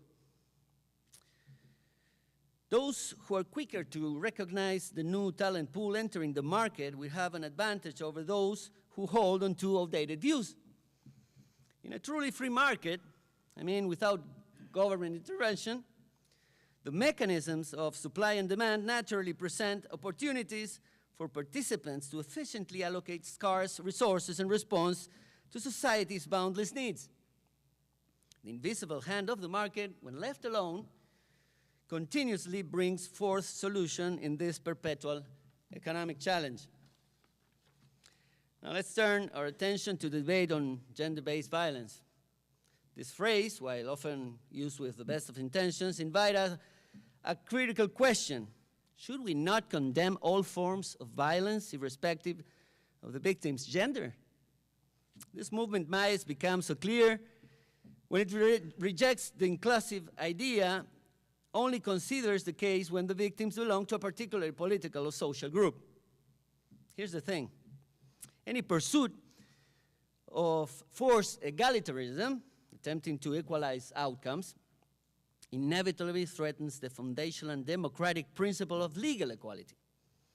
Such efforts will always infringe upon someone's natural rights, and they distort the justice system into a tool of imposing preferential treatment rather than safeguarding universal fairness. I want to share with you a quote of Pope Leo XIII from the encyclical Rerum Novarum. It's fantastic about equality. He articulates the inherent danger of redistribution in policies. To quote him directly, the doors would be thrown open to envy, to mutual invective, and to discord. The sources of wealth themselves would run dry, for no one would have any interest in exerting his talent or his industry. And that ideal equality about which they entertain pleasant dreams would be, in reality, the leveling down of all to a like condition of misery and degradation. Hence, it is clear that the main tenet of socialism, community of goods, must be utterly rejected, since it injures those whom it would seem meant to benefit. It's directly contrary to the natural rights of mankind and would introduce confusion and disorder. The first and most fundamental principle, therefore, if one would undertake to alleviate the condition of the masses, must be the inviolability of private property. And the quote follows, "It is impossible to reduce civil society to one dead level. Socialists may in that intent do their utmost, but all striving against nature is in vain. There naturally exist among mankind manifold differences of the most important kind. People differ in capacity, skills, health, strength, and an equal fortune is a necessary result of an equal condition. Such an equality is far from being disadvantageous, either to individuals or to the community. Social and public life can only be maintained by means of various kinds of capacity for business and the planning of many parts. And each man, as a rule, chooses the part which suits his own peculiar domestic condition." Unquote. Now, the most dangerous weapon, as I see it, of radical feminism has championed what can only be described as murder of innocence in the very womb. The term abortion is misleading because it suggests the termination of something that doesn't exist yet. We abort a plane landing. We abort a military operation, not a human life that is already in development. In this light, it's fitting to bring up the Texas Heartbeat Act, which has ignited an intense debate here. From my perspective, while the Heartbeat Act is intended as a defense of life, it ultimately falls short and even presents dangers. The law relies on the detection of cardiac activity to define the onset of legal protection. But the presence of a heartbeat does not and should not serve as a definitive marker of when life begins. This narrow criterion leaves countless human lives vulnerable, and many preborn children who have not yet developed a detectable heartbeat remain without legal recognition or protection, and leaves many lives tragically exposed to harm. It is a scientific fact that life begins at conception, so protecting life only after the detection of a heartbeat, it's a legal abomination. The assault on individual rights by radical feminism is also evident in the alarming scandalization of youth and the insidious degradation of minors. This is exemplified by the promotion of disturbing protocols involving the use of puberty blockers and the medicalization of children in opposition to the inherent sexual nature. Such practices are often implemented under conditions of stress and anguish, where vulnerable children are subjected to adult-induced questions regarding their biological sex. Feminism has also taken on the task of perpetuating the fantasy of a seemingly infinite array of sexual categories that no one understands, but has managed to get stupid people or those afraid of offending someone to incorporate it and consider it as a social agreement. Just as I advocate for respect towards individuals, no one can compel me or anyone else to engage with or adopt the self-perception of those who choose, for any reason, to deviate from their biological reality. I firmly believe that individuals should have the freedom to marry someone of the same sex, to form consensual relationships involving multiple partners, or for a man to choose to dress as a woman and request to be called Dorothy. However, with the same freedom, the rest of us retain the right to either embrace or reject those lifestyles without the initial group demanding tolerance while simultaneously practicing intolerance toward different perspectives. The environmental issue that serves like another Trojan horse for socialism, deftly exploiting fear and guilt to further its anti-capitalist and anti-industrial agenda. The question arises, what should we do about capitalism and its carbon emissions? The rampant deforestation, the depletion of the ozone layer, and the tragic global warming? I find this topic both compelling and complex, and assure you that I've explored both sides of the debate extensively. My skepticism was particularly piqued by initiatives such as the Paris Agreement, the Kyoto Protocol, along with witnessing scientists signing declarations about what constitute accepted truths and what topics are deemed off limit for discussion. I question myself, isn't doubt the most valuable asset of a scientist? What is this insistence on populist truth or divine enlightenment dispensed by these modern-day cardinals of New Inquisition? Undoubtedly, scientists are compensated to address problems and seek solutions, right? However, while scientific research has undeniably brought about welfare, progress, and improved life expectancy, it is also true that there are those who seem motivated to propagate fictitious crises in order to secure funding for so-called green solutions. Significant sums of money provided by taxpayers. The funding and dominance of the mainstream narratives of fake environmental activism through media coverage have been nothing short of overwhelming. A prime example is the documentary with scientific pretension and inconvenient truth. Remember that? That earned its author, Al Gore, a Nobel Peace Prize, despite the film embodying one of the most outrageous frauds imaginable. This bold and poorly constructed documentary was taken seriously, despite its use of bias and selective graphs that presented climate data in a misleading manner. If we were to believe Gore's simplistic linear projections, Manhattan should be completely underwater by now, along with much of the Florida Peninsula. his ocean levels projections were an astonishing 17 times higher than those predicted by the IPCC, Intergovernmental Panel on Climate Change, an organization that, by the way, actively promotes the 2030 agenda. In reality, the data from the last century indicates that global temperatures have risen by less than 0.80 degrees. We must not overlook historical references that reveal that climate has always oscillated between periods of cooling and warming. A well-known entertainer in Argentina coined the phrase, "the public renews itself," in reference at the enduring success of the same artistic proposal. This phrase can be applied to the climate alarmists' success throughout history, because our memory has been painfully short. You see, at the beginning of last century, alarmists warned us about disasters due to global cooling. A decade later, they sounded the alarm about looming cataclysms from global warming.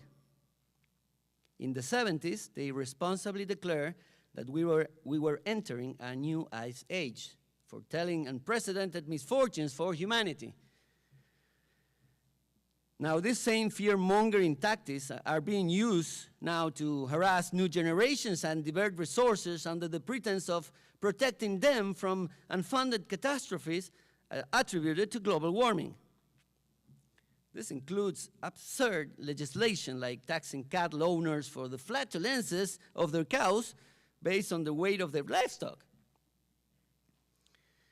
as well as banning chlorofluorocarbons, the CFC, a gas that at the time was crucial for the low cost and safe storage and transportation of food and medicines, vital for the undeveloped countries to participate in the global market. These repeated cycles of alarmism highlight the need for a more balanced and rational approach on environmental issues, free from sensationalism and grounded in factual evidence. It is essential that we critically examine these repeated cycles of alarmism that's been pushed by those who want to benefit from other people's fear and urgency. On the other hand, numerous respected scientists argue that global warming primarily stems from carbon dioxide emissions resulting from solar activity and natural processes of the Earth, factors that, as you may know, lie beyond human control. Fred Singer from the University of Virginia asserts that the ozone layer has decreased by approximately 2 to 5%, a fact that has not generated significant implications, considering that the thickness and coverage have fluctuated over the decades and has only been understood since 1956. Furthermore, it is essential to highlight that carbon dioxide is a fundamental factor for life. We also must take into consideration the fact that carbon dioxide constitutes just 0.04% of our atmosphere, with only about 11% of that figure attributable to human emissions. So what are we truly discussing here? Billions of taxpayers' dollars are being mislocated from the productive system into what could be one of the greatest scams we've encountered. Dixie Lee Ray and Lou Gusso, in their work Trashing the Planet, note that the pollution generated by humanity over more than 200 years since the Industrial Revolution is roughly equivalent to the pollution produced by just 3 significant volcanic eruptions: Krakatoa in Indonesia in 1883, Katmai in Alaska, 1912, and Hekla in Iceland, 1947. In conclusion, many of the ideological constructs we confront serve as a mere pretext for interventionism and central planning.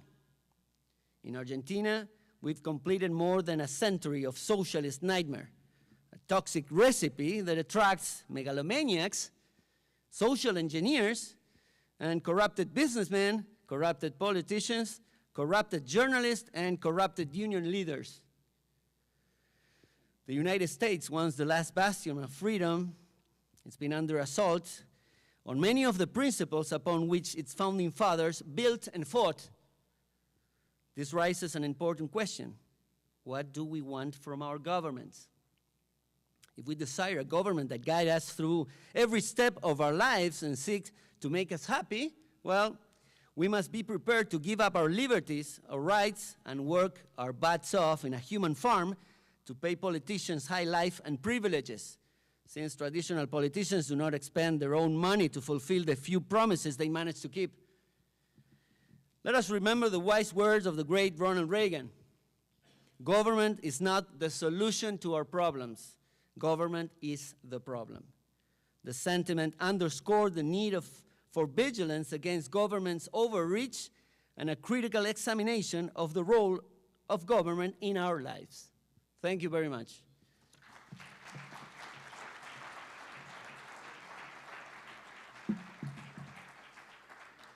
Okay. And I hope seeing you all next year in Argentina, in Buenos Aires, for the meeting to 2025 in August. Thank you.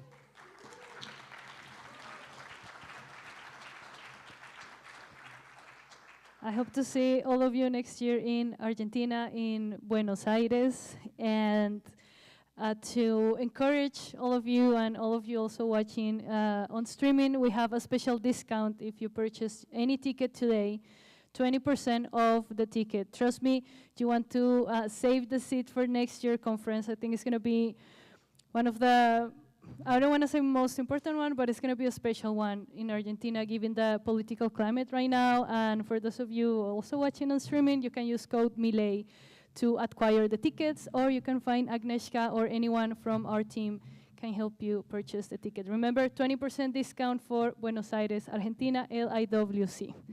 Thank you so much. And I would like to invite up next to stage, we're going to keep talking about education, training the next generation of libertarians. It is so important that we promote the correct ideas and that we teach the correct principles and values, that our voices are being heard, and that we also have a diversity of ideas, even inside the libertarian movement. So I want to invite into stage my colleague Sugandhi. She will be moderating this panel, and she'll be inviting the panelists as well. Please, a round of applause. Thank you.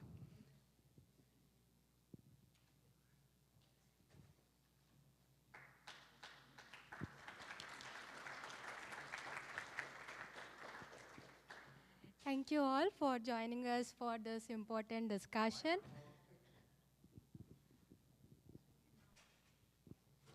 Thank you all for joining us for this important discussion, training the next generation of libertarians. Today we have with us Dr. Mark Skousen. He is an economist, investment expert, and author of over 25 books. He is a presidential fellow at Chapman University and founded Freedom Fest. And he edits a lot of investment newsletters, and his work has inspired the US in adoption of gross output as an economic measure. Welcome, sir. And we also have Glenn Kripe. He is a co-founder and executive director of Language of Liberty Institute.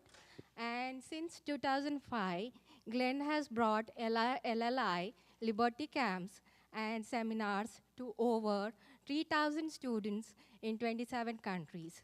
Glad to have you, sir. Yeah, and today we would be discussing on like 4 major subtopics. That would be like sparking interest in freedom and liberty. And the second one would be, what are the major misconceptions that we would be addressing in the coming up generations? And also, how are we equipping our young libertarians, and how are we going to build a sustainable movement going forward? So, yeah, so we are opening up for the discussion, and here is your question. So, as we see, like the younger generation is often exposed to a lot of misinformation online. Like many young people today lack critical thinking skills. So how are we going to address it? So, Mark Skousen? This word misinformation is being abused itself, right? Every time I really bristle whenever I see the news media say, instead of so-and-so claims, they always put the word false in front of it. The false claim. And the media needs to go back to standard journalism where they just use the word claim. They claimed that the election was stolen or whatever it might be. Just leave it at that, claim. We've had a real problem with journalism, what we traditionally called yellow journalism. So this is a major issue of the problem with the media participating. On social media, you should be able to say anything. And if the social media outlet wants to censor you because for whatever reasons, that's their privilege too. It's a private company. And if you have robust competition, you will get Elon Musk coming in and buying out Twitter and changing it to a stupid name called X. I mean, you know, it's just, he's obsessed with the word X, and it's really unfortunate because Twitter is really a pretty cool name. It was, you know, it's actually a verb and so on. He blundered there, but I do like the fact that he has a much more open view regarding social media to say misinformation and that sort of thing. But in terms of social media itself, this is the great opportunity for libertarians. There's no question about it. And we're all recognizing that. And I was talking to my daughter Valerie, who runs Freedom Fest, and we've hired Ken Lee, Ken and Lee's daughter, to develop our social media for Freedom Fest.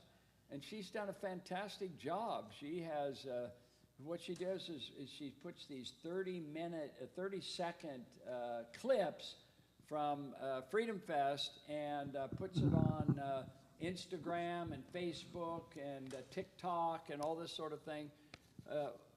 And just recently, we did one on the deep state. It was a panel we had at Freedom Fest on the deep state. And we had 400,000 views.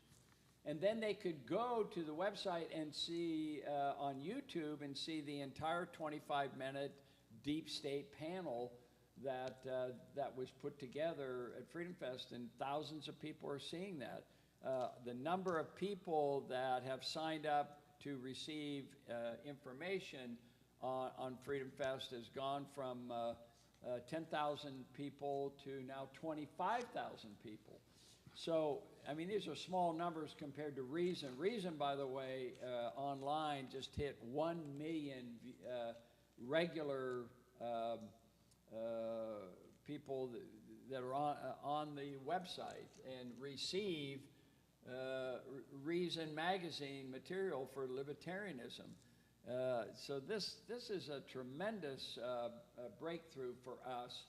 I was talking to Robert Chatfield about Free to Choose and what they're doing there. I mean, with these short videos, as you know, the Generation Z, the Gen Zs and so forth, they don't read anymore, but they do look. They do look. And I tell my students this at Chapman. I said, you don't read anymore, but you look, and they all nod in agreement. They don't argue with me on that. So we need to recognize that we need to do that. Yeah. Glenn, how about your views? Okay, how's this? So my programs are called Liberty Camps, and sometimes we have shorter versions called Liberty Seminars. And a Liberty Camp is 4 or 5 days and nights with 30 to 35 young people. These are normally in developing countries. We don't do them in the US or Canada. We go to third world, second world countries. We've done this since 2007. So far, we've been to 35 countries. We've had more than 85 programs. We have 30 to 35 young people, university age. And I refer to, these are not average people. They're not the, so my experience. Below average? Below average. My experience with Gen Z and my comments are based on these young people that I meet, it's over 3,000 now, through the Liberty Camps. And what I mean is, you know, Hayek referred to intellectuals. These are the people who influence society. And he said, these are not the majority, these are maybe 15%. So I use the term opinion leaders because intellectual may be a little bit intimidating, and 20-year-olds aren't ready for that word, but they are opinion leaders. They're like many or all of you or most of you here, you are more active, you're more educated, you read more, you're more interested in ideas, you're interested in serious debate, you're interested in trying to find better explanations and better ways of living and thinking and communicating that to other people. So the students we look for our Liberty Camps are potential opinion leaders, and generally they already are. They're already recognized by the other 20-year-olds as being not quite like them. We aim to encourage that. Another way to think of the program is a libertarian boot camp. We assume they don't have any knowledge of our liberal ideas, although that's not really true. They know what they're coming for. They've read something, and they're coming for more. Our programs are all in English. Often what they've read is not in English. We've had students that have read Human Action in Polish. Can you imagine? And some of them may be in this room. So are these Liberty Camps the same that Lee and Ken Schoolan get involved with, or is Yes. that, yeah. Yes, in fact, and I did not invent this idea. It was some of us, our colleagues like Ken and Lobo and Lee, more than 20 years ago. They organized, they called them English camps. They organized them in Lithuania. They had 40 young people, 20 from Lithuania and 20 from Belarus. So they would do this every summer, the end of June, and they called it English Camp. And I finally joined them in 2004. I said, this is the greatest thing I've ever done. This is very exciting. I want to do this. So what my contribution or my innovation was to figure out how to do it in other countries. They're still doing this. Lobo is still involved with similar camps in Lithuania. But I figured out, think of like, it's sort of like franchising, how to do something similar in other countries.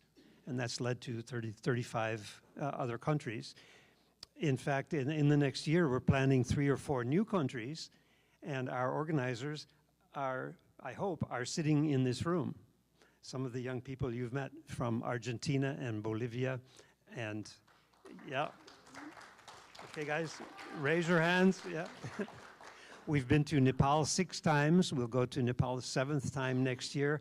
Iksha, where are you? Are you over there? She's helping us in Nepal. Pakistan, we have an invitation for Pakistan. Where's Hasbu? There's Hasbu. So in each country, I work with a local partner, usually a young person like these, our friends here. Their job is to find the students and find the venue and manage the money. They also find local speakers. My job is to find international speakers, and some of them are here in this room. Where I saw Ken. Where's Ken? Ken has been to many camps. You're all invited. I hope all of you will come to a Liberty Camp somewhere at some time. John Chisholm is sitting here somewhere. Maybe David Hutzelman, Lee Schooland. Who else? Stefan is here. And I have to, anybody else who's, I can't see because of the lights, but please raise your hand if you've been to a Liberty Camp. And I have to especially single out Jacek, because he came to the first one that we had in Slovakia in 2007. He came, he was 21 years old. He was a student. He brought 10 young Polish friends to our first Liberty Camp. And at the end of the week, he said, Glenn, this is the greatest week of our lives. We've got to start doing these things in Poland. I said, okay. I always say okay, and then I figure out later how to pay for it. And then I forgot about it. But he was serious, and he was already an organizer at age 21, and he pursued me, and the next year we returned to Slovakia, and the week after we went to Poland for the first time. How many did we do in Poland? 10? 10 or 11 Liberty Camps in Poland. So as you may know, it's hard for us to do this now in Poland, and the reason is really good, because there are so many liberty programs and liberty organizations and books translated in Poland. There's Students for Liberty. There are Jacek's organizations. It's hard for us to find a market and get them to pay for Liberty Boot Camp because they're surrounded by it. So this is really good news.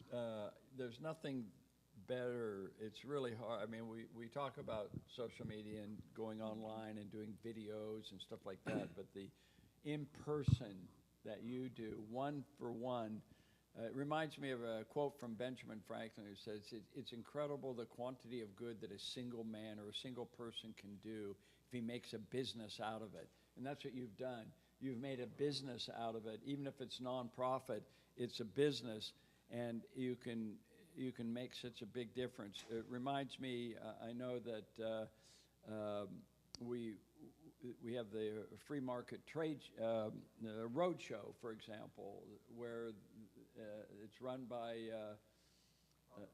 Barbara Combe, and Barbara Combe does this. I don't know if you're familiar with it, but she only they go to one city all-day conference, and then they go to another city and they do this free market roadshow in Europe, and they've done it in the United States as well, and they do it every year. And you wonder how influential it can be, how much leverage can you make. But it is interesting how word spreads around, and people read books and they pass along these ideas and so forth. I do think that it would be remiss if we left out some of the most powerful influences right now online that are going on. I'm thinking of Jordan Peterson's new Peterson Academy. They're getting started now doing all kinds of different teaching, like taking college courses. It's kind of an alternative to the Khan Academy, which is this free course of material that's, frankly, their economics is awful. It's standard Keynesian economics. So it's nice to see Jordan Peterson coming out and doing this. Or PragerU. PragerU is a great example of where free market ideas are often promoted. I don't like the left-right stuff that's constantly the demonizing of people and name-calling and stuff that PragerU does. But still, there's a lot of good ideas that come out of that. And Free to Choose Network, those Johan Norberg, one where they had the 3-minute videos on you're wrong, you're absolutely wrong on these various topics and stuff. The rap songs, the Mises, Marx, and Keynes versus Hayek. Have you seen those? The rap songs. 6 million people have seen these rap songs. We have played those at our camps. Those are really cool. Yeah. They go into considerable detail about what's happening. So you do. And they love it, yes. Yeah. So this is a great way to leverage our ideas. Who knows who the enemies of liberty, what they're doing. They're probably doing the same thing, but I also like on YouTube the streaming where you see little clips of Charlie Kirk debating people and stuff, and Elon Musk coming on and saying, do you watch those where you have like a minute and you see this little streaming thing, and then you click down and you look again and you can go on forever, by the way. You can spend hours on YouTube going through these little clips that they have, and then you scroll down and you see the next clip. Do you know what I'm talking about? Yes. Those are really cool. So there's so much stuff that we could do there in social media to make a big difference, as well as these individual programs that Young America's Foundation does and Fund for American Studies. There's just so many of these out there. I think it made a difference in this election, to be honest with you, all of this material. Yeah, you both have shared a lot about like your teaching experiences and what are the opportunities that are available out in social media. But coming to a critical question, what are the most common misconceptions that young people hold about libertarianism, and how can we bridge the gap between the reality, showcasing the practical benefits that they can obtain from libertarian principles? So one of the, I don't know if it's a misconception, but I actually think, and this is going to be controversial because I know a lot of you are Ayn Rand fans, but I'm telling you, when I teach a class called Libertarian CEOs, so we look at John Mackey of Whole Foods Markets in his book Conscious Capitalism and how he runs his business. Then we look at Charles Koch, Koch Industries, and how they run their business. Then we look at John Allison of BB&T Bank, which is now Truist Bank, one of the most successful bank stores. And then there's Bill Bonner of Agora. So those are kind of the case studies we do in the Libertarian CEO. Bill Bonner does Agora financial newsletters and trading services. So John Allison has his executives all read Atlas Shrugged. And he has one of the most successful business models out there based on Ayn Rand principles. But then when the students pick up a copy of The Virtue of Selfishness, they reject this completely. They don't like Ayn Rand. They're very social, and they think selfishness is an evil in the world. This is very common among, Ayn Rand is down at the bottom. Nobody wants to work for John Allison's organization because of his defense of what he calls selfishness. Now you can say, well, that's a misconception about it and so forth, but Ayn Rand deliberately chose that title to be provocative and to argue what really matters is self-interest yourself, and almost an attack on the Christian principles of love your neighbor as yourself. So the neighbor connection is really important in Christian thought. And I once had a debate with, I'm trying to think, Joran Brook at Freedom Fest. And at one point I said, I think Ayn Rand viewed herself as the Antichrist. And Joran Brook nodded in great agreement, yes.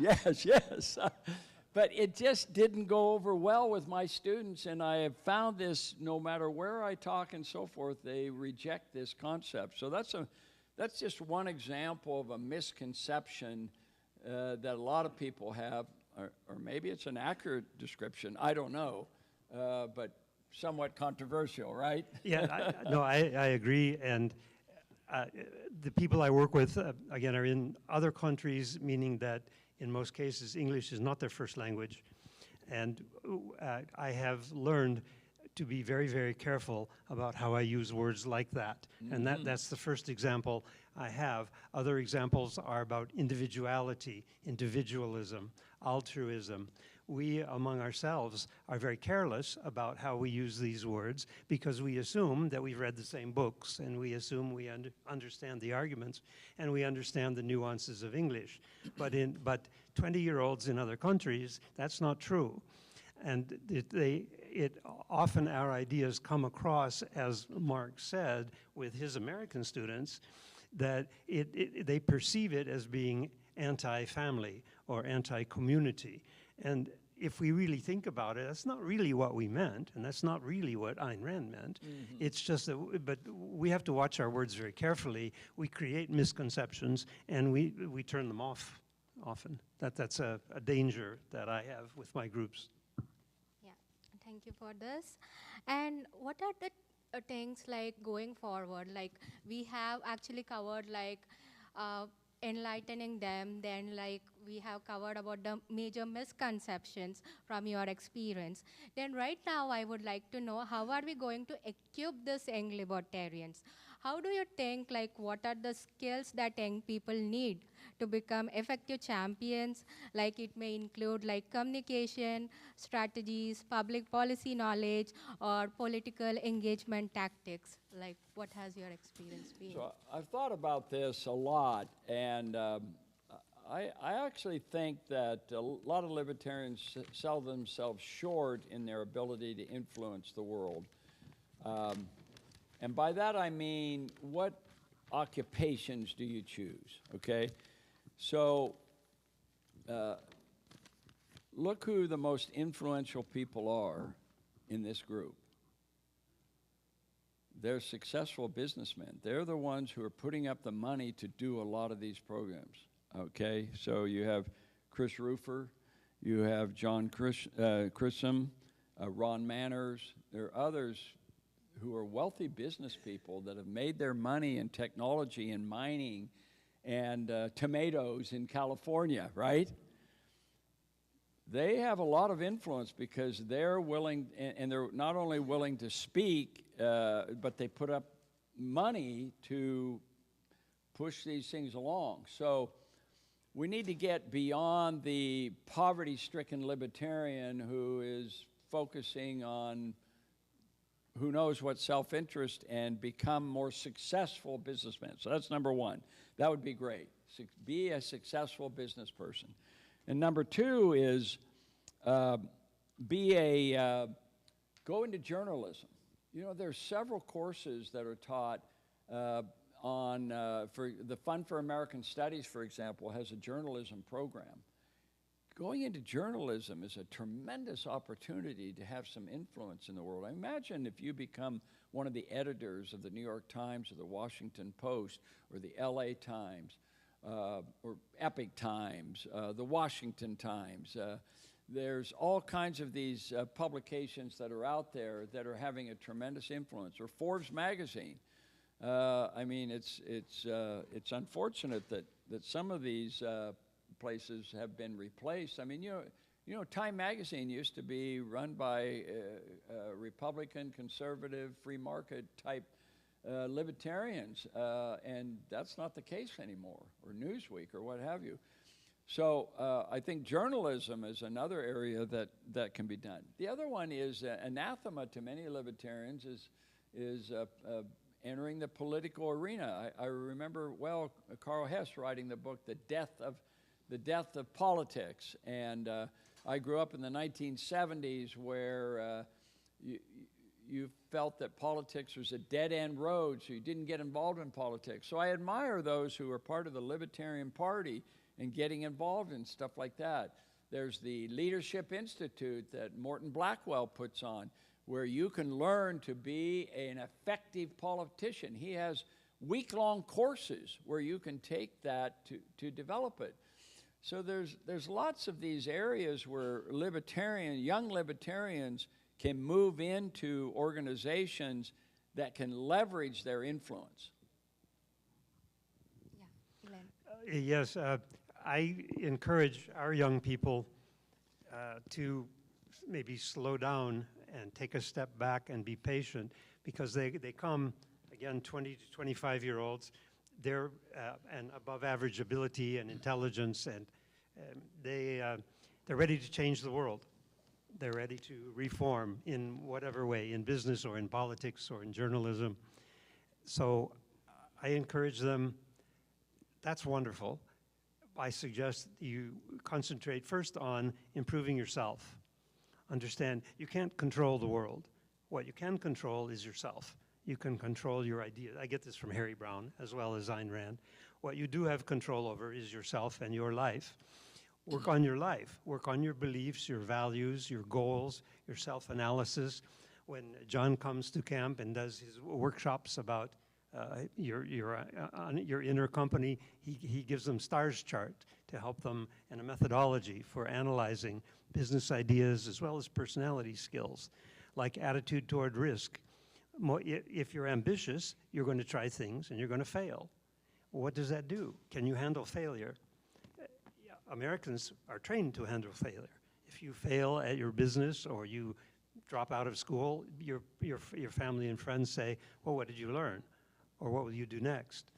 But in most countries, that's not the reaction. The cost of failure is too great. On the other hand, what happens if you succeed? Can you handle success? What if you make $1 million? Is that good? I ask students, would you like to have $1 million? Would you like to be a millionaire? And they don't know what to say because in their culture, they're trained that that's bad. And it's bad because usually you got it in dishonest ways. So I encourage our students to do this kind of self-evaluation and self-development. If that's all you do and you stop there, you've already accomplished a lot. If every person in the world does that, we have a better world. Some people will go farther. Some people will become teachers and mentors and role models and entrepreneurs and business leaders, and they want to reach out and communicate with others. So I make another suggestion to them.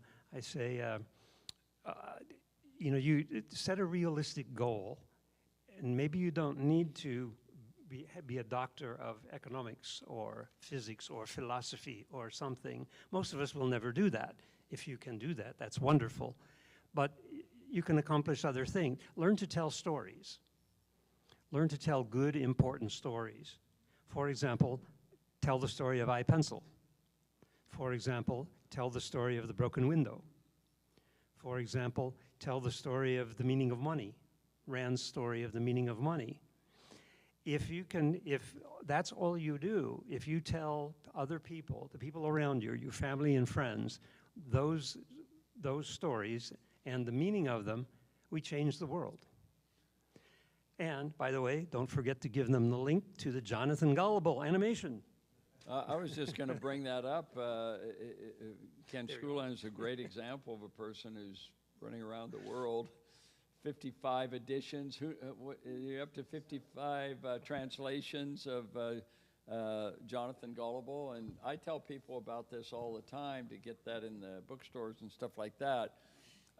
I've done some of the work myself.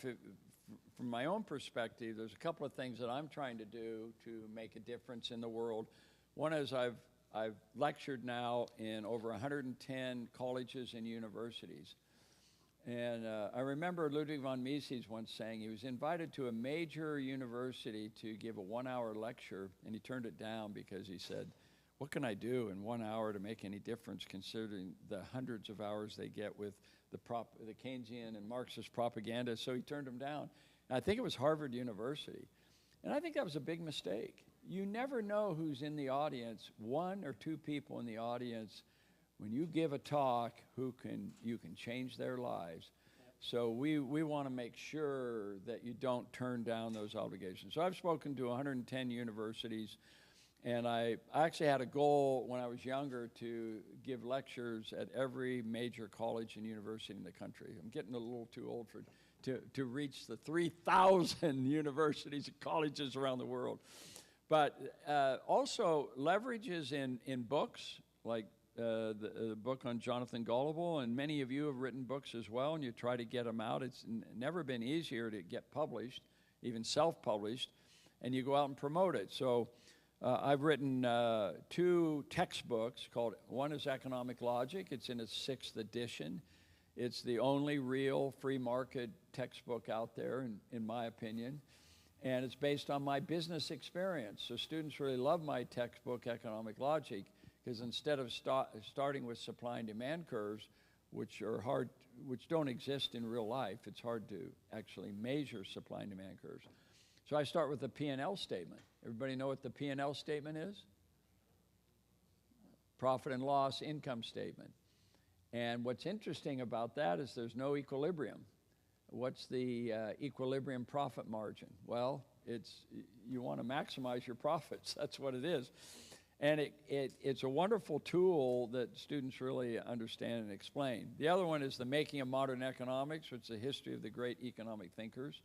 I made Adam Smith the hero, and it's the first time anyone has created a history which is told like a story, where you have a hero, Adam Smith, You have a plot where his system of natural liberty comes under attack by the Marxists and Keynesians and is often left for dead. And then he's resuscitated by the Austrians and the Chicago School and the supply-siders. And in the end, he has a good ending with the collapse of the Berlin Wall and the Soviet central planning model. So that book is published by Routledge, a major publisher, and it's in its 4th edition. It's one of the more popular textbooks out there. So you can teach. I've taught at Columbia Business School and now at Chapman University, and that's like your liberty camps. You have your students for a period of time and you influence them, but again, those students 30 years from now may be billionaires who are giving back and so forth to a good cause. And let me just say one other thing that's really important, and that is the libertarians who say, and there's a lot of them, who have become extremely wealthy, and they don't give anything to any charities. They are opposed to charities, and they're wealthy people, and they don't give at all. And I don't want to name any names, but I know a lot of them. And I'll say, hey, why don't you give to this cause or that cause? No, I'm not giving any money. Well, where's your money going to go? You don't have any kids. I don't know. It's baffling, but it came out of the 70s, part of the hard money movement, the hatred of politics. You can't do anything in politics, so why give money to any of them or any nonprofit organizations? But I admire the people in this room and elsewhere who are very much involved in trying to make a difference. Yeah, thank you, Mark. So right now, going ahead, like how do we build a sustainable movement? So here in this room, you find a lot of international people like me. So there has been an increase in populist and authoritarian movements all across the globe. So how do you promote this kind of a libertarian values to educate this young generation of Gen Zs, and not only like equipping and empowering them, and also training them to mentor other people going forward? So how do you see that, like empowering the next generation? I think a very important way to do it, and you mentioned unfavorable or hostile, what Yeah. did you say? In a bad environment. Yes, authoritarian. Authoritarian environment. I think there are many possibilities, but one that seems especially productive and less risky to me is through entrepreneurship. And other speakers have advocated this in other ways, so I'll advocate it in the context of my program. Often when we think of entrepreneurship, we think specifically of starting a business, maybe not starting a nonprofit, but they require similar skills. Maybe we think of writing a business plan and raising money, but there's a lot more involved than just that. I already mentioned attitude about risk and failure, how you can handle that. But there's another dimension that we can provide. People can learn to write business plans and proposals in many places. But what we can provide in our program is the extra dimension, the morality.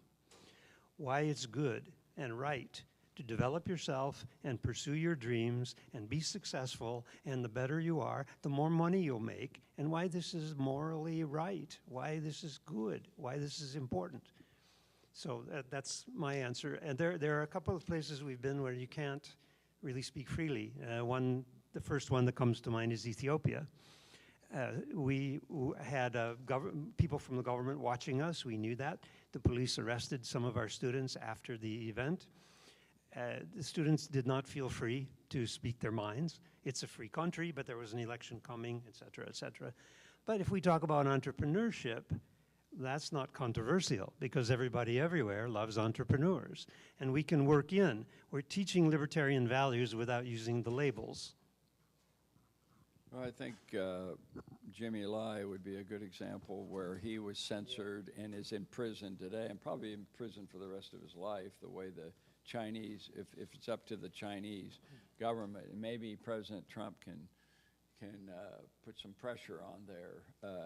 You know, there's an old saying that you don't change the politicians until you change the people who elect them.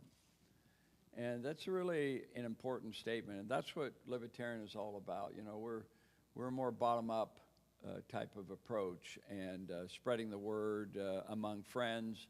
And one of the things I recommend is spending time with people you don't agree with. I read books that I don't agree with. I've become friends with Peter Coy, who's the economics editor of the New York Times. We went to the American Economic Association meetings last year together, and we had a lot of really important discussions. I mean, how often do we're meeting among friends and stuff like that, but we also need to meet among people that we don't agree with and have a civil discussion, hopefully, without it turning into a shouting match. It's really important. One of the things we try to do at Freedom Fest is we bring in people that don't agree with us, and we have lots of debates. That's so important. The other thing I wanted to mention was I had passed around this pamphlet, The Economics of Life Made Simple. So this is the cover story that I wrote for Skeptic Magazine. Skeptic Magazine is by Michael Shermer, who's a libertarian, but he also is a strong advocate of global warming and stuff like that. There's some areas that we don't agree with. But he reaches out to, you know, he's a former columnist to the Scientific American. He's reaching out to people that don't agree with him on all kinds of issues and interviews them and so forth. This is really healthy. So anyway, he asked me to do a summary of what economics is all about. So it's a 15-page report with lots of pictures because students don't read, they look. I had so many positive response for people who wanted copies of this that I printed up these copies and handing them out. So if you go to skousenbooks.com, you can get more of these if you want. I just got an order today for 18 copies. That's from a non-economist who said this was so good, I'm handing it out to my clients and my friends and stuff like that. I had an accountant come up to me and he says, Mark, you know, I've always tried to understand economics and never could, so I bought the book Economics for Dummies. And I still couldn't understand economics. I must be dumb. He said, until I read your pamphlet. And I had a lawyer say, this is the best brief in economics I've ever read. I've had housewives who say, I now understand economics. So take a look at this pamphlet. It's small for me to do this. I printed up 5,000 of these and making it available as much as I can. And I think that sort of thing is really important. The other thing I wanted to mention, I mentioned how Ken Lee is working on our Freedom Fest website and stuff like that. So how many are familiar with Civil? Okay, Civil. So Civil is putting themselves up as the Netflix of the libertarian movement. The Netflix of the libertarian movement. So it's civl.com. And we're part of that with Freedom Fest, and you can link to civil.com/Freedom Fest or /Free to Choose or /JG, and you can have little snippets of all of these things that are going out, and they are aggressively expanding. So I'd like to recommend that as something that we can all link up to and maybe have an influence. It's a fairly new organization, but they're doing a lot of good things. Thank you, Mark. Thank you, Glenn. Now we open up for the questions.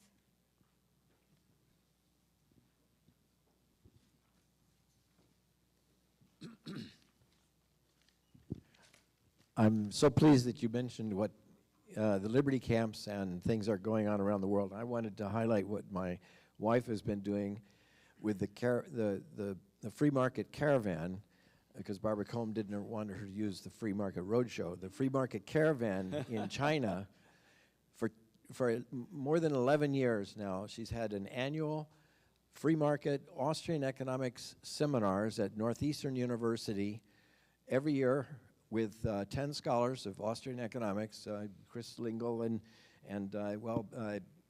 Jeff Crawford, who else is Per Beelan, and others, for 12 years in China at Northeastern University, and the roadshow that goes to 9 other cities all around China.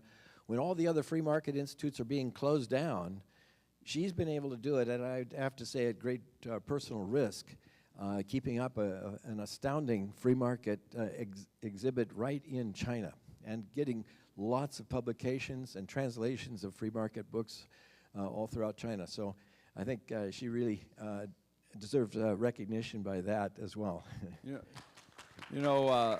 Lee is the Obi-Wan Kenobi of the freedom movement. Do you know what I mean by that? If you use the Obi-Wan Kenobi method and you face a government official, you say, oh, let him pass, let her pass. She's not to be arrested or detained. Let her pass. That's you. You're the Obi-Wan Kenobi of the freedom movement. I tell people I'm not afraid of them. They are afraid of me.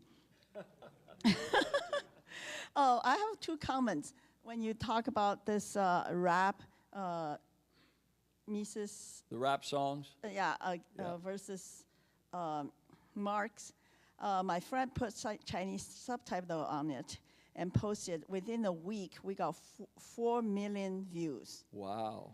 And before the Chinese government, CCP, shut it down. But we got 4 million views within a week. And another comment was a friend of ours, Winston Lin, probably many of you knew. He is in the beauty pageant business, and he hand out Jonathan Gullible and Ayn Rand's book to all these beauty queens in China. When they take them, before they go on stage, okay, read this. Wow.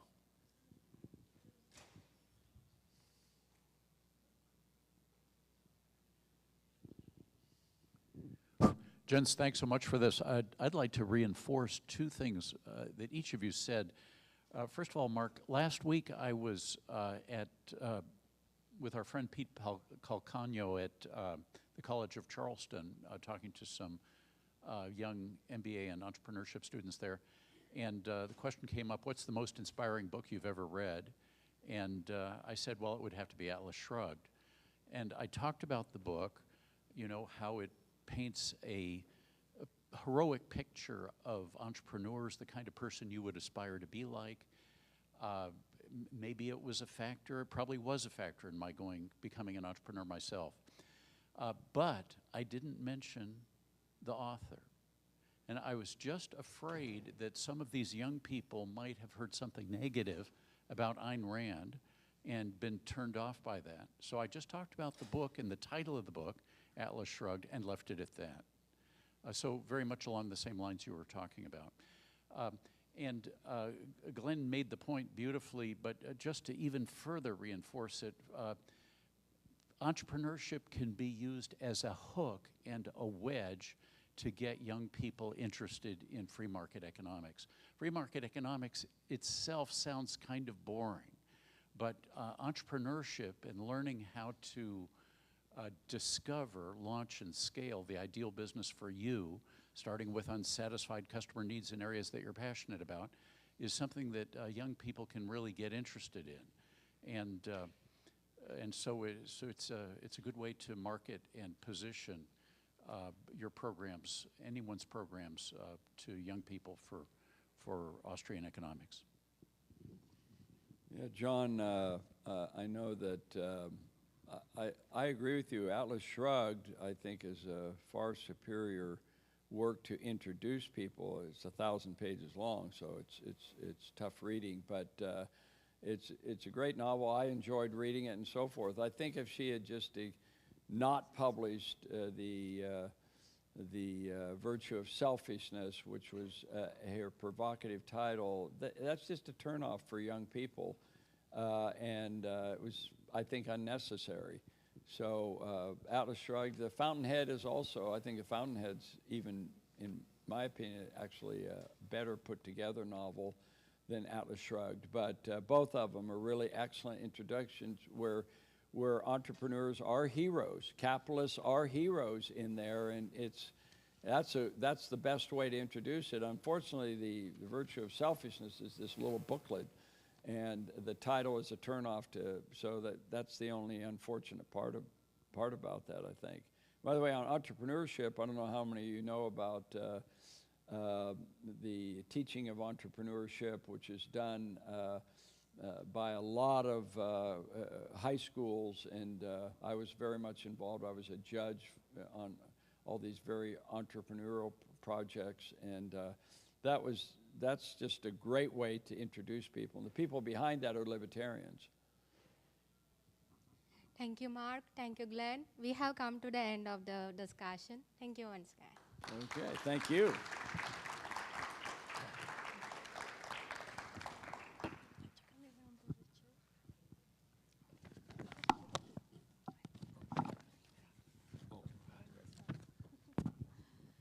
All right, so before I introduce my next panel, I would like for us to have a bit more energy. I know sometimes this is the witching hour of the afternoon. So I want to hear all of you. I'm going to say liberty, and you have to yell international, okay? I need to hear you, okay? Liberty? I need more. Liberty? More, more, more. You guys are still, I see some sleepy faces around the room. Liberty? Liberty? Wonderful, because we put the international in liberty international. Now clap if you think taxation is tough. More. Wonderful. Clap if you think taxation is tough, but I need to hear you. The entire building needs to hear us. Wonderful, thank you so much. I'm gonna introduce my colleague, Sebastian. We already saw him on stage. Something I forgot about to tell about him, and that I really enjoy working with the current team of Liberty International, is that most of us are artists, and Sebastian has also been promoting the ideas of liberty through art, which I think is really admirable and amazing. So Sebastian, welcome to stage. Thank you, Maria. Thank you so much. I'll use this microphone for my audio. Panelists, yes, and here we come. So I guess all of us, let me ask you guys one question. So who wants to pay higher taxes than you currently pay? Raise your hands, please. Okay, so we're on the same page. I am honored to invite to the stage two great leaders, two great minds. So I'll introduce them in a moment. So let me welcome to the stage, ladies and gentlemen, Jacek Spendel and Juan Menders.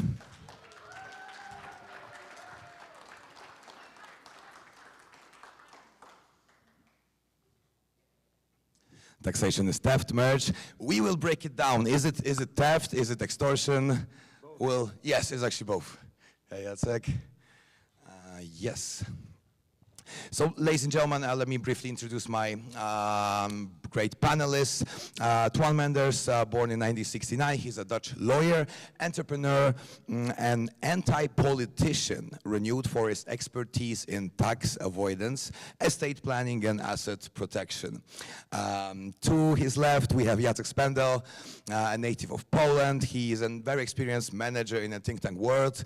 Jacek started his journey at the age of 18.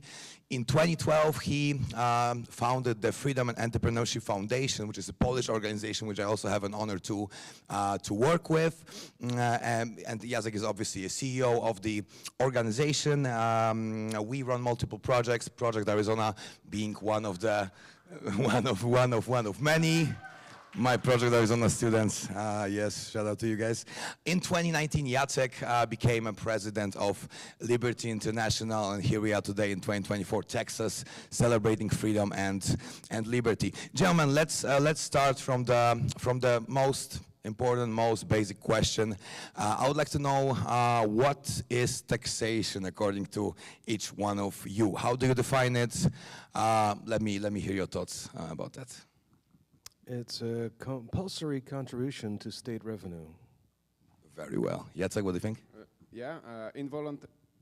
These are taxation, basically it's all about involuntary payments to a third-party institution that claims its own share for our win-win exchanges. It's like this third guy who is sitting between you and says, give me a part of the cake, when there is nothing for him really. So sometimes we say that, okay, some taxation is necessary to maintain minimal state, but it doesn't change It's the nature of taxation, which is theft, and is way too big. Definitely, thank you so much for bringing this up. So before we talk about possible ways to avoid taxation, we are being live streamed on YouTube, obviously, so we are expecting some of the IRS agents to be watching us, so we would like to give a big shout out to IRS. Make sure to like, subscribe, leave a comment. There's around 90,000 of IRS agents out there, so we will be able to generate pretty good numbers for our YouTube channel. So guys, I'm sure we are aware of all the taxes we pay basically every day, anything we do. Let's start from the absurdity of taxation. Would you be able to share with us any examples of like ridiculous taxes imposed either in your countries or in US? Doesn't really matter, just to kick off the discussion. Juan, you want to start? Well, ridiculous taxes that sometimes make some people laugh would be the tax on beards introduced in Tsarist Russia, the tax on windows in England in the around the 1700s that caused people to build homes with very small windows or even put bricks in the windows that they already had. There's been a tax on urine in the Roman Empire, because at the time it was considered valuable because people used it to brush their teeth, and it was also used to clean clothes with. But on a more serious note, there are also taxes that are extremely counterproductive in the sense that not only does it mean that the taxpayers are robbed of the fruits of their labor, but even the government that it's supposed to fund is losing revenue as well. So even the goal of government revenue isn't even met. There's a theory developed by an economist named Arthur Laffer. He developed the Laffer curve, and his basic position was if government were to tax zero, the revenue would be zero. If government would tax 100%, revenue would also be zero because nobody would produce anything anymore. And somewhere in the middle is a sweet spot from the government's perspective, from the IRS, that's a sweet spot where they maximize revenue. Of course, my sweet spot is zero, but their sweet spot is somewhere in the middle. But what's happened many times, especially in the 1960s and 70s, but still to this day, what often happens is that politicians raise tax rates so high that they're past that sweet spot even from their own perspective. And what we've seen is that when taxes are reduced, when tax rates are reduced, often revenue goes up. When Ronald Reagan took office in 1981, the maximum tax rate in the United States was 71% for the federal income tax. There were state income tax on top of that, but just the federal income tax had a maximum rate of 70%. When he left office, it was 28%, because it had been gradually reduced throughout his 8 years in office. At the same time, the revenue of the US federal government quadrupled. And the amount of taxes collected, the amount of dollars collected from taxpayers with an income of over $200,000 a year, that quintupled. So obviously the US had been on the wrong side of the Laffer curve, because otherwise you can't explain why tax cuts generate more tax revenue. But this is not unique to the United States. This was actually very, very common in the 1970s. The United Kingdom had a maximum personal income tax rate in the 70s of 83%. For labor income, for investment income, it was even 97%. When the Margaret Thatcher took those rates down to 40%, revenue went up. Recently, we've seen the same thing with the wealth tax in Norway. Most countries have done away with their wealth tax over the last 20 years because they discovered that it was costing them much more than it brought in. Unfortunately, in Norway, the opposite happened about a year ago now. They raised their wealth tax. And as a result, the most productive people in Norway announced that they were going to move to Switzerland. And they calculated how much the effect was of raising their wealth tax. And then what they found is that it was costing them hundreds of millions of euros in lost revenue. So this is quite a common problem still in today's world. Thank you. So there are many different examples of absurd taxes. I will bring one from our country, from Poland. Do you know that in Poland we have a sugar tax because government really wants us to drink less soda and other drinks with added sugar? Well, do they really want us to drink less? No, of course not. They want us to drink a lot so we can produce revenue. Coca-Cola in Poland is nearly twice more expensive than in the United States. And we are talking about a country that is, okay, maybe growing and getting richer, but still way poorer than the United States. But it's not only that. I'll tell you about the absurdity of this sugar tax. It's about sugar added to the drink. So, for example, water is not subject for that tax. And juice, if it is a properly done juice, just from the fruit, of course it's sweet, but it's a natural, these are natural sugars, right? This is not sugar added. So juice is not taxed. But if you mix sugar, if you mix juice and water, for example, you create a drink that is 80% juice, 20% water, yes, you are a subject of the tax. So then suddenly the sugar appears in the equilibrium and they tax it. But okay, the case of Poland is irritating, but it's not as dramatic as some other absurd taxes that I noticed in my life. I was a few years ago in a beautiful country named Nepal. And not without a reason, we chose at Liberty International Nepal as the country to run Phoenix from the Ashes, so which we call Reverse Project Arizona, project for American students who will go to see socialism in action. So I'll tell you an example. In Nepal, they have various taxes on so-called luxury. So what is luxury in Nepal? A car is a luxury. Okay, in Kathmandu, I took a cab. It was a very small Hyundai, I think something like Hyundai Atos, really small car. And there are not many cars. Mostly there are tuk-tuks, mopeds, some people still use animals. And I asked the driver, sir, how much this car did cost you? And he says, $25,000. And I say, wow, in Poland, you can have nice mid-sized car, actually very nice mid-sized cars. And in the United States, even something better. And here this tiny Hyundai, which was not even new. And he says, and you know, I will be paying back this car for next 30 years. So this is really, really sad, and this is stifling economic growth. This is a burden on families. They cannot do business. They cannot produce value because of all these crazy ideas of luxury. I heard about a student from Nepal, or maybe it was an activist of think tank, who wanted to fly to United States, and he dared to have 2 laptops, and they kept one at the border at the Kathmandu airport, saying, 1 laptop is enough. Why, if you have 2, we take one. Another example are mopeds, these small motorcycles. Usually people buy those to transport human and other men and goods because they're still much cheaper than cars and they burn less gasoline. Biratnagar is on the side of Nepal, and there is another town, I don't remember the name, on the side of India, and the people are very similar, and the culture is similar, and business is similar, yet the moped in Nepal costs 2.5 times more. Why?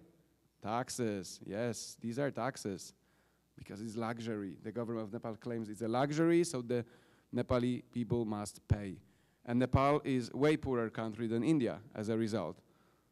And we are talking about real poverty. I saw people lying on the ground with little lamps. And I believe perhaps some of them spent days like this. I saw people living in the convention stores. We went there to buy some simple goods, maybe beer it was, or maybe chocolate. Lady opens, and I see the whole family lying on the floor because it was evening. This is true poverty. And the taxes, including these absurd taxes, they are supporting poverty. They are putting people into poverty. And I want to finish this portion of our discussion with saying that I also believe that it is an absurd not to call a tax what tax is. And in Poland, this is our specialty. So for example, in our country, the income tax is not that big, to be honest. Okay, I would prefer it to be 0 or maybe 5%. It's more, but it's still kind of like 12, 18, and the highest is 36. Okay, that one is too high. But the income taxes are not horrible in Poland. Social security contributions, these are big. And they are compulsory, and you need to pay them from every salary, including the smallest one. And we are talking about 35, 40%. Are they called taxes? No. Are they voluntary? Oh no, they are not voluntary at all. They're compulsory, like taxes. It should be called tax.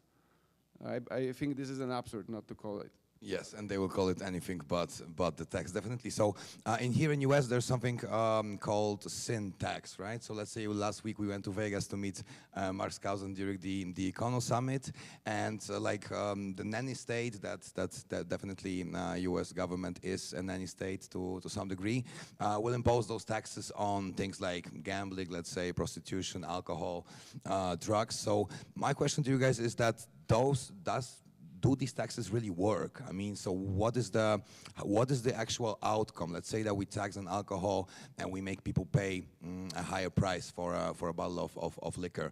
So what is the actual impact? Like, do these individuals really drink less or like do less sins? Of course. I mean, if you raise the price of a bottle of wine to $10,000, obviously people drink less wine. And that same principle applies even if you raise the price by just $1. That has an effect. People respond to prices, and so in that sense, you could say it works. But of course, capital punishment also works. If the UK had a tax on hats, and you had to have a stamp inside your hat to prove you paid the tax. If you didn't, there was capital punishment for not paying the hat tax. It works. People made sure they paid their hat tax. Just because it works doesn't mean it's right. If it's an immoral thing to do, if it's a violation of individual rights, the fact that it works is actually part of the problem, part of why it's such a bad thing. Yeah, I totally agree. They disincentivize in the first place. So in high tax regimes, people just do less. Because why to do all these things? Why to be rich? Why to wake up at 5 a.m. in the morning if this sad man from IRS will come, knock to your door and say, please pay me this 50% or whatever taxes. They also put us into gray or black markets, and they make us poorer. I mentioned that one. Even here, being in the United States, I often check how much different models of the cars cost, and I cannot imagine. Literally, it's between 2 to 2.5% times more, so 200 to 250% more than what we pay in Europe. And are we that rich in Europe? No, we are poorer. We poorer people in Europe pay 2 to 3 times more for the same cars than Americans. Why? Taxes and regulations. They are brothers, right? Taxes and regulations. So, but there's one good thing about taxes. There is one good thing. I think they make us smarter, and we start thinking more, okay, how to find ways. And we'll talk more about this later. Exactly, that's exactly what we are going. So, ladies and gentlemen, we are trying to make this panel as much relevant as possible to the international audience, right? Because we all know that every tax system, actually here in US, every state has a different tax system. So, let's try to break down some of the legitimate strategies that we, as individuals, can deploy to lower down our taxes. Once again, like understanding that our situation every time is different, and but what can we do as the citizens of the world these days having access to internet? Tuan, would you like to start? Yes, of course. So there are several strategies, but usually the best strategy for just about anyone is to move to a country with lower taxes. If you stay in the same high tax country you're living in, there usually are things you can do to reduce your tax burden, but usually by leaving the country, your tax savings will be much, much higher. Furthermore, the risk that you'll get into a debate with the taxman is a lot smaller. The risk that you'll have to go to court to win your arguments against the taxman is much, much smaller if you're going to move to a low-tax country. Because low-tax countries typically have friendlier tax offices. They're not usually as aggressive as the tax offices in high-tax countries. Furthermore, a lot of these low-tax countries have even lower taxes for foreigners because they realize that it is smart to attract foreign business owners, foreign entrepreneurs, foreign investors with low tax rates and with a low burden of regulation. And these countries that have a specific government policy to attract foreign business owners, foreign investors with better tax rates, with better tax policies, typically they won't be as aggressive in pursuing the highest amount of tax like the tax offices in high tax countries are. And the good news is there is not just 200 independent countries that can set their own tax rates. There are even 80 jurisdictions that are not independent countries that can also set their own tax rates. And that means there's 280 jurisdictions to choose from. And fortunately, Joe Biden's plan to have a worldwide tax cartel where all countries must charge a minimum tax rate has only been partially successful. It's been fairly successful for large companies that have over 750 million in revenue. There's about 133 countries that signed up to introduce the minimum corporate income tax, 15% for those entities with over 750 million euros in turnover. It's horrible that it's happened, and I'm worried that they're going to bring down that threshold, as usually happens. But it hasn't happened yet. So in today's world, unless your turnover is over 750 million, you can still benefit from moving to a low-tax country. You can even move to a zero-tax haven. There's plenty of those. In the Caribbean, there are about 10 countries that do not have any income tax, the Bahamas being the biggest and most well-known of these Caribbean zero-tax havens. There's a lot of Islamic countries, mostly on the Persian Gulf, that have zero income tax, like the UAE, most famous for Dubai. There are other countries that have zero income tax, even in Europe. Monaco has zero income tax. There in the South Pacific, there's a few countries that have zero income tax.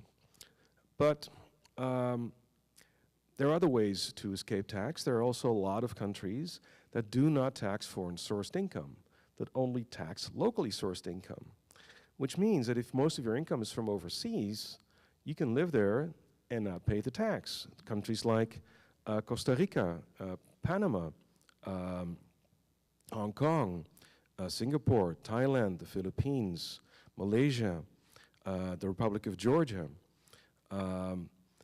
And there's many dozens of more countries that have zero tax on foreign sourced income. There are a lot of countries that are high tax but have introduced a low tax regime for foreigners.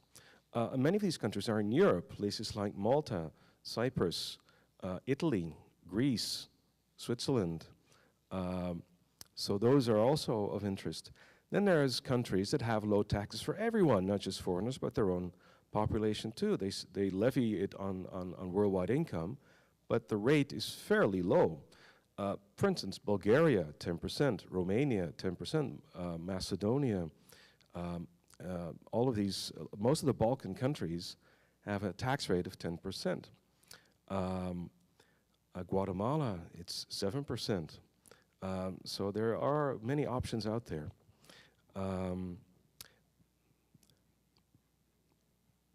Most of the clients I advise they're usually Europeans and usually want to stay in Europe or don't want to leave.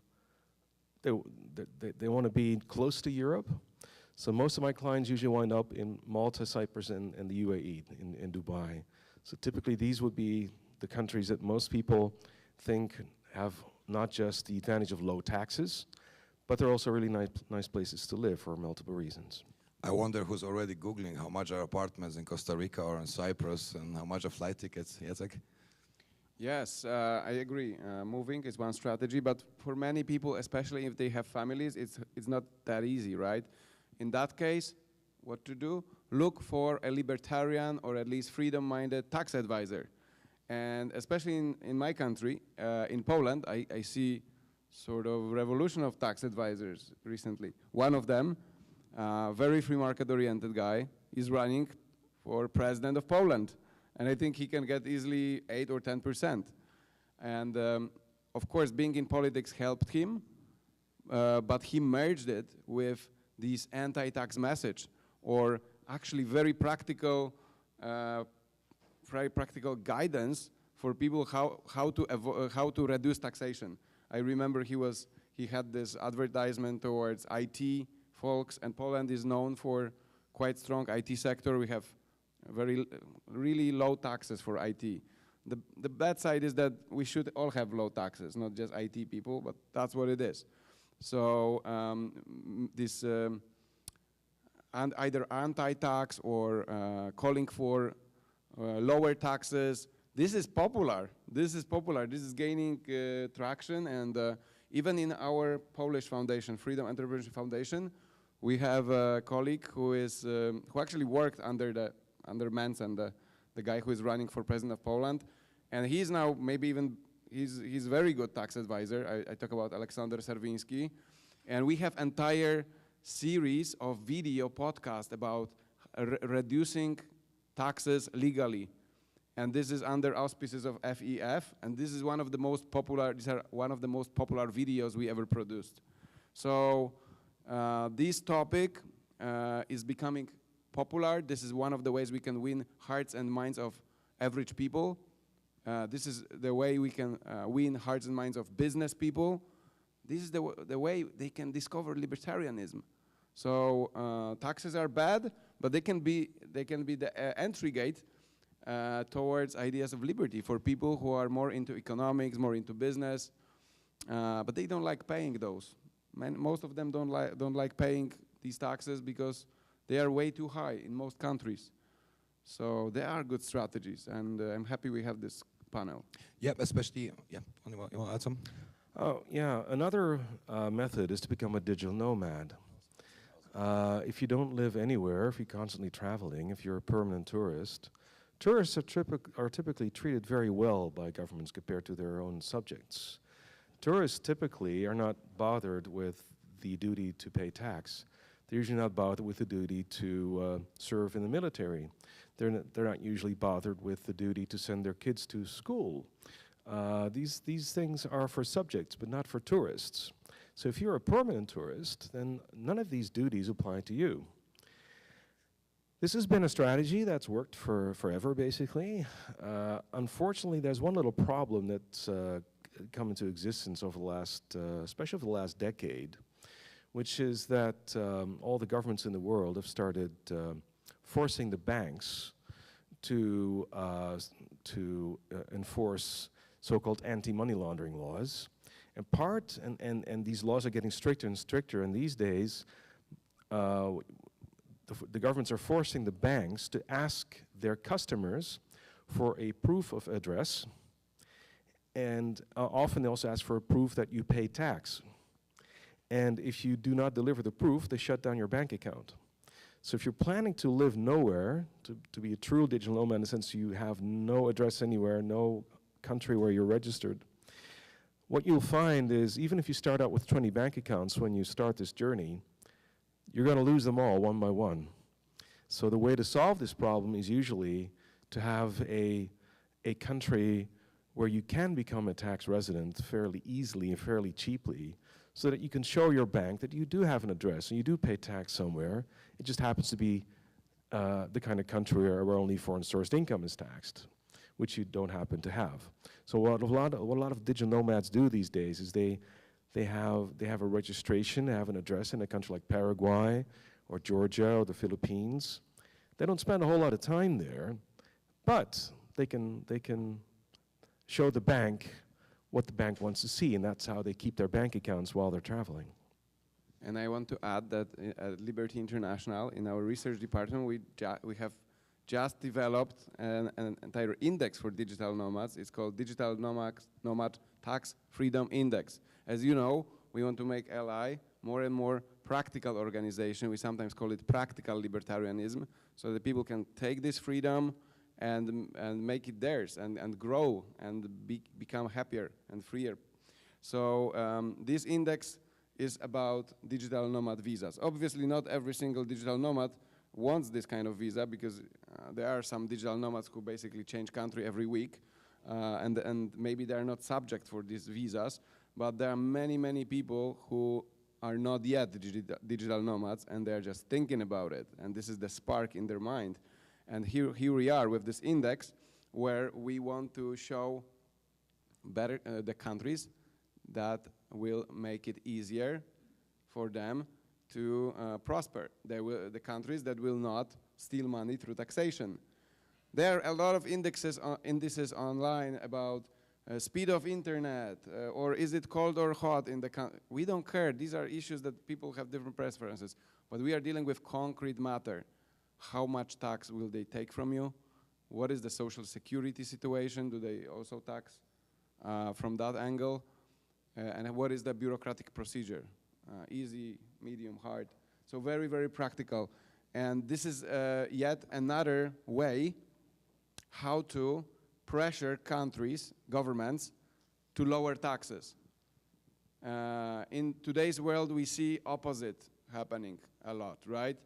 There is a pressure to grow taxes, usually. What was mentioned about Joe Biden, United Nations has their agenda. I just learned that in European Union we'll have new climate tax that is imposed by European Union. There's a lot of bad pressure, but good pressure also exists. And digital nomadism, which is growing phenomenon, is this good pressure to lower taxes, at least for the ones who work remotely. And you know, this quest of people to be free and go where they wish and work from their laptop, well, I don't think that it can be easily stopped. It can, of course, we saw COVID, right? But so far, the ability to move from country to country, we still see that this is being accepted and cherished. So if we want to focus on positive, on the glass to be half full, then digital nomad revolution, that's where we as libertarians should closely follow it, or maybe become part of it even. The information I gave applies to citizens of all countries except two, which is the United States and Eritrea, because these two countries tax our citizens on their worldwide income, even if they're no longer residents. It's not impossible for Americans and people from Eritrea to avoid tax. It's just harder. And usually the benefits aren't as high, unless you move to Puerto Rico. If you're an American moving to Puerto Rico, then you're outside the scope of U.S. federal income tax. You pay your business pays 4% corporate income tax, and dividends and capital gains will be tax-free. So that's a unique way for an American to escape U.S. federal income tax without renouncing U.S. citizenship. At the beginning, I said, even if you stay in your own high-tax country, there usually are ways to avoid tax, even then. Typically, what this involves is using life insurance, or using a charitable foundation, or using a private foundation, or a trust. Usually there are strategies you can use to lower your tax burden. It will never go down to zero, and you need to be extremely careful when you use these strategies, because your tax inspector will be very keen to be very critical and to look for any mistakes you might have made. So it's possible, but you have to make sure you know what you're doing and get proper tax advice. Thank you so much. So before we open up to the questions from the audience, gentlemen, let me ask you about the future. We have recently witnessed the election, presidential election in U.S. There's a new cabinet that's being under construction. So let me ask you about, like, how do you feel about the future? Like, can we expect some positive changes? Any promising tax reforms in favor of taxpayers? Obviously, what are your hopes when it comes to US? Feel free to also mention about the Europe. It's way more difficult, I guess, in Europe. So let me know your thoughts about the future here. Portugal used to have a really great tax regime for foreigners called NHR, non-habitual residents, where people had not golden visa, yes? Sorry? The so-called golden visa? No, that's a different thing. This is a tax regime. You can combine it with a visa, but if you're an EU citizen, you don't need a visa to move to Portugal. They had a great system. Unfortunately, the government pretty much abolished it on January 1st of this year. Then the government lost the elections, and the new government was elected, and they, well, I wouldn't say promised, but they said they were going to bring it back in some form. But they haven't so far. I hope they will, because it used to be very popular. A lot of people are very keen on moving to Portugal to take advantage of it. So if they do bring it back, that would be a great thing. Another example, I don't think that's going to happen. It would be great if it did, but I'm extremely skeptical. Of course, Trump said he would want to replace the income tax with tariffs. Now we all know that tariffs can only be raised so much, because if they raise them even higher, then it'll bring in nothing for the government anymore. If foreign goods, if they're just way too expensive compared to domestic goods, people will stop buying it. So one advantage of a tariff, in a way, is that it is a brake on government revenue. Government can never grow more than a certain level if all your income is just tariffs, like the U.S. used to have prior to 1913. The U.S. federal government had pretty much only one source of revenue, which is tariffs. Of course, they spent very, very little money at the time, like less than 2% of the national income. That's why it was feasible to have a federal government run just on tariffs. Now, if Trump really meant that he wanted to cut government back to a size so small the government could survive on just a tariff and do it with the income tax, that'd be great, but I'm not holding my breath. So, well, I believe that government that aims to reform towards more freedom and prosperity should start with actually cutting spending, not lowering taxes.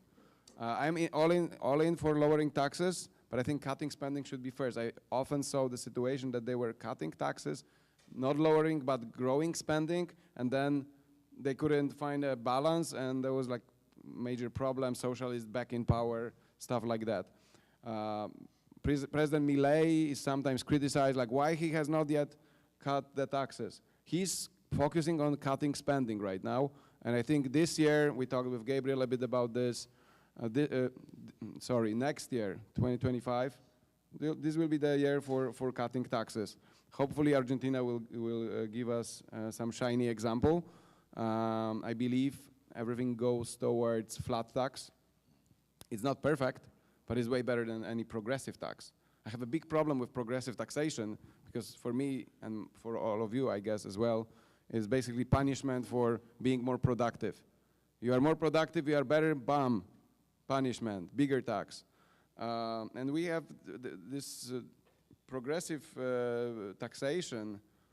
It has many faces, basically, because it's not just about taxes. It's also about the entire system of regulation and subsidies and grants. For example, if there's in some countries that are a welfare state but pro-family, kind of right-wing welfare state, then you have children. They pay you money for having these children. Or in other countries, a more left-wing welfare state. If you are a single mother, then you get rewarded. This is all crazy, right? We, as classical liberals or libertarians, we want simplicity, not only because of utilitarian results, obviously they are better, but also because this is moral. It is moral to treat people equally. Equality, one equality is good, equality in front of the law. And if you start progressive policies, you will never have equality in front of the law. So coming back to your question, I hope President Trump's administration will lower income taxes, but same time, as I mentioned, the even bigger hope is on the spending side, because I believe no single president of US since Calvin Coolidge reduced its budget and cut spending year by year. That happened also under presidents such as Ronald Reagan, who was generally pro-free enterprise, but even back then, the spending was growing and growing and growing. And one more thing I want to stress is, let's remember, income taxes are not the only taxes. So they already understand, when I say they, the governments, they already understand that we are watching them regarding income taxes. And I don't think these taxes like in 70s, these crazy 80% highest rates, will get it back. Probably not. Maybe in countries like Venezuela it's possible, but I don't think that's the real risk in the Western world. What is the real risk is they are adding many more taxes that they were never there before. Things connected to social security and not called tax, things connected to climate change, things connected to your customer behavior. Oh, you're eating too much sugar, boom, tax. You drink alcohol, tax. Oh, you smoke marijuana, tax here. This is very dangerous, and I think we'll see more and more. They call them small taxes, but still, if you collect all of these taxes together, then the final picture of those can be quite dramatic. Definitely, yes. Let's before we open it up, we have a couple more minutes, I believe. Let's end on this note that we, as libertarians, free marketers, classical liberals, you name it, we are anti-tax, not because we are paid by huge corporations. Oh, we wish we were, because those giga mega corporations, they will always find their way around. They will move outside us and they will pay zero tax. But who will pay taxes? Like people, working class, people at the bottom, people just like us. And many big companies actually don't have a problem with bigger taxes, because that's the way to reduce competition from the middle and the small, who struggle more than the big ones. Definitely, definitely. So I would like to open the floor to the questions. We have 5 minutes. We can take 1 or 2 questions. Yes. Okay, I'll give you my microphone. So guys, you have a chance to ask one.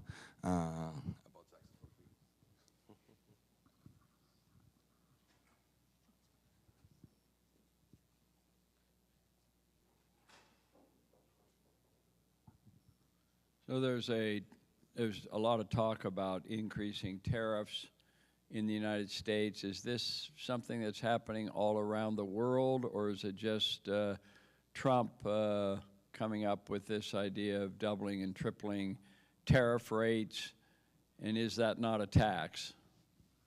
Obviously, it's a tax. I mean, it's an involuntary payment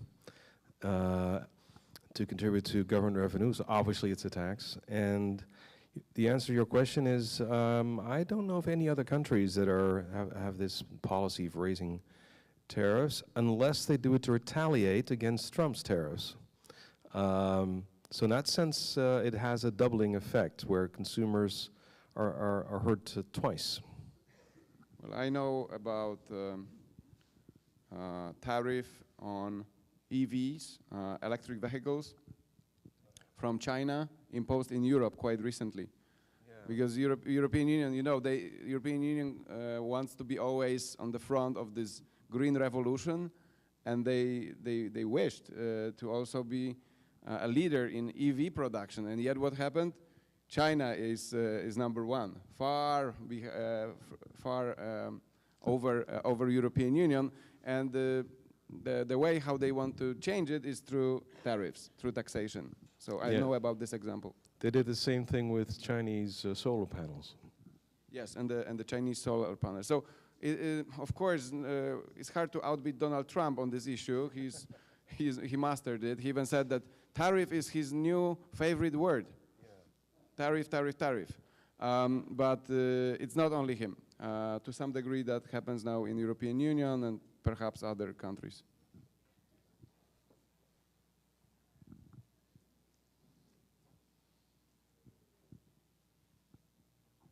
Hi, Randy Hilkema. I just wanted to point out, I think, Jacek, you made a comment that you didn't think we'd see the 70% rates coming back again, but it's maybe not quite so far away if you get the wrong parties in here, if you look at the state taxes as well, because, for example, with California, we have 13% top rates, and that with the federal rates, and many on the left, including my own congressman. Could you keep the microphone closer to your from mouth? Silicon Valley congressman is proposing payroll taxes, which amount to about 15% on all income, all the way up. And you add that up, you get to about 65%. And on top of that, they want to raise the marginal rates on just ordinary income anyway. So, you know, it can happen, so it takes some eternal vigilance, I guess. So it's not really a question, it's a comment. But. Maybe it's time to move to Texas.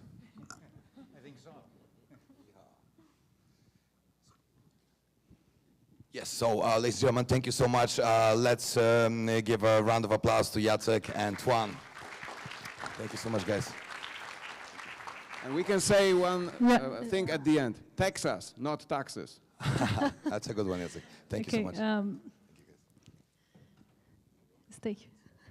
Jacek, can you tell us what's happening after the break? What's happening after the break? What's Yes, I know. After the break, we'll have entire segment in which we want to familiarize you with what's going on in Liberty International. Don't be afraid. These are good news. These are great things that we are doing with our fantastic team in various departments, the leads of 3 departments. Maria Alejandra, lead of research department. Sebastian Wenglarz, lead of trainings department, and Gabriel Kaprav, lead of storytelling department. They will give you a nice, not too long, overlook of the work we are doing to change the world, this world, to be a freer place. And after that, I will make a little summary. Thank you, Jacek. So I'll see you back here at 4:20. And at night, we'll see you back here also for the gala. Remember, 20% discount for our next conference in Argentina. We're going to have so much fun, so I hope to see you all there. And also remember, we have the pledge, so call your friends on this break. Send them a message. Send them the website of Liberty International. And if you're feeling very generous, please donate. I'll see you all in 20 minutes. Thank you.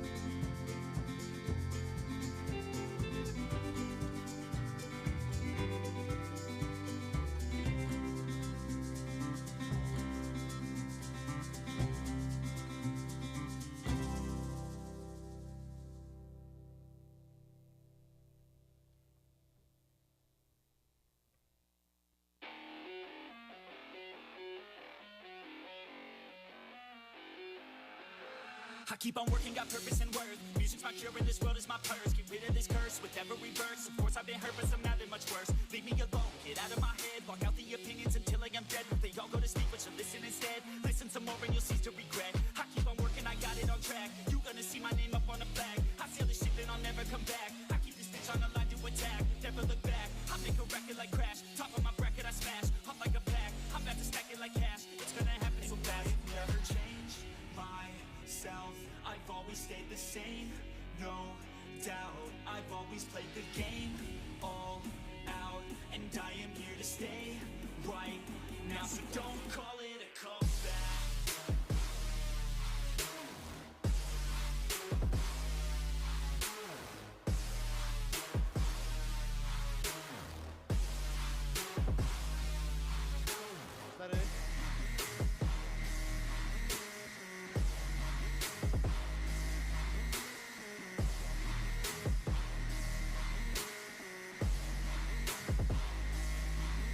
I ain't running here to stay, steady gunning, do my thing. I don't look the other way, I stare that motherfucker straight. Don't care what they say, nah, everyone's the same. Don't get caught up in their games, just pick a lane and do your thing. I don't just wanna be great, I'll be the best. Make everybody forget all the rest. Man, I feel blessed, pulling through best. Open my chest for that haters request. I'll be okay, I pick my lane. I'ma stick to it like horse of the fame. This is the game that we all play, and I'm gonna win it the fuck out my way. I've never changed myself, I've always stayed the same. No doubt, I've always played the game all out, and I am here to stay right now. So don't call it a comeback.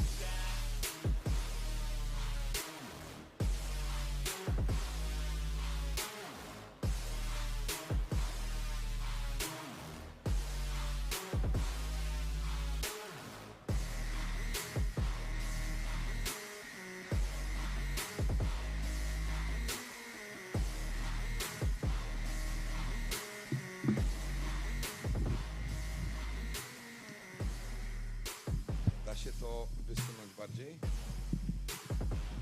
Ladies and gentlemen, we will start in around 30 seconds. So I promise you, you want to be here in the room with us today. And that's a grand finale. But we still have a dinner, closing dinner ahead of us tonight. So there will be a lot of fun. And we'll try to make this fun, I promise, as well. All right, let me look around. We need around 233 people more in the room before I start. So let's make sure that we have as many folks here as possible. And thank you so much, guys, for being here, because you make our work possible. Like, without you, I wouldn't be sitting here, right? And none of us will be here. And none of us will be able to actually change and transform life of others, of our younger peers, which is the most incredible thing we are able to achieve as Liberty International, as free marketers working in the third sector, seeing our young friends elevating their careers, becoming big leaders. I mean, this is really what it's all about. So thank you so much, guys. Okay, all right.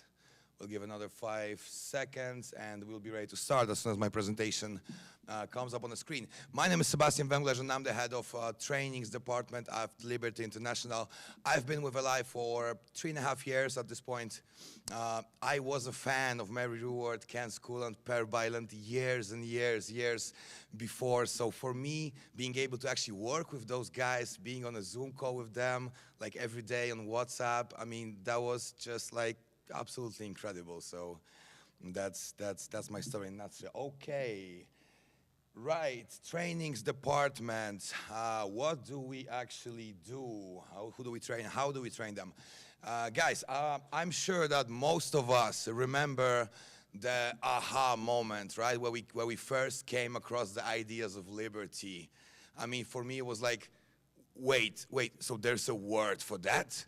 So there's an actual group of people that think just exactly like me, believe in those principles. They come together at these conferences, trainings. Wow, I need to know more. I mean, was just like a breath of fresh air, right? I mean, I bet most of us were lonely libertarians, shout out to Ron Manners, among our circles. I was the first libertarian in my town, basically, right? So right now we have more and more of them. So for me in 2014, when I started my libertarian journey, I needed to know more. So I took every opportunity, and back in 2014 in Poland, there were very few opportunities to actually get the knowledge. So thanks to the internet, I managed. So actually, this is what we do. Someone needs to train newcomers. Someone needs to equip them with sound knowledge, with strong arguments, right? So they can do well in every debate, wherever they are. They know what they stand for, and they know what they believe in, right? Because that's really the foundation. Guys, I will tell you about a couple of the biggest projects we are doing in this so-called modern era of Liberty International, because obviously we all know that ISIL, International Society for Individual Liberty, was doing amazing work for decades, right? Prior to the digital era. So I will tell you about a few of them. So starting from the beginning, right? Like an hour and a half ago, you guys had Glenn Cribe on the stage. He basically told you everything you need to know about liberty camps. I will try to fill in a couple of gaps here, right? So Liberty Camps is a joint venture of Language of Liberty Institute, the great Glenn Cribe, and Liberty International. This is how Jacek Spendel got introduced to the ideas of liberty. I mean, this is just amazing. When it comes to numbers, the Liberty Camps, we had over 90 camps. Glenn, I asked Glenn specifically like 10 minutes ago, Glenn, give me the exact number, 93, 95. He's like, dude, I don't know, but we are close to 100 camps in 35 countries. Next year we'll be in Argentina, we'll be in Bolivia, we'll be in Pakistan. There are many more in the pipeline. So this is an amazing program. But why? Look, we are here in a formal setting, all wearing nice, fancy hotels, fancy suits and all of that. When the folks come together for Liberty Camp, they sit together around the campfire, right, wearing a hoodie, a worn-out T-shirt, right there, enjoying a glass of wine, and discussing the ideas of liberty in a friendly, like very informal atmosphere, right? We need both of that. We need those formal sittings, and we need those informal sittings where we can ask all sorts of questions that came to my mind. And Glenn is an amazing mentor, and he got all the answers. And even if he doesn't have an answer, he will admit it, right? Not like politicians, they have all the answers all the time. So I encourage you guys to check out Liberty Camps, to show up with one of them, become a sponsor, recommend it to your younger peers, because it's really worth it. Another project that I would love to tell you about. Guys, this is why we are exactly here. So we flew here straight from Phoenix with an amazing group of 5 incredible leaders. We spent already 3 weeks in Phoenix, and there are 3 more weeks ahead of us of this 6 weeks intense, very intense academic program, volunteering, networking. Basically what we've been doing for the last 7 years, this is an 8th edition, we take the brightest, the creme de la creme, the best leaders out of the entire libertarian movement. We usually receive, every season, we receive around 100, 150 applications of people who want to participate in Project Arizona. So we select only the best of them, and we put them in all sorts of different, difficult situations. Next week, we will be out there in Phoenix taking part in a Thanksgiving turkey giveaway, charity event, not really related to libertarian ideas, right? But maybe it actually is, right? Helping those in need. This is what we are all about. Me personally, I have witnessed this program transform many lives of my friends. I can tell you all day about it. I can show you all the numbers. But why don't we ask the class of 2024, guys? How do you like Project Arizona? But be honest with me. Be honest with me. What, guys? We'll talk later. Thank you so much. Guys, last thing about Project Arizona. Personally, I think it's the most beautiful thing. How did this project came to life, actually? Guys, this is an amazing story. Jacek Spendel visited Arizona like 15 years ago, maybe even further, and he fell in love with the spirit of freedom that is out there in Arizona. So this is a smart guy, so he was like, hey, what can I do so I can come back to Arizona every year, right?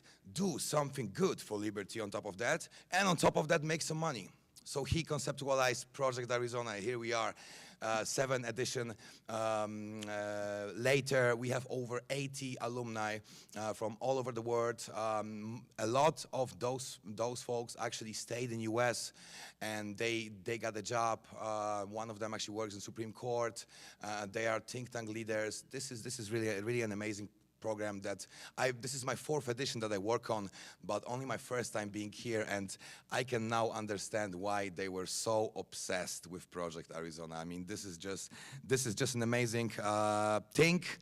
And I encourage you guys you can actually apply for the 2025, share it with your friends. This is really an incredible opportunity. There's no any other program, project like this in the world. I can guarantee you that.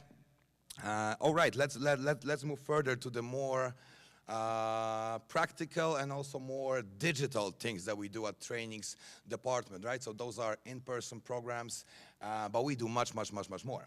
And what we did in the recent years, right?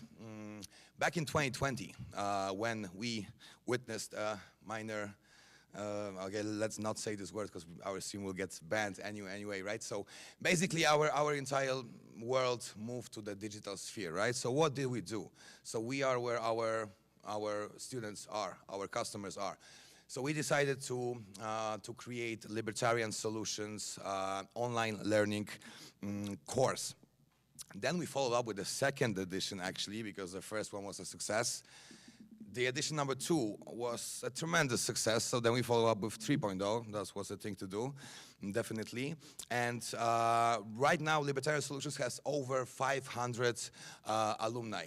Actually, one of the winners of the 3rd edition, Sarah, is here with us. So Sarah, congrats once again. We always make sure to get a nice prize pool for these folks so they can compete for it, because it's not only about the knowledge, it mostly is, but it's also about the spirit, the competition, right? We all need that. Libertarian Solutions, those courses are sitting out there on Udemy. You can access them through our website. They're on a very affordable price.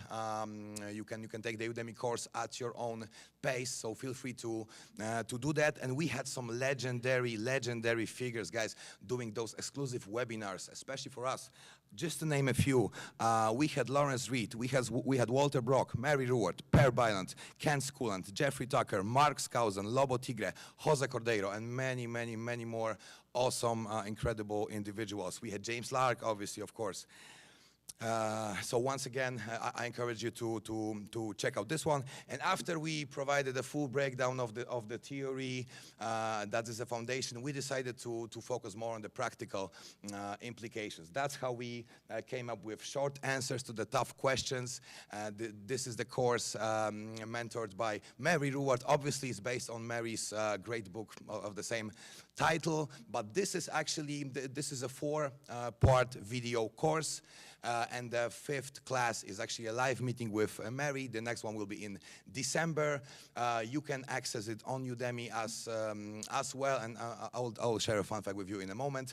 Another course, we did 2 editions. We did 2 rounds of financial freedom, mentored by the great Lobo Tingre. Thank you so much, Lobo. We had over 190 students this year alone who completed this course. So we equipped those folks with a very solid, proven wealth building strategies. Look, money can't buy you happiness, right? But it can buy you freedom. Freedom is pretty much, you will end up more happy than not being free, I guarantee you that.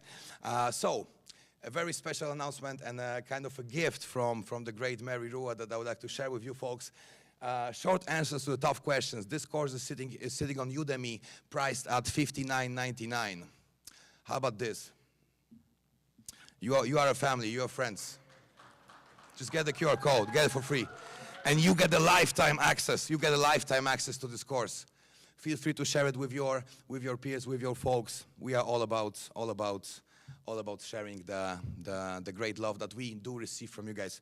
Okay, guys, let me give you 5 more seconds to scan the QR code. If you, yes, we will email it to you just in case.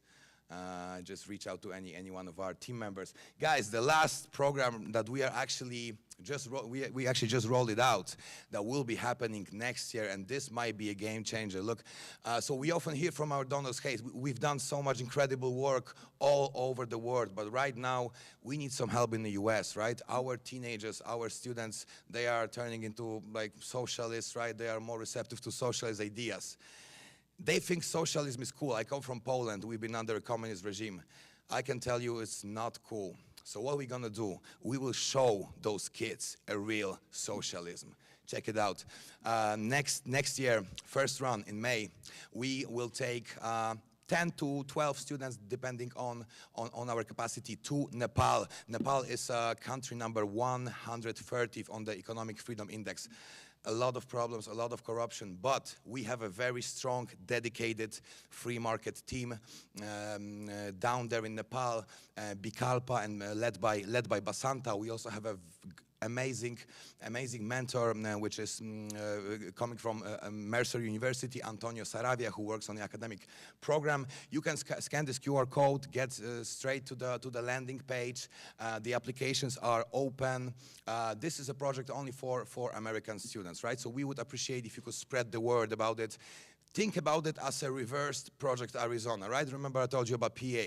So we want to flip it, and we want to take actually Americans to a socialist country. Good luck to them. Okay, guys, thank you so much. It was a pleasure and an honor. Let's have fun tonight.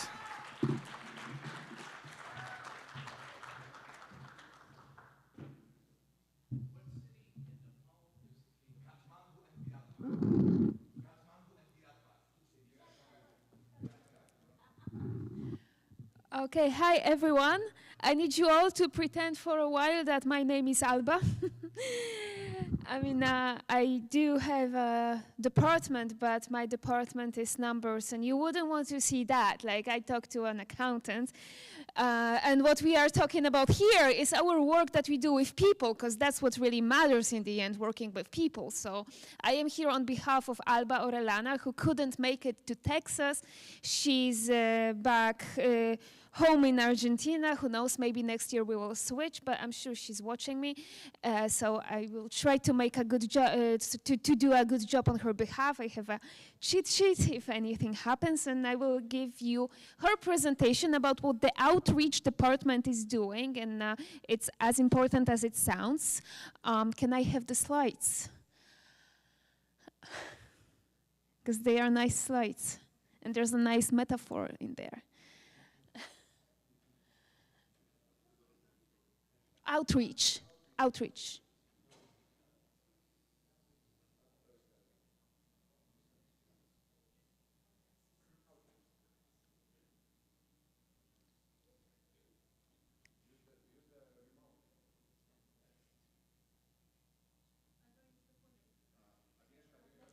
The remote. Oh yeah, I do.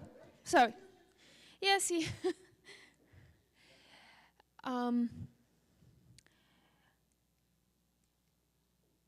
Is that outreach?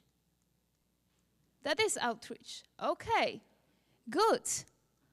Are you sure? Okay, I think I had a different one on my, but that doesn't matter. It doesn't matter.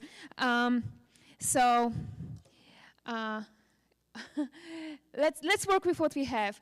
So that's Alba. She is the department lead of our outreach, and like the whole team.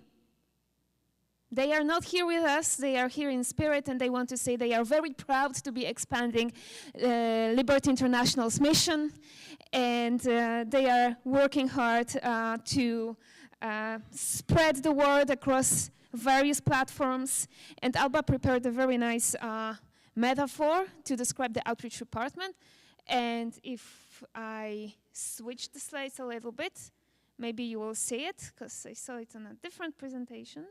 Hello, and now it's not working. I cannot draw, at least right now, but imagine an octopus. That was her metaphor. An octopus has a lot of hands, like 8 hands, right? Octopus. Have you ever thought that, man, I really need more than 2 hands? Well, that's what the department is doing. They have more than 2 hands, just like an octopus, and they are really multitasking, spreading the word across platforms and doing the designs, doing the posts, and reaching various audiences in various environments. So you need multitasking for that. But also, you also need to be very cohesive to do this, right? It's not just, you cannot wave 8 hands without without a brain that centralizes and knows what they are doing, right? They are working in cohesion.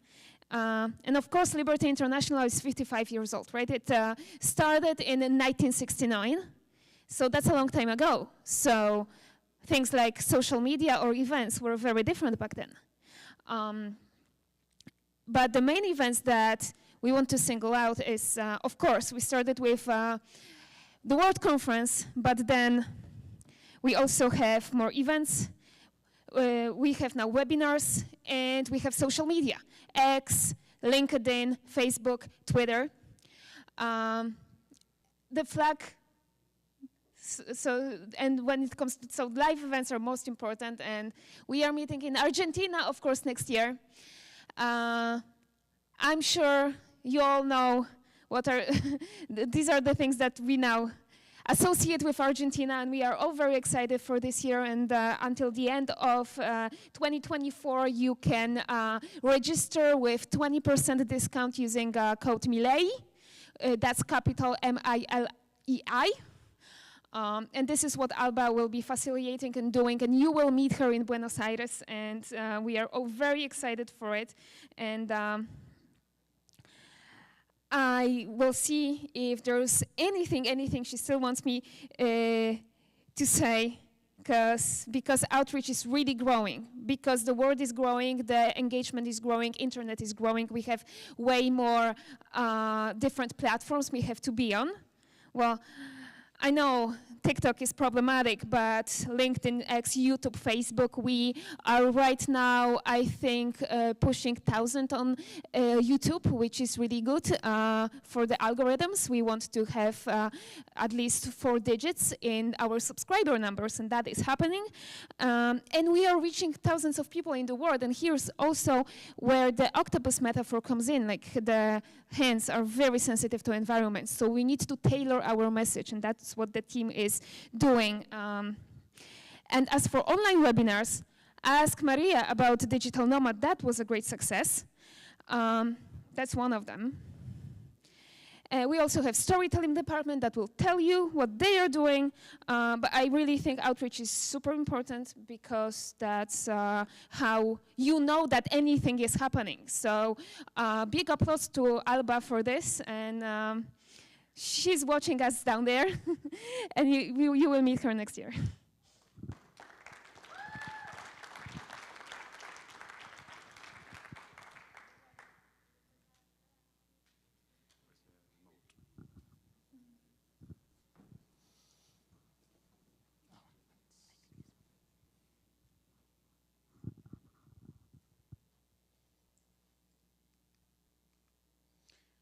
Okay, so I get to talk about the storytelling department, which is, you probably think it's a very unusual name for a department in a libertarian organization. And indeed, I think it's a very unique, very innovative initiative. I'm Gabriel Caprav. I'm from Argentina. I'm the lead of the storytelling department. This department was conceptualized about 1.5 years ago. I don't want to take all the credit. Himanshu conceptualized, our chief of operations, conceptualized this department with me. And I think it really stands out compared to most libertarian organizations, where they also create content, but it's not under the banner of a specific department like this. So I think in that way we are unique in the libertarian world. And obviously you're all wondering what it is that we do. So what we do is to create projects, storytelling projects in different media, which we think they are a powerful alternative in communicating the ideas of liberty. And to do this, we have used different media. We have used animation, we have used documentary, and we have even used comic strips. And what we do using these different media is that we repackage ideas that might be very complex, and we do that in order to reach a much wider audience that we would otherwise reach. Our team is, really puts the international in Liberty International. We are really spread out in like at least 3 different continents. We have people in the US, we have people in Spain, in Ecuador, in Brazil, in Argentina. Most of our team, animation team, is in Argentina. And these are some of the projects that we have worked on in the last 2 years. Our most ambitious project so far, most of you know about it, is the animated adaptation of Ken Schoolen's book, The Adventures of Jonathan Gullible, A Free Market Odyssey. We adapted his book into a full season of 8 episodes, and we are very, very proud of the results. It took us almost 2 years to complete it, but I think it was worth it. You watched it yesterday.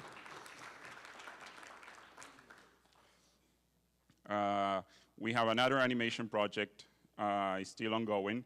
Last year, we created a 3-minute trailer based on a concept from one of our friends, Eli friends, which is a free market interpretation of the history of New York. Now, that trailer that was very successful on our YouTube channel has now become, or is about to become, a 3-part series. We are now about to complete the first episode of that series, which is about 25 minutes long. So it's also growing. And our other project, which is running parallel, it's something that it's mostly I've been working on this. It's a comic strip which has taken Milton Friedman and Murray Rothbard, and we converted them into comic strip characters. We have imagined a scenario where they have come back from the dead as undead corpses, so they can complain and comment on the crazy things that are going on in our world today from their libertarian perspective. Now, why storytelling? Why would you even be considering this alternative compared to what we usually do to communicate our ideas? Now, obviously, academic, intellectual pursuits, books, papers, articles are very important, but their reach is very limited. And I think stories have a much greater reach. That's how most people learn their ideas.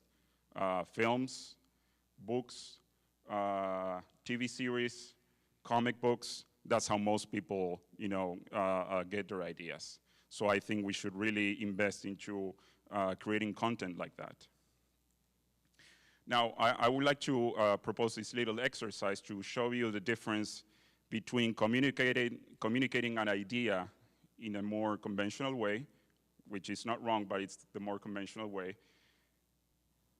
Just think about a group of academics, turn it to the private sector. They become entrepreneurs, they build a startup to create a new technology and provide a service to satisfy a need before everyone else in the market. They overcome initial skepticism and their business thrives. A government agency, the EPA, seizes their operation as they deem it too dangerous to continue without government supervision. The EPA meddles with this technology they scarcely understand and produce an environmental disaster. It's fine, a little dry, but what about if we give it the storytelling treatment and we turn it into a story? 3 parapsychologists get kicked out of academia and lose their funding. they decide to go into business on their own, and they create the first ghost removal service in New York City. Despite being considered loons at first, the technology they create turns out to be very successful against the ghosts terrorizing New Yorkers. Some jerk from the EPA turns up at their office, claiming that what they do is too dangerous to be left in private hands, and he takes over the operation.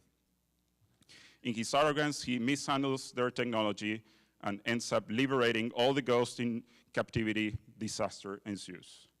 Our heroes are the only ones who can save the day now. So, you know, it's the same idea, but expressed through a story. You know, you have characters you can empathize with, and people don't even realize they're learning something. Obviously, most of you have realized that this is the movie I'm talking about. So I think storytelling can provide us an alternative where you can communicate ideas without preaching, without teaching, and you can reach a much wider audience than we would usually reach. So, I mean, this is one of many examples. Obviously, the people who wrote Ghostbusters, I'm sure that we're not trying to teach anyone anything. But it just so happens that, you know, lines up very perfectly with our ideas. So I think we need to create more of that. So I think that if we really want to have a much greater impact, we really have to make inroads into the creation of a culture, because that's how most people receive their ideas. So I'm confident that storytelling is the future for libertarians who want to influence the culture. So thank you very much for listening.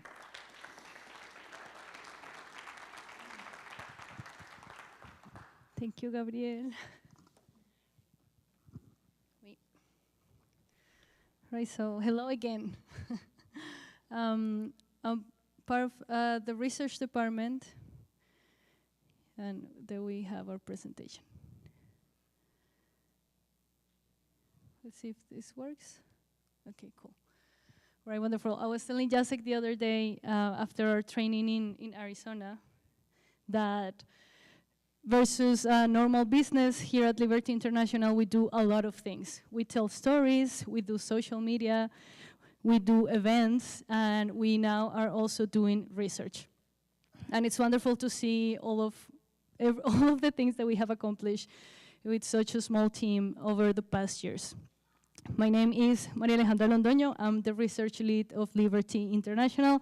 I'm originally from Bogota, Colombia. I have a bachelor's in finance and international trade, and I hosted the Liberty International World Conference 2021 in Medellin. I've been an activist, and also I was the director of the libertarian movement in Colombia for a couple of years. And right now we're assessing the tax freedom movement that digital nomads are now inspiring worldwide. For a couple of years, I was a homeless, but in the good way.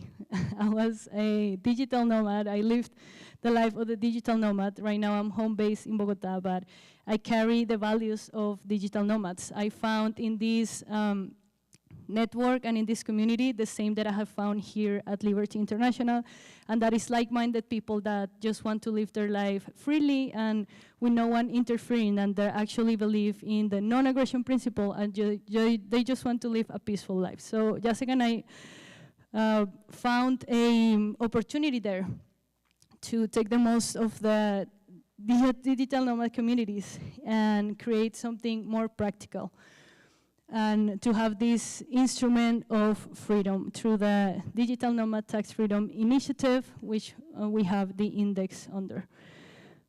So the tax regimes around the world are very similar in their ways, even though they show up very differently from country to country. And as you know, markets move faster than the government, and this is what's happening with the digital nomad phenomenon, cultural phenomenon that we are now seeing. So this phenomenon, we don't want everyone to live the way of a digital nomad. We know that's not realistic, but what we do know is that we can use this phenomenon and challenge the current tax systems that we are under right now. So we want to impact the next generation of nomads, people who are seeking for their life through informed tax choices and through real information. And of course, also that these instruments and that this research that we are doing also worked as for government, and that we can also do advocacy. When I started doing this research, I found that most of the academic research, if not everything of the academic research that's out there, has seen in this phenomenon of the digital nomads a threat to their tax regimes. So they're trying to sell the idea that we need to control more, that we need to close our borders, the banks and governments need to be more aggressive with their regulations, and that in general they have to disincentivize tourism. This is what happened in Portugal, what Toyn Manders was explaining, and all this idea of gentrifications in cities like Mexico, like Medellin, like Portugal, and many others around the world.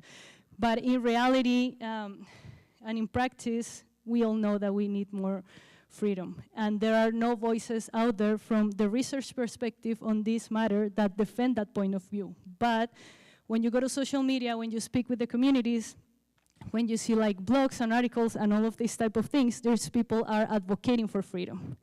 But we are not doing like proper research, and we need also that diversity of ideas, and that's what we are doing. We're not only doing the proper research, creating the index and having this entire framework, but we are also promoting this as a practical tool. This is John Mixes. This is a feedback that he gave on our work. He's a very well-known content creator, traveler, and digital nomad. He's from the US. So what we all want is quality of life, happiness, and liberty. These are goals for every citizen around the world. So let's not let enemies of freedom keep on stealing words from us and spaces, because this is what we see through feminism and in many other, let's say, social battles that got stolen from the libertarian movement. And this at the goal is people just seeking freedom. And this is also an opportunity for a new perspective. Again, we need more diversity of voices. We need to be heard out there, and we can use the excuse of the digital nomads that is kind of interesting to get our foot on the door and start talking about tax freedom and open borders and many other topics. This is the excuse to do that, and again, it's an interesting phenomenon that we have to keep studying and have that broader conversation on taxation and challenging the taxation's belief that all the governments have today. Because even though some countries are very different than others, how cultures might be very different, the tax regimes are very similar. And all of this is because of the OECD model that we are under. So I'm going to talk a little bit more about the specifics of the project, what we actually do. Right now, we already have the results of the first index. You can find that on our website. We'll go there in a little bit. Through that, we wrote a paper, and the idea is to be disseminating this through a public relations campaign. We did our launch through an event with Dr. Per Bailon and Christoph, a very well-known tax advisor in Poland. We reached over 400 people digitally. Most of them were new to Liberty International. We got also invited to the Radical Innovation Summit at Atlas in Mexico this year. We were one of the 10 finalists of many projects that presented themselves, and we got a ton of great feedback during this event, and also great connections as well, and some funding to keep doing this work. So the next steps will be, as I said, grow, disseminate the findings through reports, articles, and presentations to raise awareness, to develop a secondary index that surveys the perception of digital nomads regarding this tax legislation. The current index that we have, this is information from the government, the visas that they are implementing. But we want to know the real perception of the community, because what we have seen from some informal interviews that we have done, most digital nomads are not applying for these visas, but their presence in the country is forcing governments to change legislation in order to adapt. And of course, the idea will be to have much more presence in media. We have 40 countries in the index. That means that we have the opportunity to send these results in 40 different media outlets throughout the world and have a proper public relations campaign so that people talk about us in the news, in traditional media, but also in social media as well, and that we can cultivate this digital nomad global community and show them that here in libertarian circles at Liberty International we have similar values and that they should be rooting also for us. So it's a whole new world out there, and we have to be also fostering these spaces for people who are actually changing the landscape of legislation. And as I said, the idea would also have to be to take the most of this to do tax advocacy in all of these different countries. So I'll invite you to visit our index, the first results that we have. You can scan this QR code that will take us to our homepage online. And I also want to give a few words in the minute that I have left, and that is that from research, this is not only digital nomad, we see a great opportunity from Liberty International to keep fostering this type of research. We are planning to have scientific journal, libertarian scientific journal, a research journal from Liberty International, so that we can also foster voices like the ones that we have seen here on stage today, and that we can say that as libertarians we are also seeking to foster that academic voice and have that home for new ideas. Thank you so much.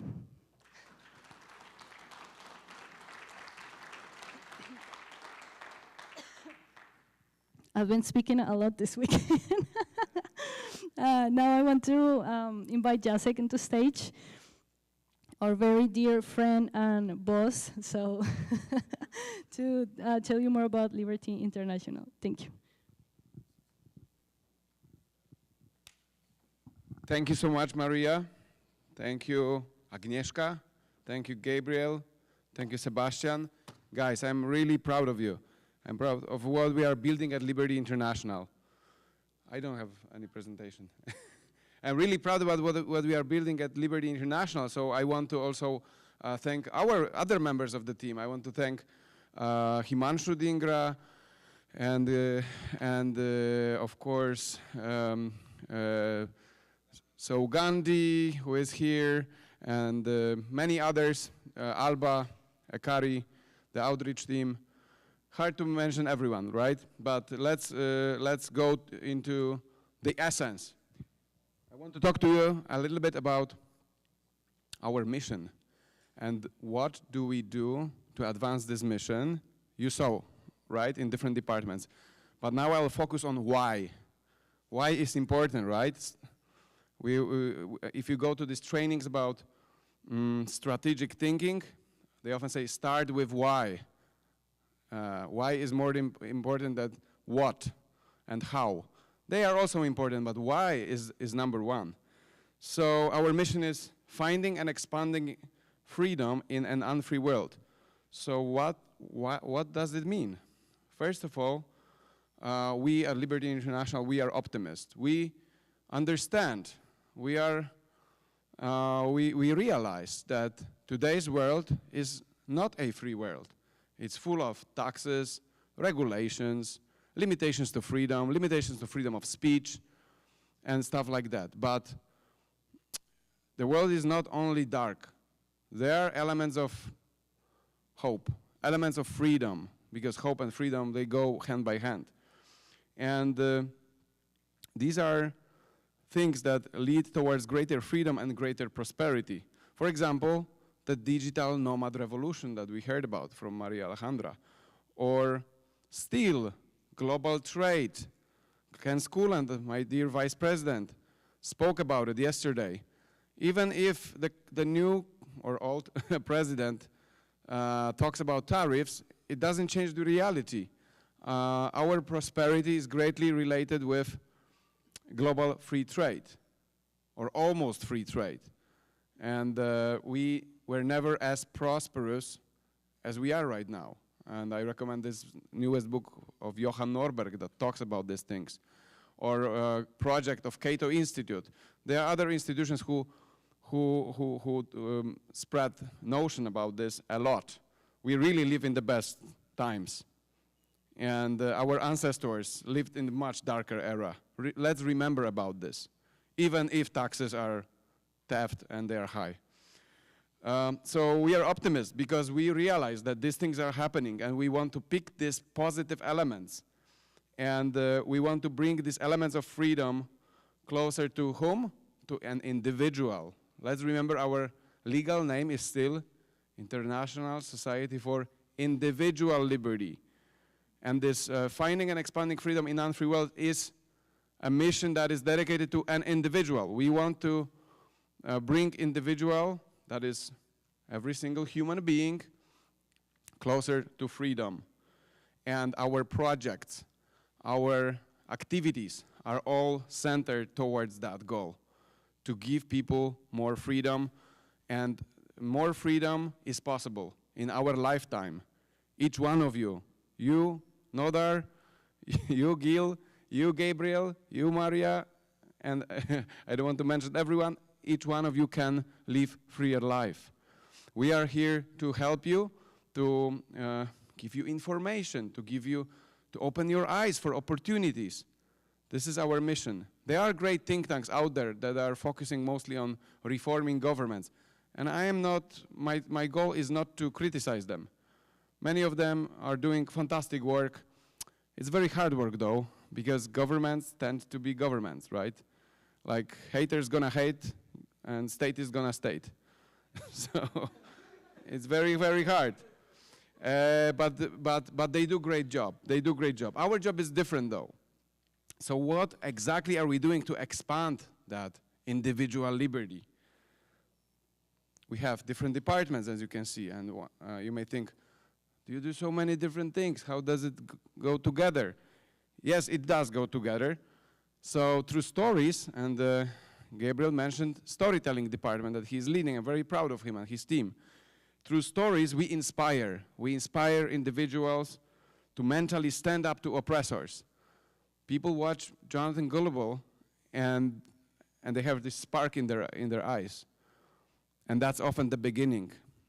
That's why Jonathan Gullible animation is for everyone, but especially for the young ones who are still hungry for new ideas, for truth, basically. Because freedom is about truth. It's truth of the human nature that we want to be free. Let's not be ashamed of using these big words. Freedom is true element of our nature, and seeking freedom is seeking truth. So we inspire through stories. What do we do through trainings? Through Liberty camps, through Project Arizona, we empower. We empower freedom activists so they become wiser through education. Yeah, we teach them Austrian economics. Yes, we teach them history of American Revolution. Yes, we teach them political philosophy, libertarian political philosophy. We make them wiser, we make them better connected, because networking is super important, you know that. It's not just in business. In think tank world, in third sector, it's the same. And in private life even, networking is important. So that's why our conferences, they have this family character, as we often say, because the man on the stage is one thing, and it's important. We want to have a nice presentations, great debates, panel discussions, but it's even more important what happens there at the Liberty Fair, or here when we drink coffee, or up there when we have a happy hour, right?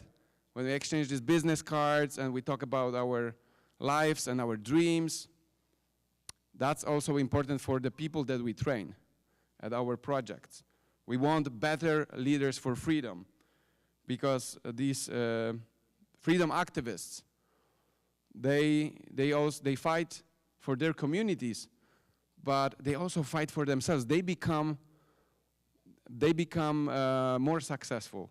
So I often say to my students at Project Arizona, I say, this project is not only about liberating your country. Yes, I would love your country to be a freer place, and yes, this is important. But first and foremost, it's about you. I want you to succeed. I want you to go to grade school. If Hasbu from Pakistan, he wants to be enrolled at good, maybe Western, maybe European or American university, he wants to do a master's studies.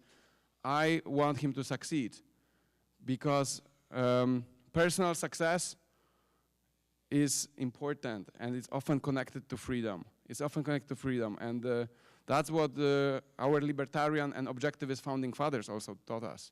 We don't forget these lessons.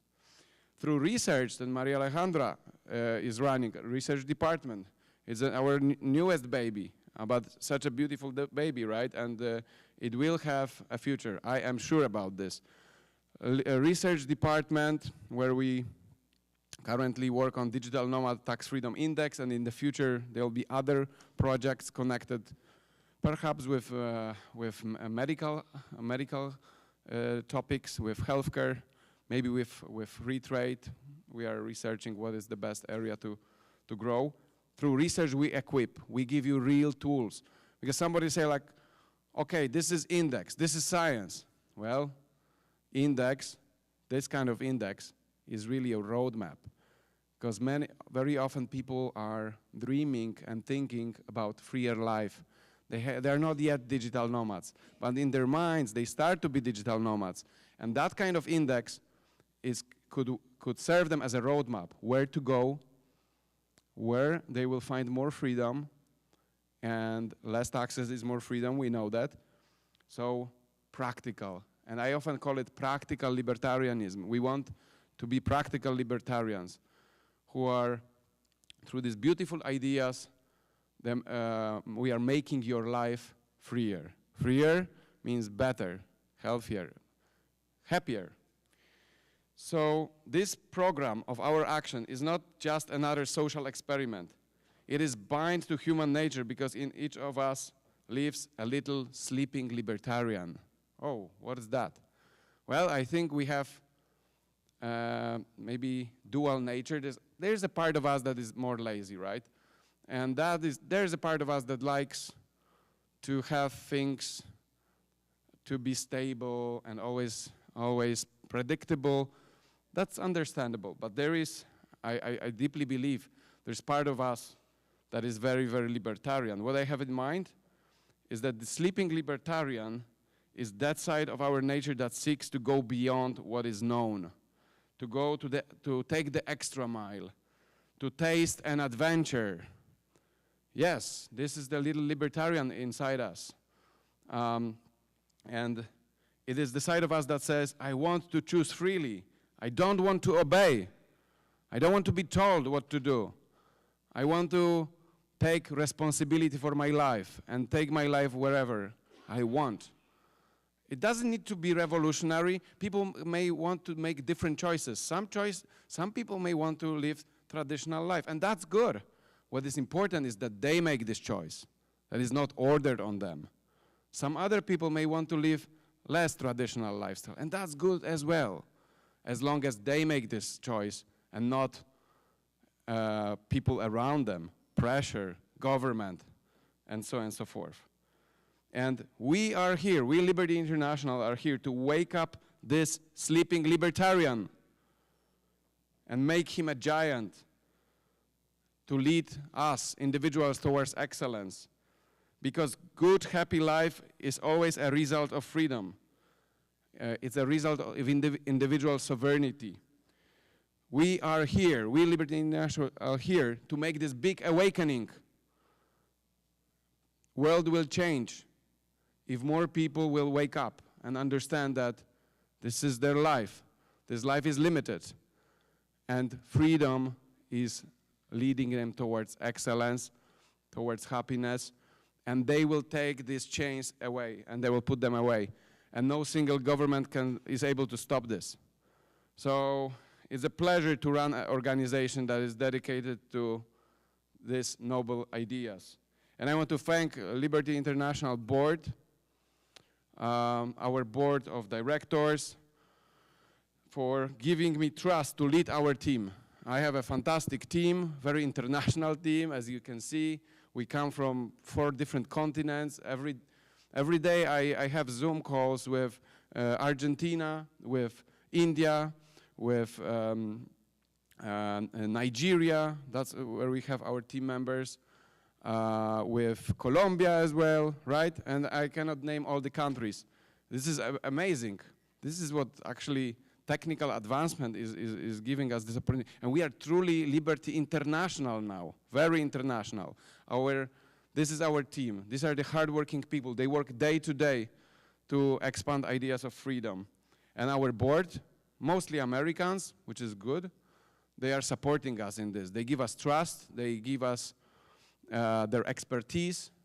Every single department has a mentor. Every project has a mentor from the board. This is not a sleeping team, a board, sorry. This is an active board. Our board is very active, supporting us in what we do. I want to also thank our donors. Many of you, most of you, vast majority are donors. I want to thank you for making all of that possible, because we don't take any grants from government. We don't rely on corporate sponsorship. We rely on people of good hearts, people who believe in freedom just like we do believe in freedom. Thank you very, very much.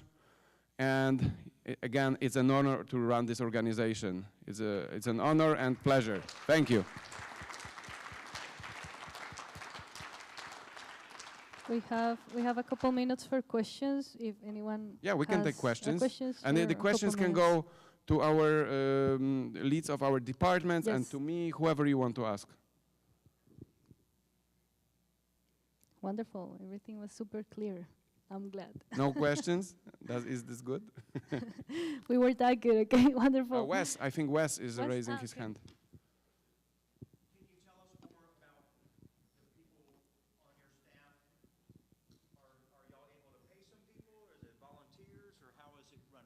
Wes is asking, how does it work at Liberty International? Do we pay people in our team, or we don't pay maybe? So the answer is yes, we do pay. Fortunately, even though we are still small organization, we have this ability to pay our team members. They are contractors, but they have stable contracts. Of course, it's not American salary standard, but it's good enough to run organization with people who work day to day on full-time for Liberty International. I am doing it full-time, and big portion, okay, we have about 15 people in the team, but about 10 are working full-time. That's great, yes, thank you. No more questions? Oh, there is Gil. Great. Mention of trying to put together a journal, and the word science is associated with that. Did I understand that correctly, or was that? This is a question about the journal, so I think Maria Alejandra will be the best to answer it. Yeah, is that about your you. index only? What is? I'd like to know a little more about what the journal idea, what kind of subject matters you would like published. That's right. It will be a research journal in which we can publish scientific and structured research that libertarians are doing. So not only regarding digital nomad, but as Jacek mentioned, commerce, medicine, and that this can also become how you call it, that we can also foster those ideas and see what we can also deepen the research from Liberty International as well, and have this research, like the issues be consistent with it, so that we can also get recognized as a trusted research journal for people out there.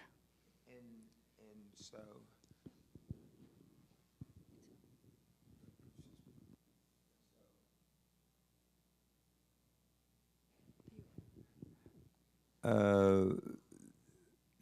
censoring of scientists and research that doesn't meet the approved narrative of the U.S. government research establishment, which is massive. And it seems that other developed countries sort of follow that lead, and it's certainly holding back real progress. Are you hoping to somehow be an outlet for scientists who are not able to get published? Is that part of your concept? Yes, definitely. If they follow also the guidelines of our principles and our values, and of course we have great advice from Dr. Mary Ruhr and the board of team members of Liberty International, and we're also open to not only the monetary resources, but also from the expertise of any of you here that can also help us with navigating this as well, because it's complicated, but that will be the idea, to be that outlet. Thank you. Okay. I see Rob. You're making me run raised his from, hand. but it's okay. So we discussed a little bit, what can we do to help you be more successful in the United States? What can we do to be more successful in the United States? I would say for us, to be more successful in the United States would be means to be more recognizable in the United States. Unfortunately, we are not very well recognized here in the US, which is very important country for us. It is a country from where most of our donors come from, and obviously it's a country that has very libertarian or freedom-oriented history. That's also important. So to go across this, to solve this problem, we actually had a very important executive workshop session run by Dr. Patty Hochelbein, Vice President of Atlas Network, just a few days ago in Phoenix, Arizona. All our team leaders and Dr. Mary Ruhr and myself, we were there, and we were discussing, our mission, our vision, our projects, our strategy, but also solving problems like the one that you mentioned, Rob. And we are thinking that it will be a good idea to start a physical event in the United States on annual basis, year to year. It will not be the World Conference. The World Conference will still be nomadic, as we say, event in different countries, different continents, but we can have a let's say, 2-day long or 1.5 day long event in the United States, and most likely we will do this event in a way in which it will have also practical message. So we recognize number of topics that might be important to our audience, to our donors and non-donors, and maybe future donors, in which we can help them to grow. Things like making first steps in crypto sphere, cryptocurrencies, crypto assets, things connected to longevity, to medical issues, medical tourism. We want to be practical as much as possible. There will be always libertarian theory, though, because we are libertarians. We are not ashamed of this. Quite contrary, we are proud to be libertarians, but we want to be also practical. So we are thinking about an event next year in the fall that will have 2 legs. One more practical leg, more maybe helping to develop solutions in various spheres. We'll need to make a choice in which spheres we want to develop. And it will be interesting. I want to tell you, it will be interesting because we know there's a great competition, right? There's a lot of organizations these days. That's the difference. ISIL was, if not the only, then one of the very few players on this libertarian arena 30, 40 years ago. Now we have a great competition, and it's more tough. But you know what? That's good. Competition is healthy. We just need to get better in our niche, and I think we do have a niche, and we are doing it differently than others. So we want to be better, and yes, rely on us, United States. We will be more often here. Thank you so much, and thank you everyone for joining Thank us you. for this session. We're almost at the end of this fantastic conference and fantastic weekend, so I'll see all of you. Please join us for tonight gala dinner at 7:30 p.m. right here. So go take a break, go enjoy the happy hour, dressed up, and we'll have some very amazing, fantastic things this night. Thank you everyone. Good afternoon.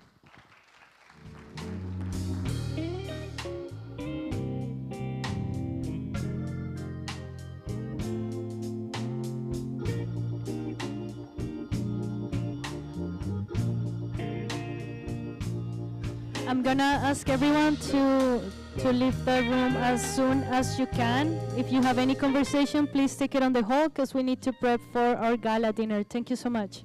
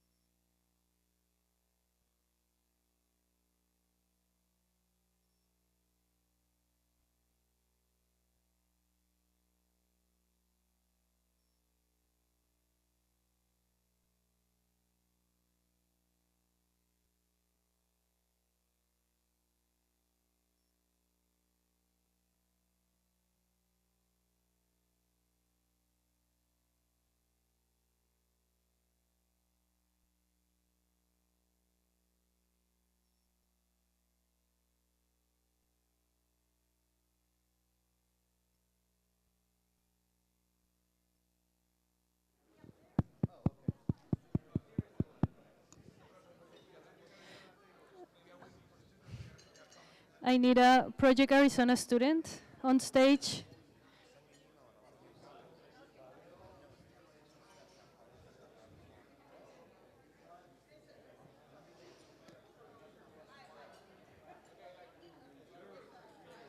Digital nomad table. Here is your seat. Okay, good, thank Yeah. you. Do you know where the students are? Not sure. Can you help me? Are you going to be busy? No, no, no. I need to So do you have fond memories of your visit to Argentina? I need help. Where are the students? I need a I'm waiting student. for them. They are tripping. They are tripping. I will charge them. I will actually charge them.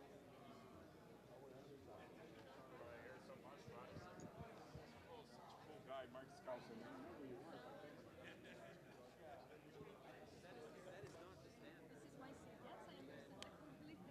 That's the one that you've got the light in your eye.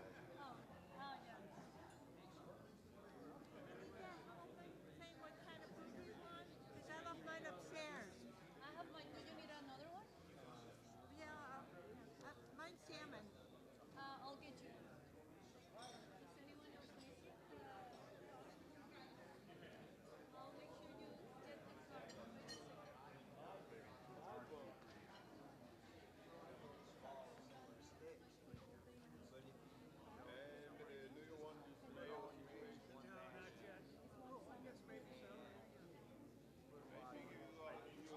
Get all. Your value is wrong.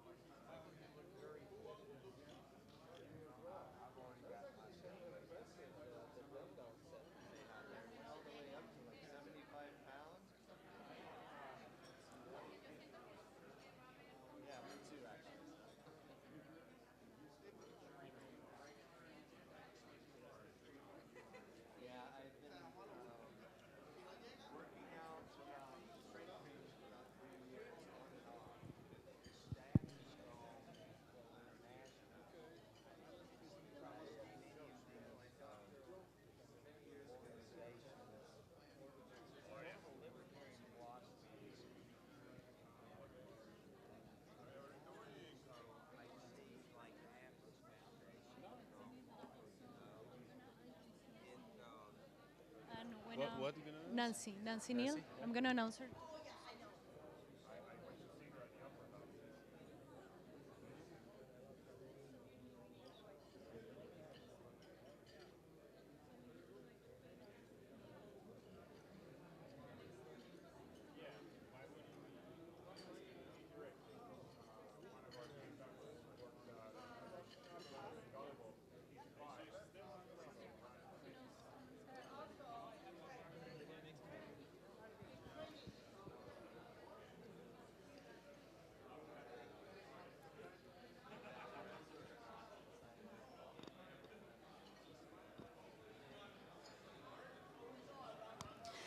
Good night, everyone. It's so nice to see you all dressed so well and so happy and having so many amazing conversations. I know some of you are eating, but we're going to start with our program tonight. So I'm going to ask your attention for a couple minutes, please.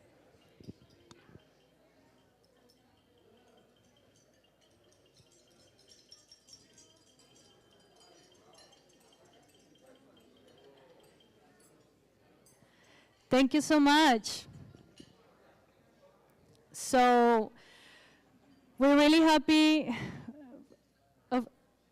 Okay. we are really happy with this conference. We had such an amazing time, and all of this would have been possible without the help of some people you may have not seen throughout the conference, so I want to take a moment to acknowledge them tonight. First of all, we have our amazing IT team, Camille, Patrick, and Peter. Let's please give an applause to them.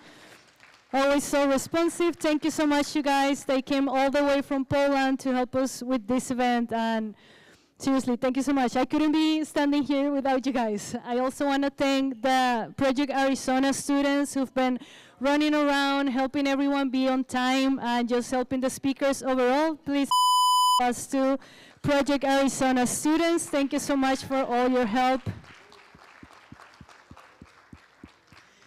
And lastly, of course, to the Liberty International team, Sugandhi, Agnieszka, Sebastian, Gabriel, Alba, who couldn't be here, and Jacek, that has brought us, all of us together. Thank you so much for all of your help. I love you all, and I'm just so happy. I'm so happy to be here. We have a special surprise for you today, a little Liberty treat, a little something very artistic, I'll have to say. It's a really nice surprise. A very special lady has come all the way from New York to join us tonight. So please give an applause to the Lady of Liberty.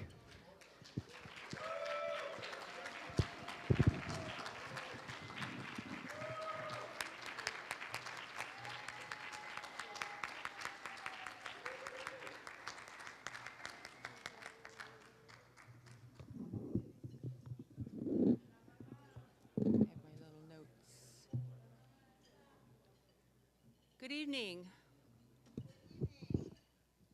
You're going to hold it? Welcome to Texas, and welcome to the United States of America. I am known as the Statue of Liberty. I was a gift from the French people to commemorate the centennial of the Declaration of Independence, shortly after the Civil War. There is a poem on the base, on my base, written by Emma Lazarus.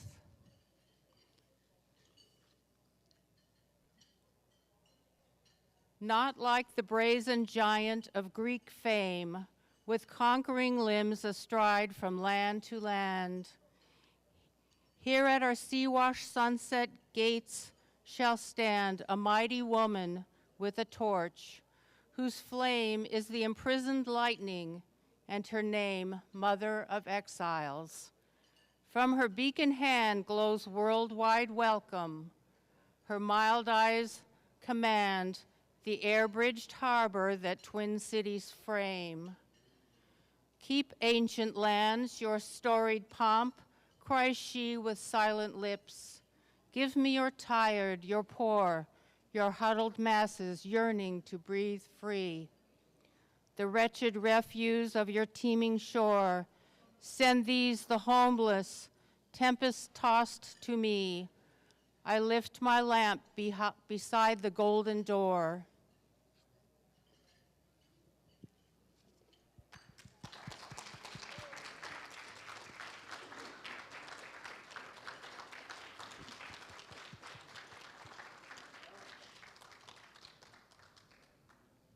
Thank you, Lady of Liberty. That was really moving.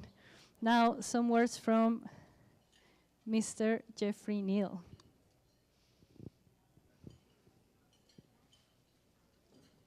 Has anybody told them that the beer and wine is included with the dinner? Ladies and gentlemen, a very short announcement that... Ladies and gentlemen, a very short announcement. Some of you may appreciate this one. Over here on the left, beer and wine. This is part of your dinner. If you would like beer or wine, please go there and get it yourself. We think that's a worthwhile effort if you're thirsty. Thank you so much. Well, as I said, we have a very special program for all of you tonight. We're going to leave you enjoying your dinner and your salad, and I'll be back in a few minutes with more surprises. Thank you.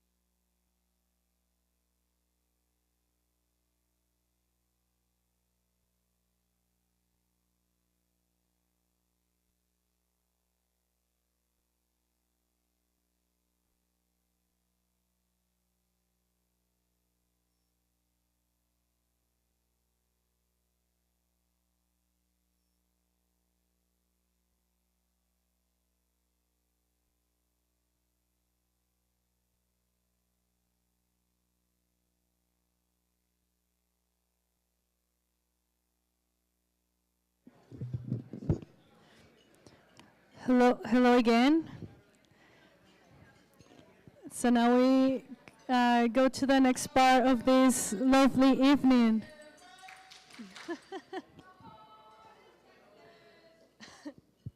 Thank you.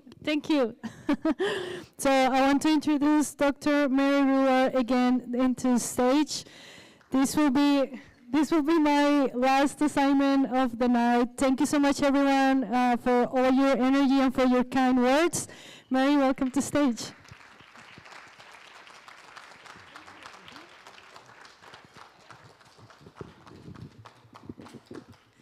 Well, thank you for that great welcome. Can you hear me? Oh, it's not on? Oh. I think it's on. Oh, well, I'll go closer. How's this? You can hear me? Okay. So I don't want to interrupt your dinner. You can keep eating. I'm just going to mention that we have a program, and it can entertain you while you're eating. But first, I want to recognize some very special people. Let me start by asking you, how did you feel like this hotel worked out for us?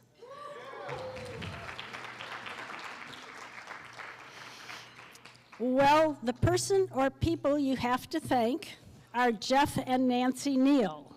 They picked this out for us.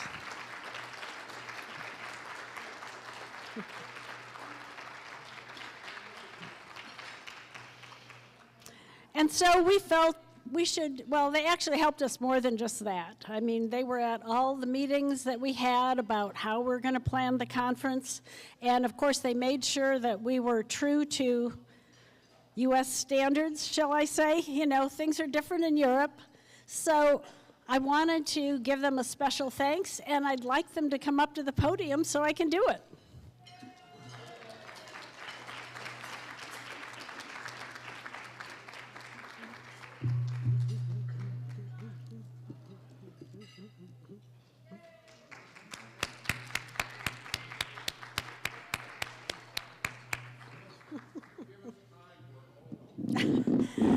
Well, while you're coming up to the podium, I figured that they might want what I have to give them before they finish their dinner, so they can maybe look forward to it.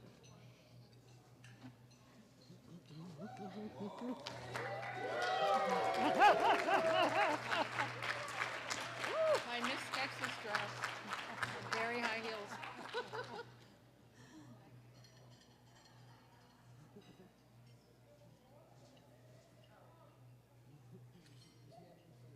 Oh, yeah. Okay. Oh, yeah, let's get some good sight. Now put me behind the Well,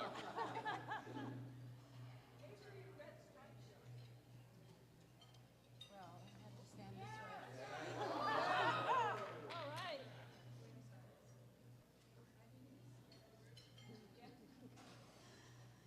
Okay. Well, you know, we share, the three of us, we share a very common affliction. We are chocoholics.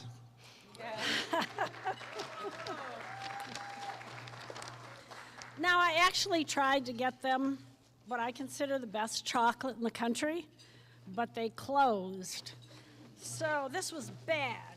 And instead, we have local chocolate. And I want to give each of you a great.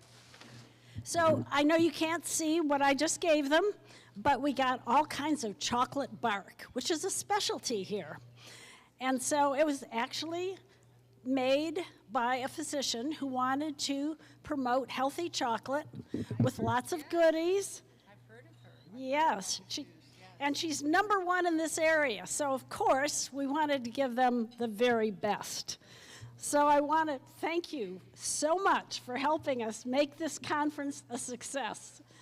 And I'm going to give you this so you can keep it.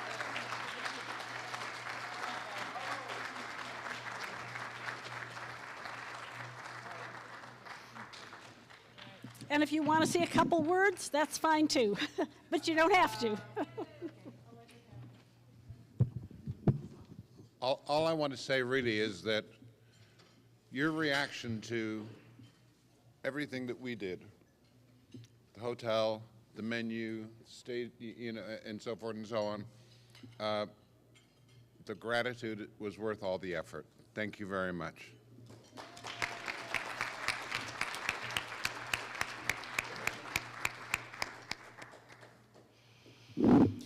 And now we are going to have a talk by Robert Chatfield, who is the president of Free to Choose Network, which we've been working with. They are the host for the Jonathan Gullible animation series. So, Robert, are you with us? Yes.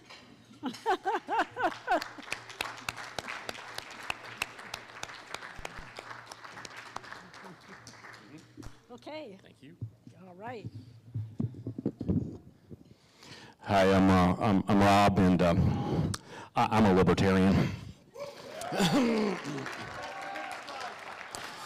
I try to go to a lot of meetings like this to meet with other people who have this affliction, find out how they cope with it, manage for this.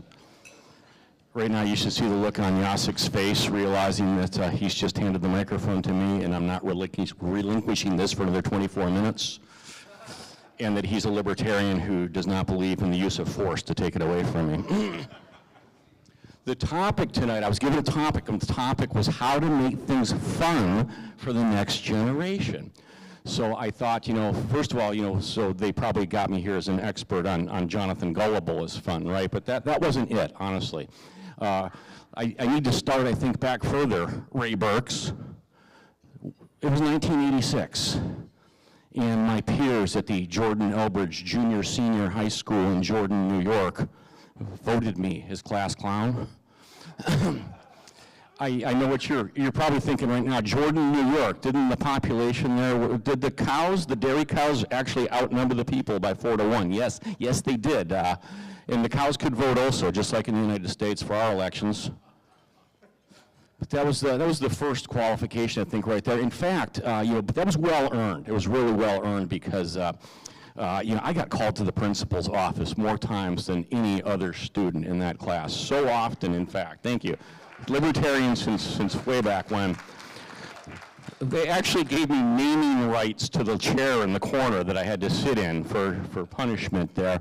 And then after school detention, they'd give me after school detention. They kicked me out of after school detention because I used to raise the morale of the other students while I was in detention, so they couldn't keep me around for that one.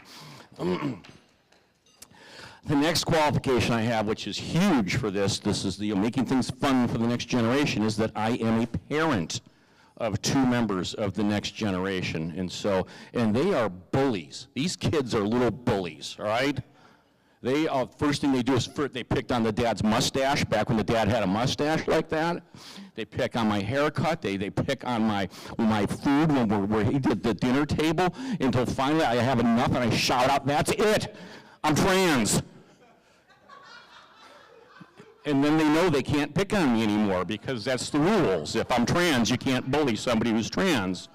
And so, this is a true story, by the way. I use this all the time. Not that I'm trans, but that I don't like to get bullied by my kids at the table anymore. If there's any one nice thing about this, think about it for a second. Maybe this younger generation has some respect for rule of law, okay, if they know how to follow these rules like this one.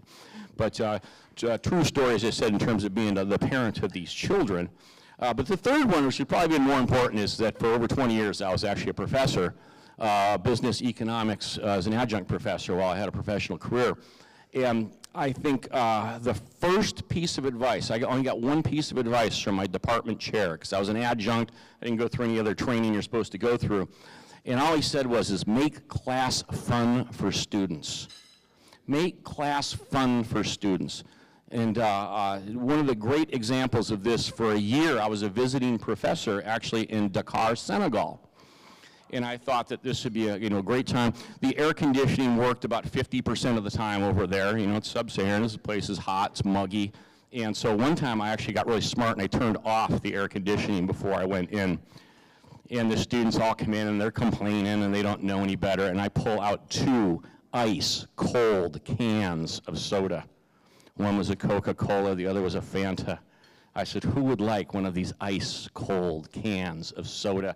Every hand went straight up into the air. I says, all right, who brought money to class today? About half the hands went down, and I says, you've now learned the difference between want and demand. Teaching basic economics, you can have some fun with this, and we actually did. We auctioned off the sodas, and I promised to give the money to the student association. Somebody paid $20 for a can of soda, and then I turned on the AC to let them know that it actually worked that day. But I think, that's a component of this that really, I think, needs to be brought out here, as I said, is that you're allowed to have fun. And as I said, we're libertarians also. Isn't it supposed to be the party of fun in terms of what we do around here? But lessons I learned from this one here, I think number one is if you want to get students interested and have some fun, start with money. I have yet to hear from any student or younger person I've talked to, when you grow up, what do you want to be? I want to be poor.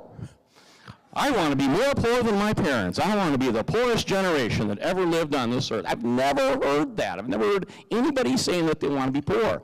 So how can you get them interested? As I said, they're already interested in money. Stock market games. If anybody here, as I said, has the ability to work with youngsters at all, I teach them a little bit about the stock market. When somebody sees that, they get into all these different things here about, and now you teach them about markets. You can teach them about prices. You can teach them about a lot of things here. So you can use the stock market as one quick way to do this one here. I point out crypto because most of the kids are, into crypto or want to do something about that, something there.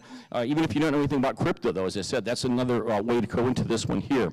Another one, compound interest. You ever try to teach students about compound interest?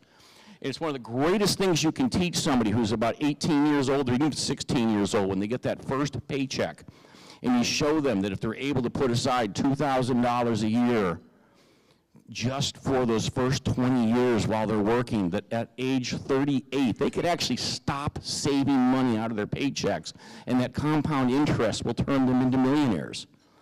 And I used to play this when I taught finance classes. That was always one of my first quizzes that I would give. Who Wants to Be a Millionaire, which was a game show television in the United States, or television game show here.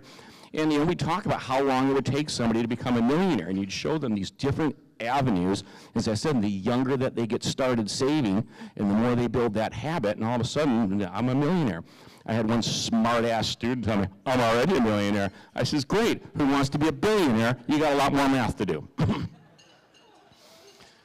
So again, you can have fun with this stuff, folks, all right?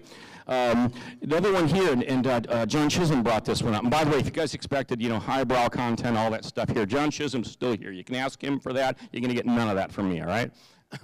But entrepreneurship, right? There's somebody named Connor Boyack from Liberties Institute right now, and Connor is running, he's running this thing called the Youth Entrepreneurship Market. And he's taking these kids and they're getting spaces in public squares where these kids as entrepreneurs, and when I say kids, I'm talking 8-year-olds, 10-year-olds, we're talking kids, all right? And the kids have to come up with their own business, their own product or service. So maybe they're baking cookies and they're selling cookies. Maybe they're selling some jewelry that they've made, whatever it is. It's a children's entrepreneurship market. The only rule Connor has at this market is no parents allowed. All right, the parents can be customers, but they cannot be behind the counter working the booth. These kids have to work the booth. And Connor's actually put this thing together. He has $1,000 scholarships, if you will, or seed money, I think is what he calls it. $1,000 seed money you can win as a student to start your business with. And boy, if you think $1,000 doesn't make a difference, as I said, it certainly makes a difference to Liberty International, the OSIC's organization here. So if anybody wants to make a donation tonight while I'm still speaking, you can do that. But, as I said, that's kind of seed money there, and the excitement for a young kid to get $1,000 to try to do something there, and what can they do with that money? So entrepreneurship, stock markets, cryptocurrency, all that money, I think is the number one way. If you want kids to have fun and learn about liberty and learn about markets and learn about all this good stuff we enjoy, I think number one is money. Number two, this was brought up also during this conference, so everybody stole my thunder, but authenticity. If you want to know what students really, really buy into the most, it's authenticity. And, if you wonder, as I said, students loved Ron Paul, right? Why did they love Ron Paul? Because Ron Paul was completely authentic. This is a guy who was able to communicate libertarian ideas. He was this old guy that seemed a little bit crazy, and students loved him. And then guess what? A few years later, some other old guy with ideas who was really authentic came along, and students loved him too, huh? Bernie Sanders is authentic, at least, all right? Except for the part where, Bernie has, several homes and doesn't think these things apply to him. But Bernie's somebody who, as I said, students relate to as being authentic. Milton Friedman, by the way, students believe Milton Friedman is authentic. Maybe students just like really old people. All right, but the authenticity, that's what the people are looking for, is that authenticity that's there, because again, I went back to, my comment about the trans stuff. These kids, they were brought up in this politically correct, woke system, but they know better. As I said, they know they got to play the game because they're in school, they got to get through school, but they know better. And I think, as I said, that's the part there. It's a lot tougher, I think, to really pull the BS over these kids' eyes with regards to authenticity. Today, who else do we have that's authentic? If I were going to try to teach capitalism to the younger generation, who might I use to teach capitalism to the younger generation? Who's authentic about this? I use Steve Forbes. Because again, he's an old guy, all right? That's the number one criteria. Apparently students like old guys here, right? But our Free to Choose network, we have an educational affiliate called izzit.org. That's IZZIT.org. And we created a whole series of videos with Steve Forbes called Steve Forbes on Achievement. And these videos highlight entrepreneurs who change students' lives. And most of these entrepreneurs, the students have never heard of.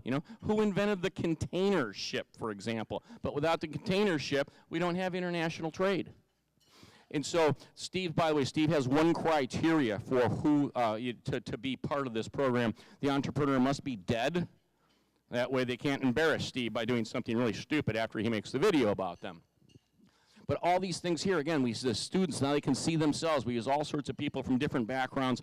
Almost always, it's not a straight line how any of these people became successful. Almost always there was failures. And almost always you can take away lots of free market lessons. So again, we're putting this stuff into here.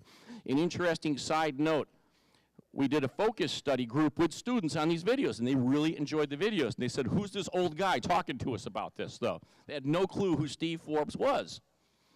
And we said, would it make a difference if the guy doing the series was like a successful business person? Oh, yeah, all day long.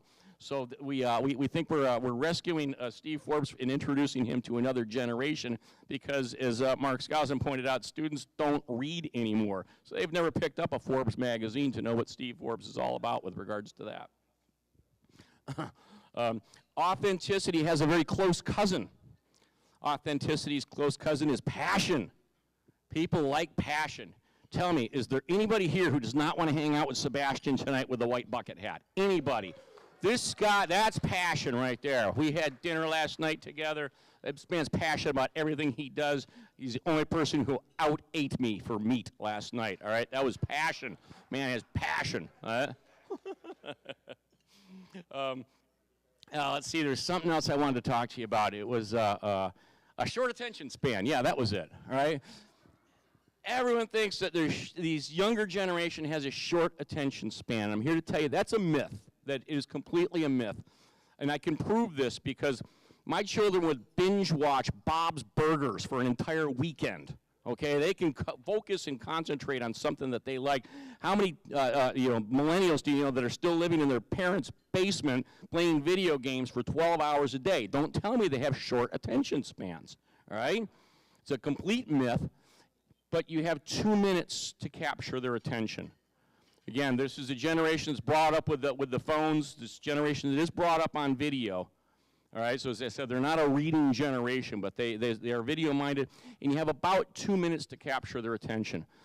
This, by the way, just in case you thought, oh, this is endemic to this generation, we Free to Choose Network, as you know, we did Milton Friedman's 10-part series, Free to Choose, for PBS in 1980.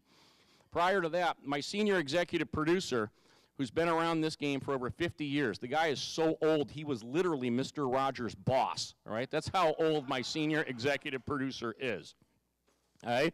He's the guy who created the 2-minute open that you see on a television show. The open before they go to a commercial, because he realized that's the amount of time I had to capture somebody during that time frame. They'd go to commercial. If it went to commercial, they weren't captured. Back in the day when you actually had to stand up, walk across, and change a channel, all right, you had that much time to capture their attention or else they were going to flip away. All right, so you have a couple minutes to capture their attention, but they do not have short attention span. I want to make sure I get that point across there. All right, so how can you also, so you got that 2 minutes to capture their attention here, and what can you do with this one here? I mentioned isit.org, our educational unit, and what we do here. Well, first of all, memes. Oh, Liberty memes would be a fantastic idea, by the way, also. Huh? And if you didn't donate to Liberty Memes last night because you weren't at the dinner, you can also do that again because that's a fantastic, fantastic, well-worthy organization. But back to, you know, I almost lost my train of thought, by the way. Short attention span, I'm not sure if this thing's really true or not, right? We created at isit.org 45-minute lessons because, you know, if you can't capture their attention organically through YouTube, etc., then where's the next best place to capture their attention? That's right, as a captive audience when they're in school, right? And we take no shame in terms of trying to capture their attention with that captive audience there. Well, what we do with these videos is about a 12, 15-minute video, the class time, but you also have activities. So you've got to give them an activity that gets them involved with that topic or subject. And so a lot of times, as I said, people are looking in terms of how, you know, how can you use video and how can you do that stuff better, because it's that video-based thing here. So a fantastic example, we did a video with Reiner Zittelman called Life Behind the Berlin Wall. And it's a video about comparative economics that is one of the most popular videos we've ever produced. If you'd told me that one 3 years ago, that comparative economics was going to be our hottest subject, I would have laughed at you. But what we did was, so I said the video's a fantastic video from there, but the activities, one of the activities we put in was, showed them this was what the Berlin Wall looked like, and there was all sorts of graffiti on the Berlin Wall. It had all these messages, and the messages were all about freedom. And so the activity, your classroom activity is, go ahead, create your own Berlin Wall. What would you have put on that wall as a message? So now you get the students, they're getting up, they're getting artistic, they're getting involved with each other. So as I said, this concept here, once again, short attention span, no, they will completely dive into stuff, but you got to make them active and involved with what they're doing with this. And that leads me to my next one here. This generation does like to be entertained. It's unfortunate, by the way. As I said, they're an entertain me generation. So how many of you were at the Iron Maiden concert Saturday night, the heavy metal concert that in Fort Worth? I know because I didn't see any of you there. I was the only guy from this conference that snuck out for this, all right? But, you know, music. Don't these students like music? And we talked about the rap videos earlier. As I said, you can get this, you can make this stuff fun, and it's something that they'll buy into. The arts, as I said, is anybody doing stuff with, other than Mark Skousen's wife, is anybody trying to do anything with regards to young people in the arts, libertarians in the arts, okay? So we have music, arts, culture. These are things, we've got to go to where these people are. They're not really coming, I don't know too many people who are coming to this lecture where you can introduce libertarianism to them. You've got to go to where these people are. So with that, I hope I've given you my 4 points there of how to try to make this stuff more fun. And Jacek, I will even yield the microphone back voluntarily.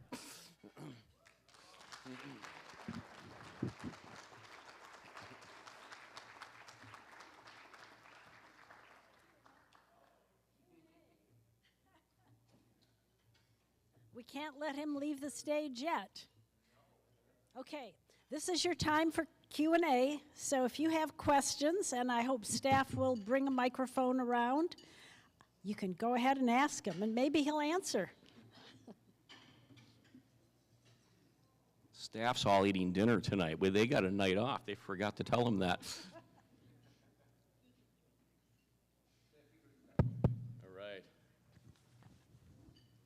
Sebastian Mark Skousen is in front with a upstretched arm.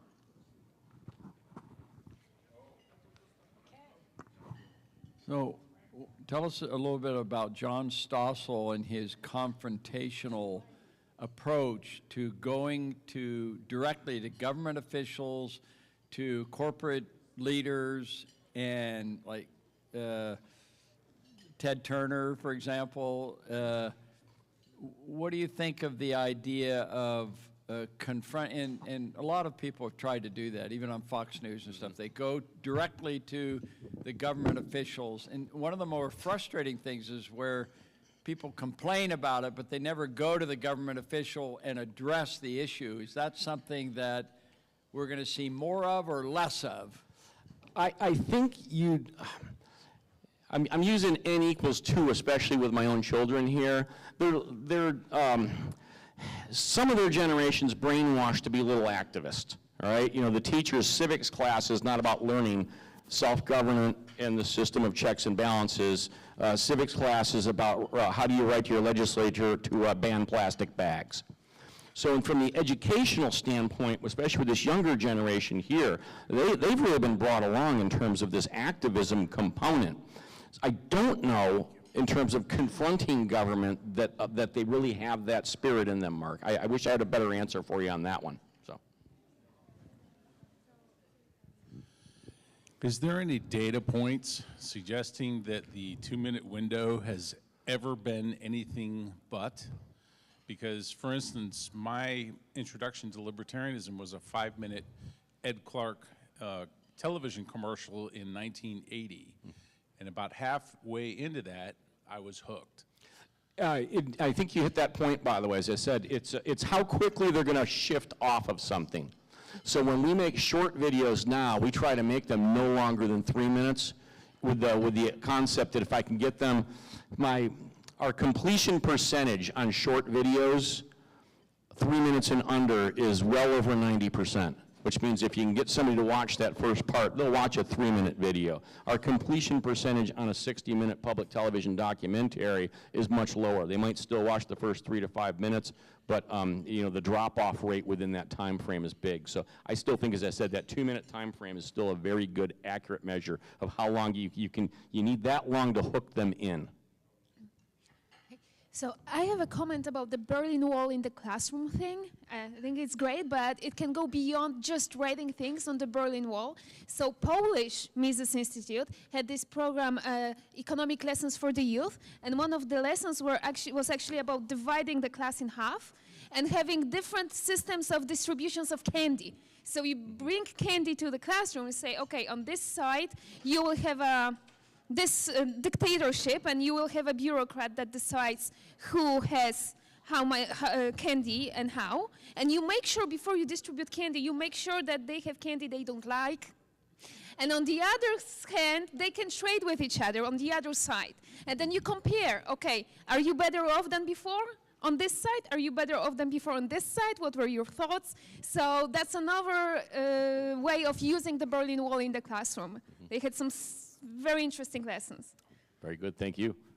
I've got Ken in front. I've got the passionate Sebastian running around with the microphone too. Bob, I'm curious, what's the demographic appeal on Jonathan Gullible? Who's tuning into the thing, and how's it going? Well, first, thanks so much for that one. So the Jonathan Gullible series, by the way, which we're helping distribute. We didn't produce this one, but Jacek came to us and sort of asked, for our help there. We agreed that we'd put money into it for marketing and put our expertise behind that one. The trailer alone had over 100,000 views on it, which was pretty good for a trailer. And then so what becomes the watch rate after that is about 1 out of 5 of those people continued to watch the series. Almost every episode has at least 20,000 views on it. So again, we got about 20% of the people who watched the trailer that then went on to watch the entire series. And I don't know why, by the way, the Zookeeper episode has twice the views of the other ones. So somehow that's got into an algorithm where people are picking that Zookeeper up, but we haven't figured out how to get all of the rest of them to follow that algorithm. The analytics with regards to viewership it's unfortunate, Ken, because they give it such a wide range on the thing. But it's 18 to 35 actually is shockingly, that's the age range. We were looking for middle school. We thought, oh, this is great for middle school kids here. It's an older audience that's watching this. So. Mm-hmm. Hello, Mr. Robert. Here is written making it fun for today's generation. how to teach them liberty maybe, or free speech or so on. So close it. Oh, how about my idea to help them to organize meetings to experienced people from post-Soviet countries who lived in socialist systems. If we begin to organize like these meetings in Western universities, I think it would be very fruitful. How do you think? I'm going to ask Sebastian to repeat that because he was standing next to you. All I can hear up here is your voice is deep. It's very bassy up here. So if I'm not mistaken, we are asking about the students from the post-Soviet bloc, right? No? Okay. So I'll let you phrase it. Okay. I mean that in post-Soviet countries live people who has experience to live in Soviet system, like me, for example. Right. And these people should meet in Western students to explain them what it means to live in Soviet socialist countries. So they would understand easier what does it mean to live in socialism.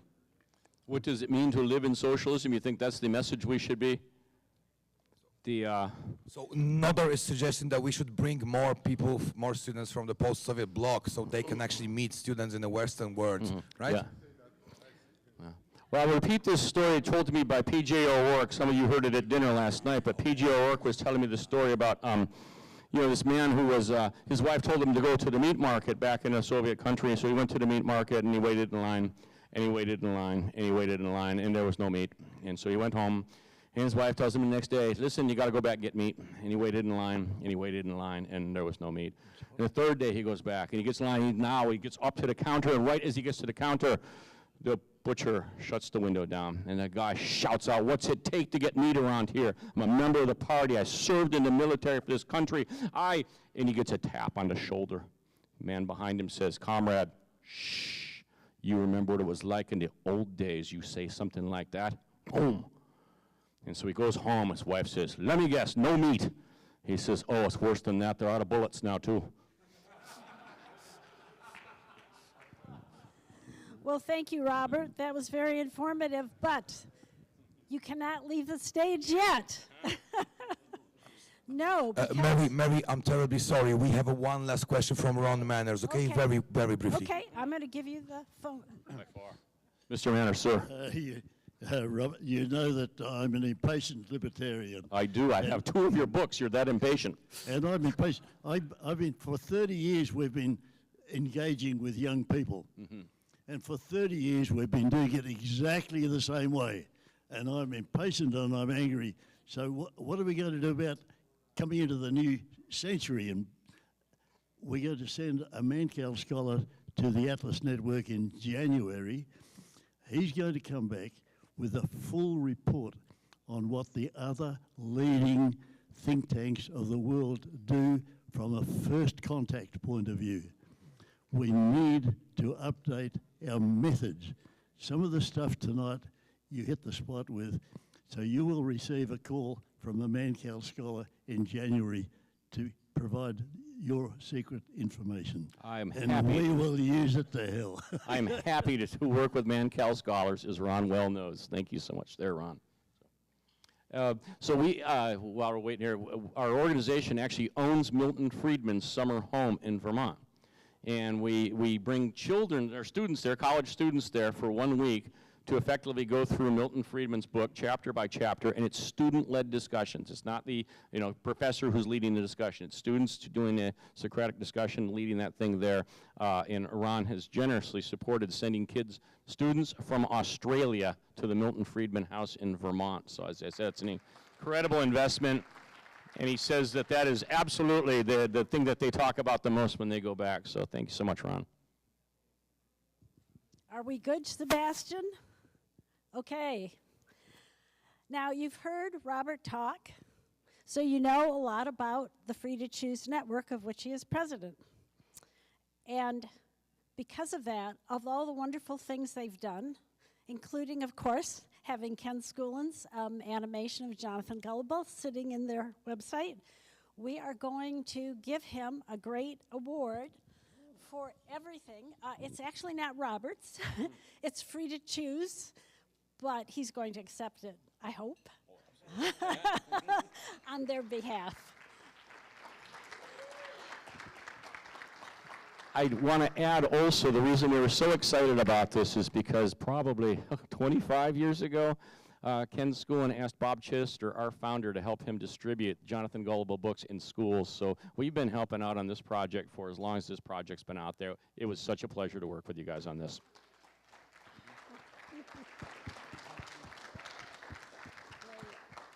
Thank you, Robert. I will let you leave the stage now. We have another award tonight, and I'd like Itcha to bring it up, our Project Arizona student from Nepal. And this one, oh, thank you. This one goes to a very special person. This one goes to Ron Paul.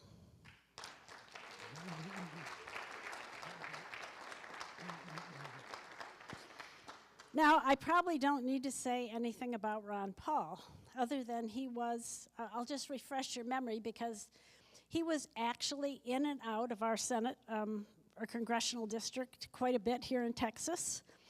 3 different periods, so I'm going to have to actually read it. 1976 to 1977, 1979 to 1985, and again in 1997 to 2013.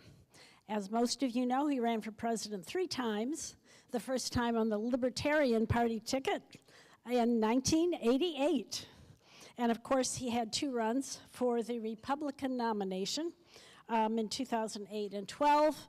Unfortunately, even though he met all of the requirements for getting the nomination, the Republican Party, after all the primaries were done, said instead of winning 5 primaries, you had to, I think they said 8.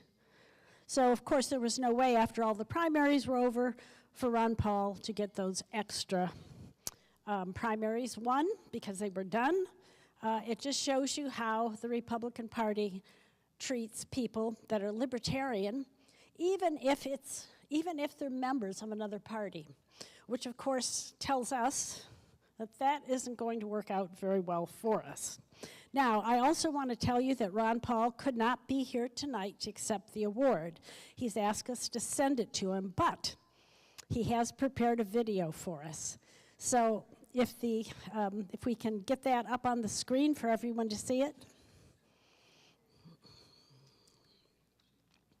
Hello, everybody. I'm sorry I can't be with you in person, but remotely I am going to visit with you today. And first off, I want to acknowledge Mary Ruart for getting me involved in Liberty International. But I did want to thank you very much for acknowledging that I have worked in the area of liberty for a few years, and the presentation of that to me means a whole lot, and I thank you.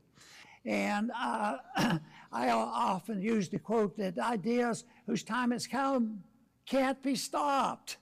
And that is so great, Victor Hugo.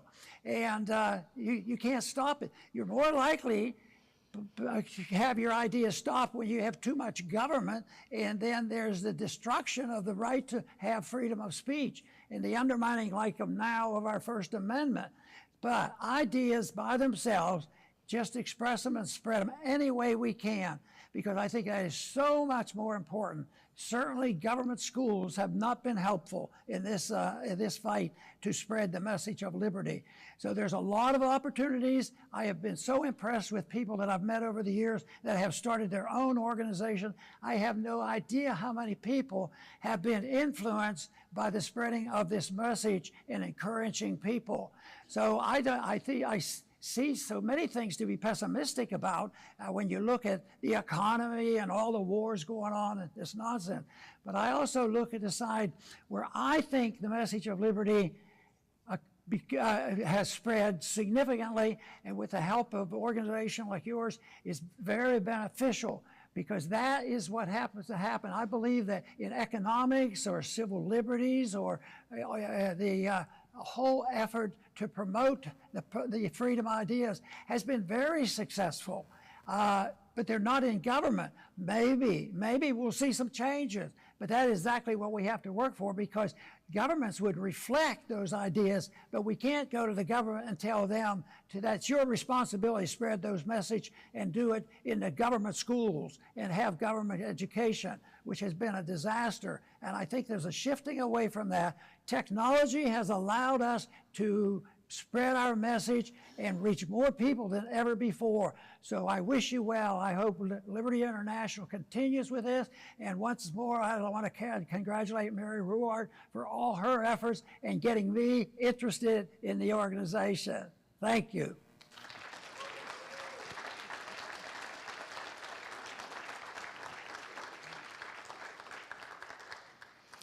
I want to show you the award. It's a Lifetime Achievement Award, and we will be shipping it to Ron Paul shortly.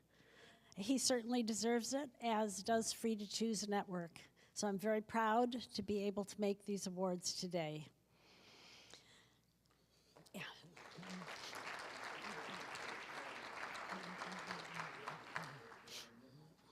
And now we're going to get to another exciting part of the program. I know a lot of you have come to me and say, how close are we to matching the pledges? So let me tell you. We had 4 pledges. One was for $100, we matched that. One was for $200, we matched that. We had one for $5,000, we matched that. And of course, the big one, $50,000 from Matt Bowler, which we still have to match. But we are close. We need $7,300 to make the complete match. And that's what I'm hoping to raise here tonight. So what we're going to do is we're going to auction off a couple things, and then hopefully, with the excitement of auctioning things off, if we haven't totally completed all of our pledges, then I will ask for donations. And there's been a lot coming in, which is why we've made all these matches and why we are so close to the 50,000. So the first item we have was donated by none other than Ken Schoolin. This is the first, I guess you'd call it the hardcover edition of Jonathan Gullible. It's out of print, which means you won't see any more of these around unless he's hiding a couple. So I would like to start the bidding on Jonathan Gullible here, and I'm assuming, Ken, that you will autograph it to the lucky winner. So, do I have a first bid? $100? Okay, we have $100. Somebody want to give $125? Oh, 200 over here. I didn't hear that. Thank you. 200. Okay. Who's next? 300. Okay, we've got 300. 350. Okay. Anyone else? 350 going once. 350 going twice. 350. Sold. Okay, thank you very much. And Ken will autograph it for you. Okay, now the next thing we have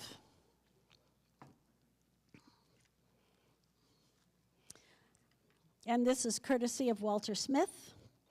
We have an objectivist magazine from, I think it was 1967. Is that right? 1966, February 1966. And this is this signed by Ayn Rand, or is it just, no, okay.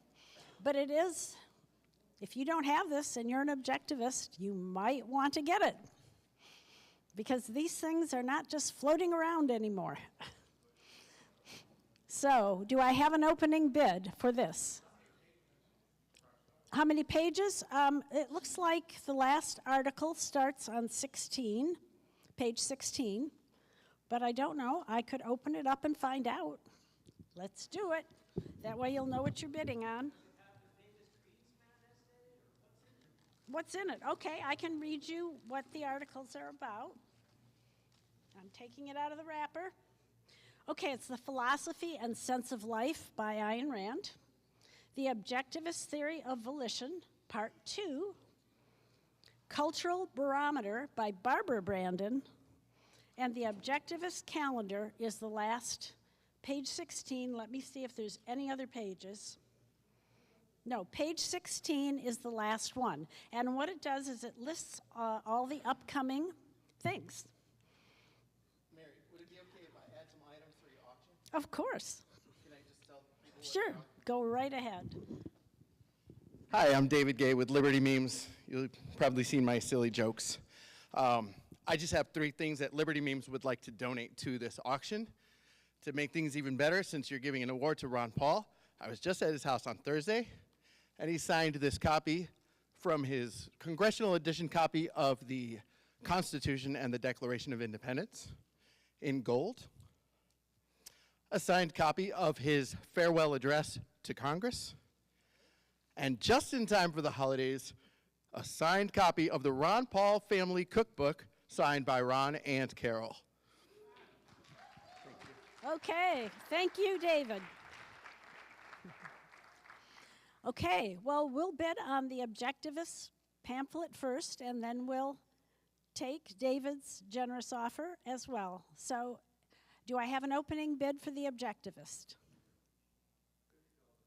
$6? Okay. I'm sorry, Candy. $50. That's good. Pardon me? Okay, we got a bid of $50. So who wants to bid over that and get this great pamphlet? I'm sorry, Lobo? 100, okay. We're both having trouble hearing, I guess, today. Okay, 100. I've got 100. Somebody want to go a little bit higher and get this wonderful pamphlet?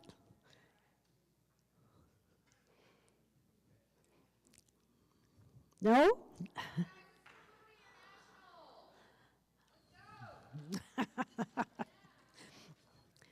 Yes.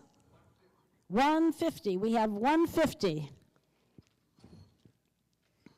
Is there anyone else who would like to try for this? 200. Okay, 200.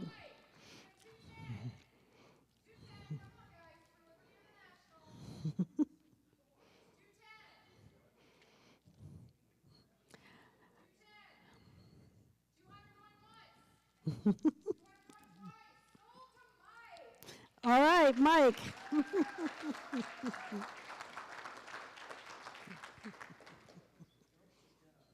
Okay. Thank you. Okay. Now we have these 3 items, all signed by Ron Paul. So, who wants to take a bid on all 3? Pardon me? What are they? I will read them to you. The Constitution of the United States, autographed by Ron Paul. Farewell to Congress, autographed by Ron Paul. And Ron Paul Holiday Cookbook, autographed by both Carol and Ron Paul. So, what am I bid for these?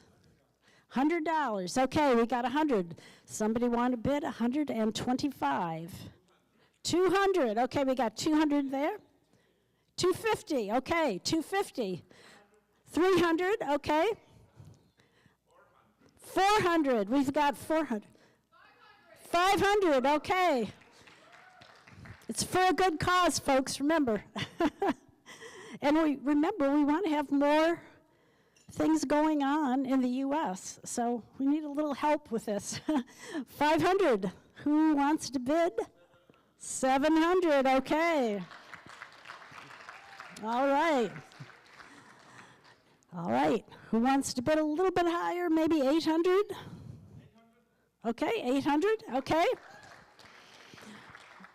Okay, how about 900? 900, anyone? No? That would be 800 going once. 900, okay. Does anyone want to make it a nice round 1,000?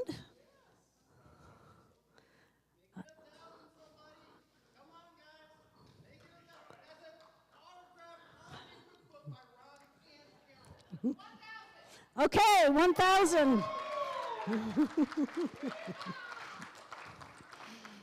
Okay, these are 3 items by Ron Paul. I mean, any one of them could bring $1,000 a year from now. So, what do you think? Anyone want to bid over 1,000? Like 1,100 maybe?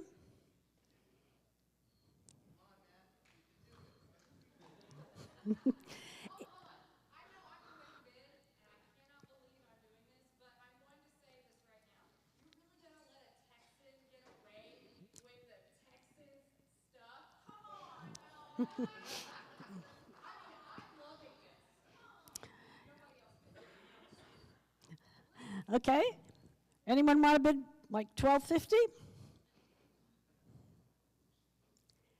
If not,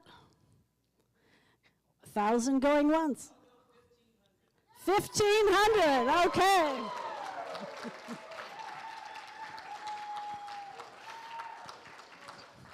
And it's okay to have a bidding war, because it's not like a regular war. There's no aggression involved. So we have 1,500. Does anyone want to go a bit higher? Say 1,750? If not, it'll be 1,500 going once. 1,500 going twice. Sold to Loba Tigre for $1,500.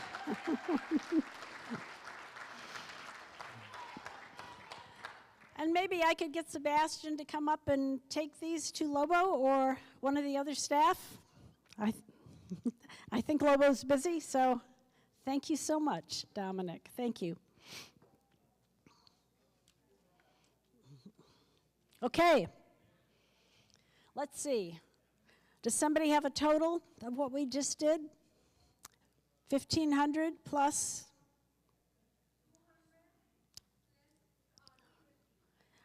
I'm sorry, say again?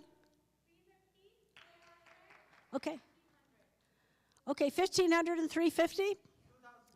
Okay. Well, I'm getting 2 different numbers here. 2,050 is? Okay, okay. 2,050, okay. Now, we started out needing 7,300, so now we are down to, what? Okay, 4,000? Well, 5,250, okay.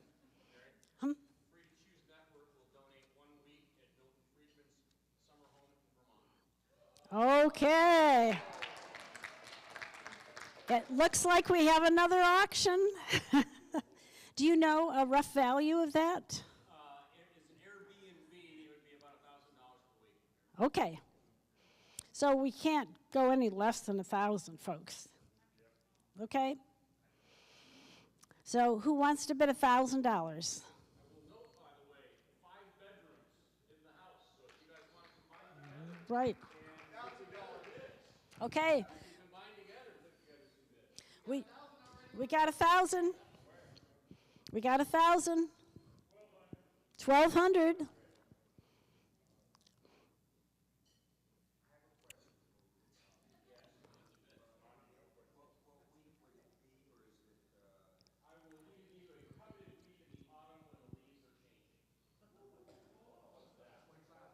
$2,500, okay. Thanks, Gil. Okay, 2,500. Anybody want to challenge that? 5 bedrooms. I know.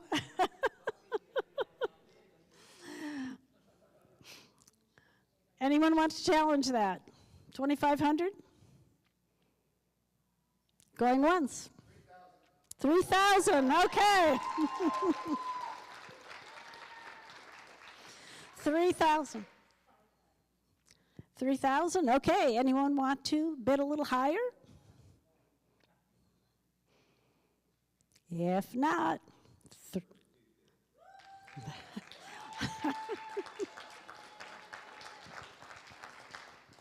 I didn't actually hear what the bid was. 3250, okay, 3250. What do you think, Michael?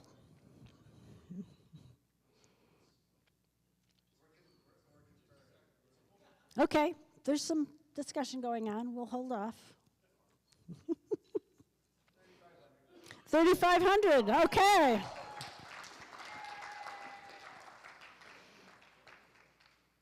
Okay. Anyone want to go a little higher? 3,250 is the bid.